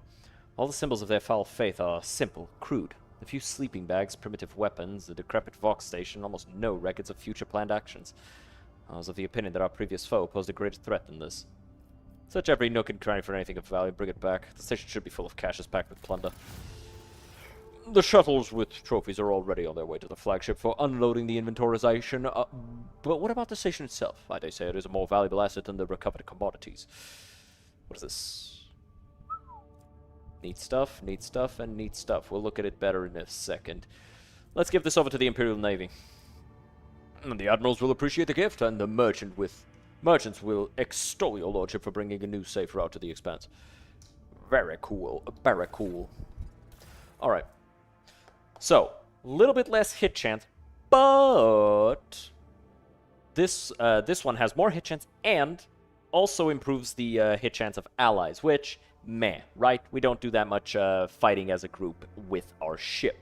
This one, low mission auger, which makes the void ship more difficult for enemies to hit. A 15% chance to avoid damage is very much worth 5% hit chance. Very much so. It's the equivalent of giving up a +1 weapon in D&D in exchange for +3 armor. I think everybody here can do that math. This one, Promethean Mortar. This is the one that yeah, whenever it hits an enemy's ship's hull, 50% chance to start internal fires. Yeah, but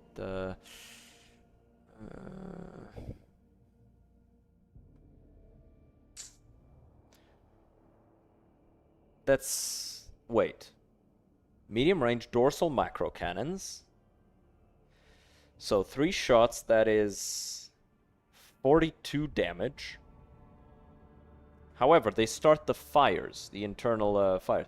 I also start internal fires with my lance weapons because of some fuck shit.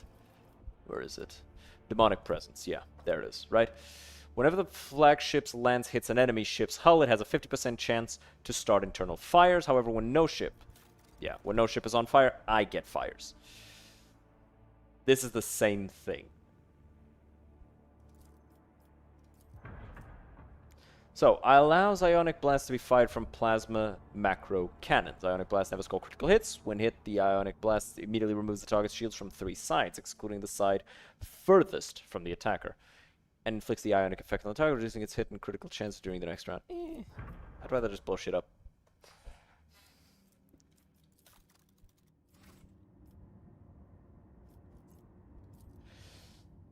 Fix my ship. How much scrap do I have? Some. Not a lot, but some. Let's see what we unlocked by giving that station over to the Navy. We also got some trophies, I'm certain, which we'll be able to sell to them.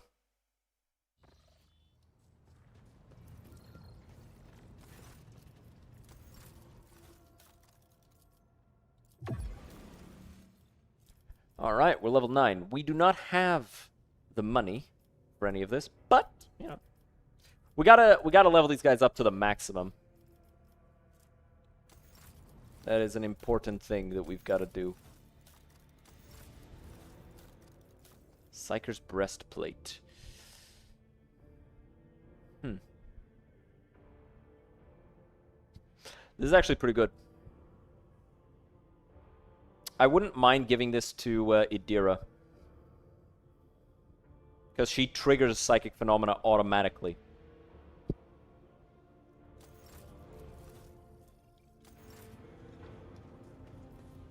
Like, she has really high chances of doing that. But it'll probably end up on Heinrich's, even though he's the one that doesn't really do that.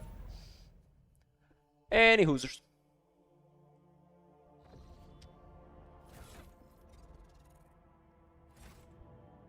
What is there left to do? We gotta talk to Weiss, of course, of course. I said I was gonna do that. Let's go check on Weiss.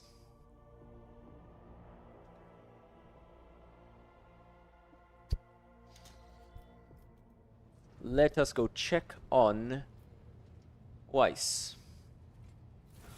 I will probably replace Kabula with Heinrichs. I don't know, man. It's the Blade Dancer. The Blade Dancer just doesn't do that much.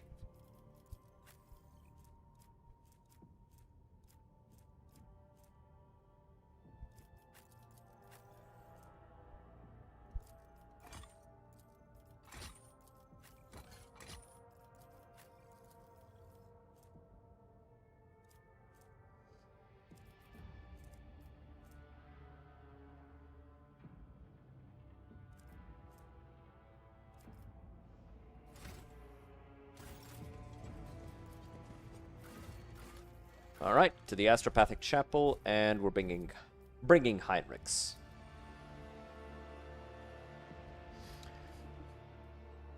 It's just weird, right? Like, the Blade Dancer feels like a dodge tank.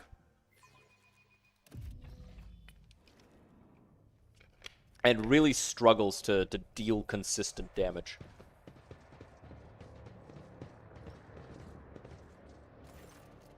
She is here. Adeline has returned. She's asking me for help, but you scare her. She's hiding from you. You will not harm her, will you? Ow, bitch! The sorrow will be eternal. The whispers, they keep saying we should kill old Weiss. They're just so giddy about it. I guess we shouldn't kill him then. Let's just never get excited about anything good. Quiet, Master, what's going on? Weiss says nothing. His otherworldly gaze is directed through you and past you, to a spot further inside the chapel. His lips silently whisper a name over and over. What twisted creature are you? I am the victims. I am the murdered innocents. I am his guilt. How do I find Adeline? Adeline, she's there. The shadows. Many shadows lie. The true ghosts are hiding among the false ones. But I hear Thaddeus's earnest prayer, and old Stavros's words of disappointment. He always doubted my talents as a mentor. I hear poor Antonius's scream. That's me. No. The scream he let out when he unwillingly gave up the last of his vitality. Ernest's pleas. I condemned her to an existence as a half-machine. I can almost sense Avicii's touch. She tried to save me, but she fell instead. So many voices, all condemning me for what I did. Find them. Separate the true voices from the false ones. I'll find Adeline and bring her out into the light. Why do you seek his redemption? He was always a terrible leader and talentless mentor. He doomed everyone. He was arrogant, having no notion of his own wretchedness. He did not put his faith in the Emperor, but instead believed himself to be invincible. And he paid for mistakes with our lives. It was cruel and painful.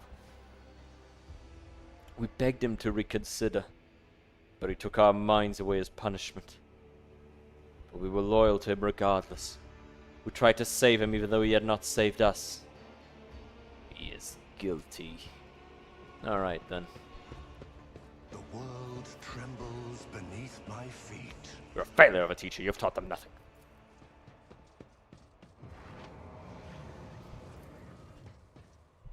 I call to you, O Prince of Pleasure, I trust... no?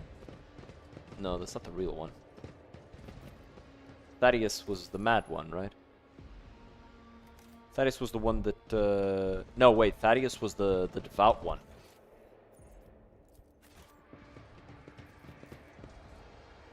Oh God, Emperor, protect us from the horrors of the Imperium.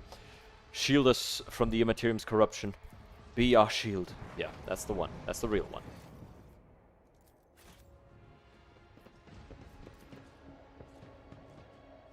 I did not give up my life and energy willingly. He took control of my will. He made me drain myself dry. Wait.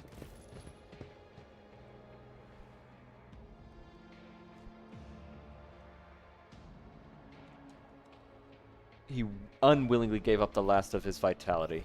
Are these all Antonius? I think it's that one. Sweet duty? No, it was unwilling. Nope, it was this one. Annis.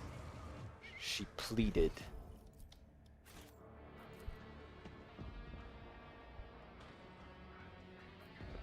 She's pleading, that's for sure. Okay, yeah, no, it's this one. Half machine. And that's Sophicia.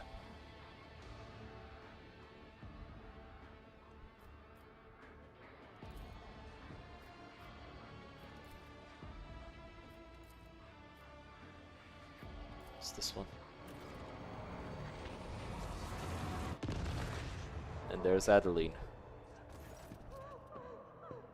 The ghost stares at Weiss mournfully. The muffled sob coming from the apparition almost seems to take physical form as it drifts toward the choir master and envelops him. Do not harm her, please. The poor girl is frightened to death. Let me talk to her. I cannot fail her again. Choir master, I order you to banish this... Astropath, remember the golden radiance of Holy Terror. Remember your own oaths. He wants you to be steadfast.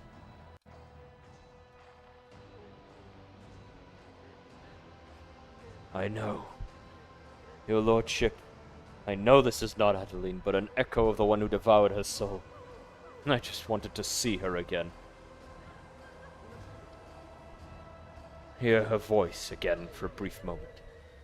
Ghost of my failure, now is your time to vanish.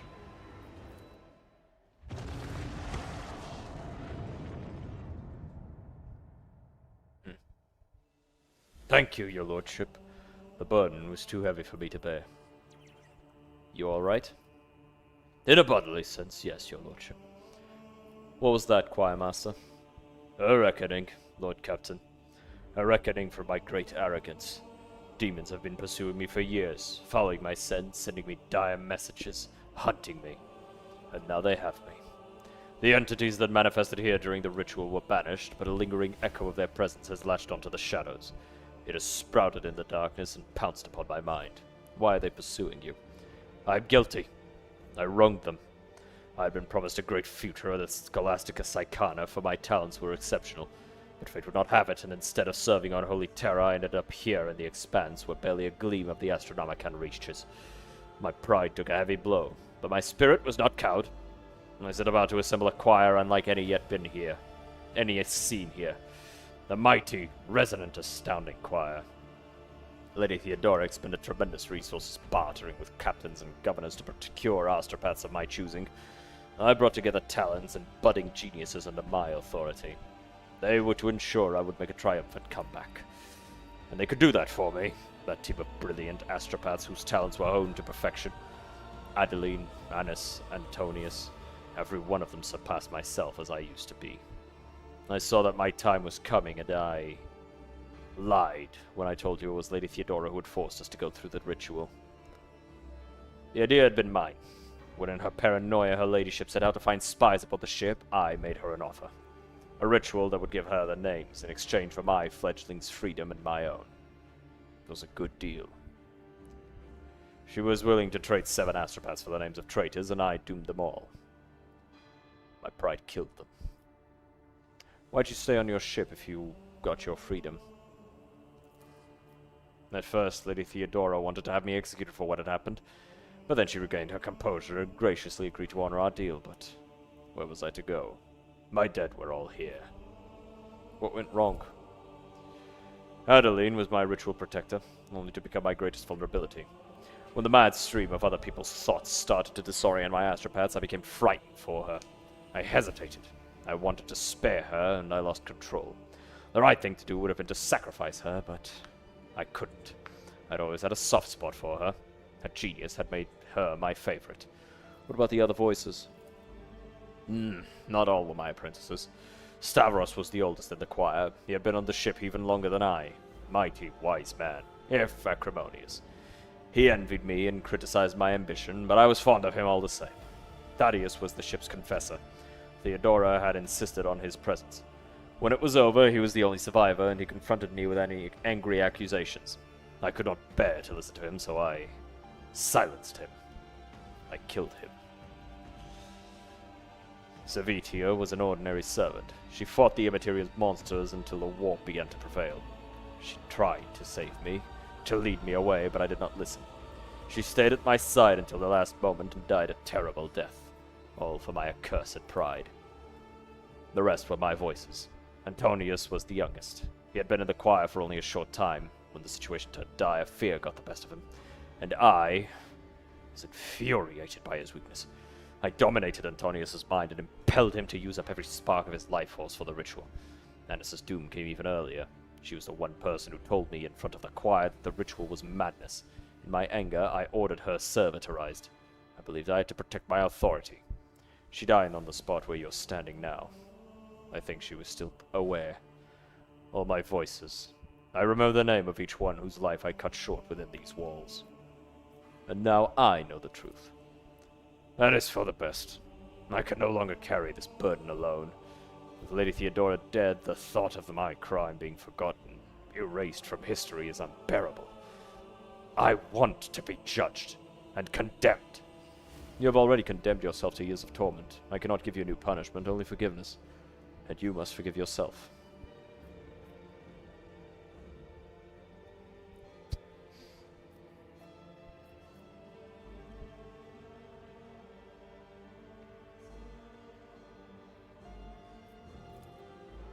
Your words are medicine for my soul, your lordship. Please, take it. This mighty instrument is the last reminder of Adeline, and the others of my guilt. It was with this that I performed the last ritual. I've no right to carry it any longer and would like it to be yours. A reminder of the painful lesson my pride has taught me. Detachment from death. Allies of the staffs will have the dodge increased by... It's not bad.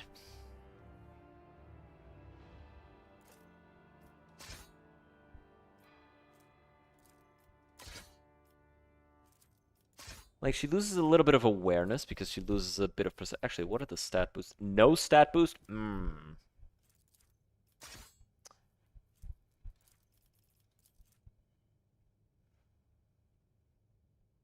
Oh, wait. Features telepathy. It's a prerequisite. What the fuck am I...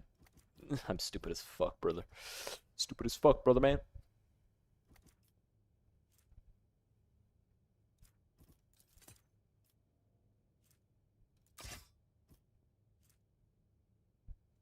Detachment from death. Yeah, it's giving it +4.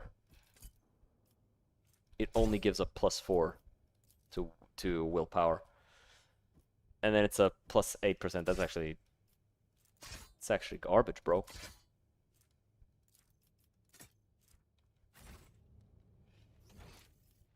Sorry. That shit garbage.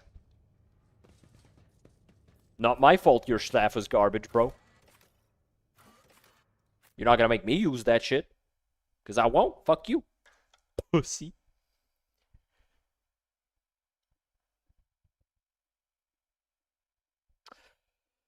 Okay, so now let us see if there's anything that I can sell. No, there is not.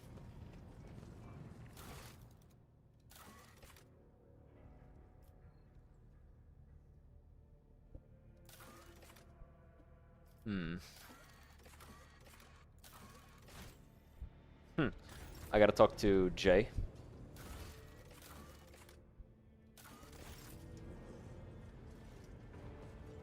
Shireen, light of my eyes, giver of boons and savior of the needy. From now on, two sons will grace the firmament of the Font Valancius Protectorate. One bright and powerful, like the rogue trader himself, and the other slightly more humble, like his unassuming partner, the diligent owner of the Mercatum Tabula Officiale, and all-around delight, Jai Hidari. She is a delight, yes, I'm sure. As I promised before, Mostly my because she can do crew everything. will be your eyes and ears across the entire expanse, Shireen. Just give them time. And of course, the assistant to official trade representative Jai Hidari is already rushing to Dargonis to deliver goods of rare and exquisite quality to Like the you sound and cut your out. people. Oh, master of many worlds. That was weird. And once again, thank you, Shireen. From the bottom of my humble heart.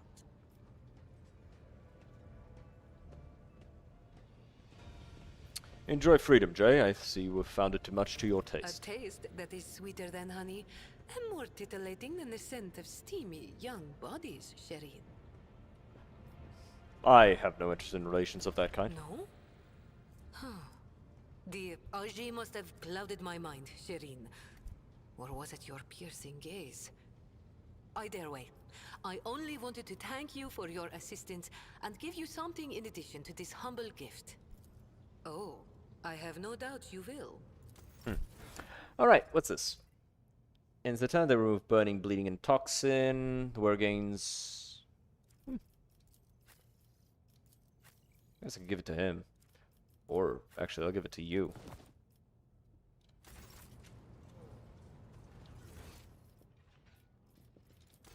Is there anything to talk to Solomon since we finished this thing?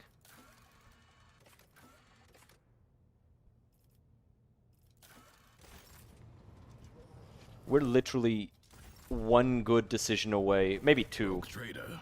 from being a full-on heretic. Which part? What do you think we could have done to satisfy the prefect? I do not know. It was one of those tough situations where only time will tell how well you handled them. If I were in your position, I would take the prefect's evaluation in stride and learn from your painful experience on Dasara. Sometimes, life knocks the wind out of you in a way that can't be dodged, so it helps to learn how to take a hit. Good advice. The prefect can say what she likes. I'm convinced that I made the right choice. I'm not going to call the prefect's judgment into question, but you had to make a difficult decision, and you made it. You took responsibility. I appreciate such qualities in people. I'm curious. Did you like any of the entertainment we saw on Thessera? I was on a mission, not attending to pointless amusements. Oh, there must have been something that appealed to you. Very well. If you insist, let me think about it one more time. The wine smelled like wash. The imposter hunt was a plot. I failed to see anything appealing there. And the rest of the festivities had all the characteristics of degradation. I believe that covers everything. You're simply no good at enjoying yourself. You are quite right, and I'm almost proud of it. What kind of arbitrator would stoop to idle revelry, or throne forbid, dancing? What a boring man you are. You should take that into account if you ever need an escort for some high society events. You know, one who actually has your back and keeps watch instead of drinking. Indeed. Alright, enough about that. We could discuss something else. You know where to find me.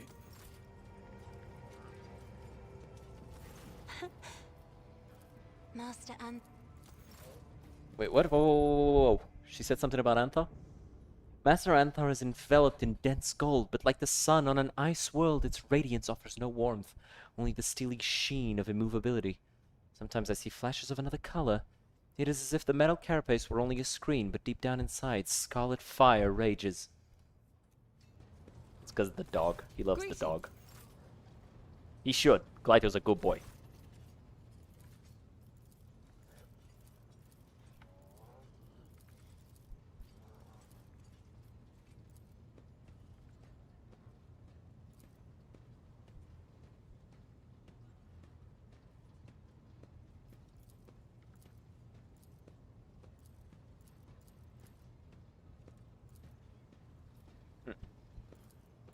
All right.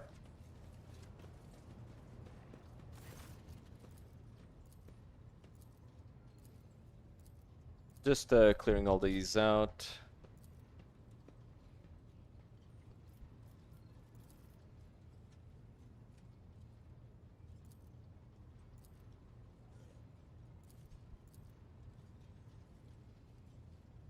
Mm-hmm.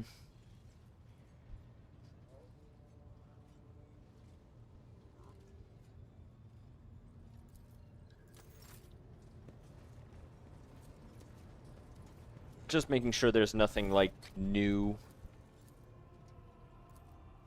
As Heinrich and Calix expressed interest in our communication stations and Voxnets a short while ago, the interrogator appears to be very well versed in the matters of sacred technology, and it worries me, a man of his knowledge in his line of work, capable of discreetly planting his own device in our systems. We'll be vigilant, Lord Captain, but you should try to be more careful as well. Lord That Captain. is good information to have.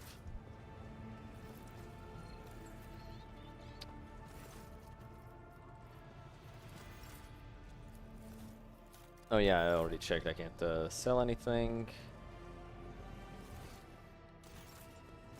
Dumbass. Stop cutting yourself. Somebody has to clean that. It's not me, but like somebody.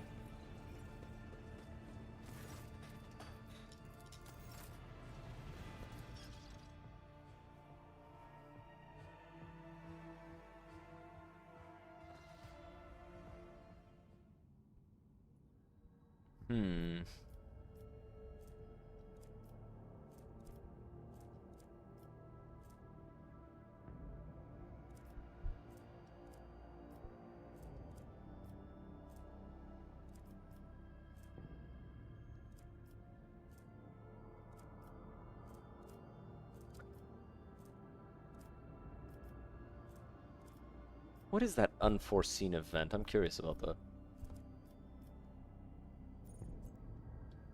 Oh, we do need to go to Phoebus. But at the same time, it is getting quite late. So I think that's going to be it for today, guys. So, as always, I hope everybody enjoyed themselves. This was a rather fun stream. If you are not already following, make sure to do so now, as this will be the last part of the stream. Make sure to, you know, if you would like to support the stream. Wait, I'm just trying to fucking... There. Because I'm trying to go off screen. It's kind of making it hard. Because I gotta pick somebody to raid. But if you are not already following, make sure to do so. Because I'm gonna raid somebody. And whoever I raid will greatly appreciate your presence. But, with all that being said, I hope you have a wonderful old time. Make sure to check out the YouTube. Come back tomorrow. We're maybe going to be playing some Battlefield. We're definitely going to be playing some Street Fighter because of the new character that came out, Sagat. I'm going to be playing his story, and that's going to be fun. I mostly just play Street Fighter 6 for the World Tour. But I'm going to drop you guys off with...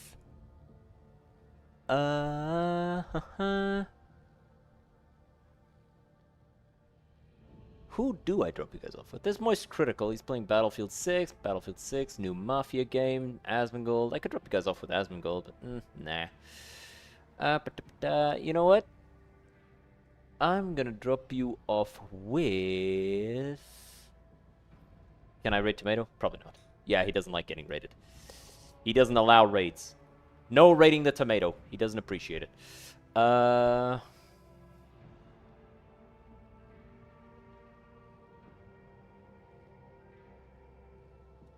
I guess I'll raid Brebun. She's yapping. And she's a fun gal. She's that chick who spent like 48 hours on character creation one time. There were even newspaper articles written about it. It was kind of crazy. But, with all that being said, I hope to see you guys again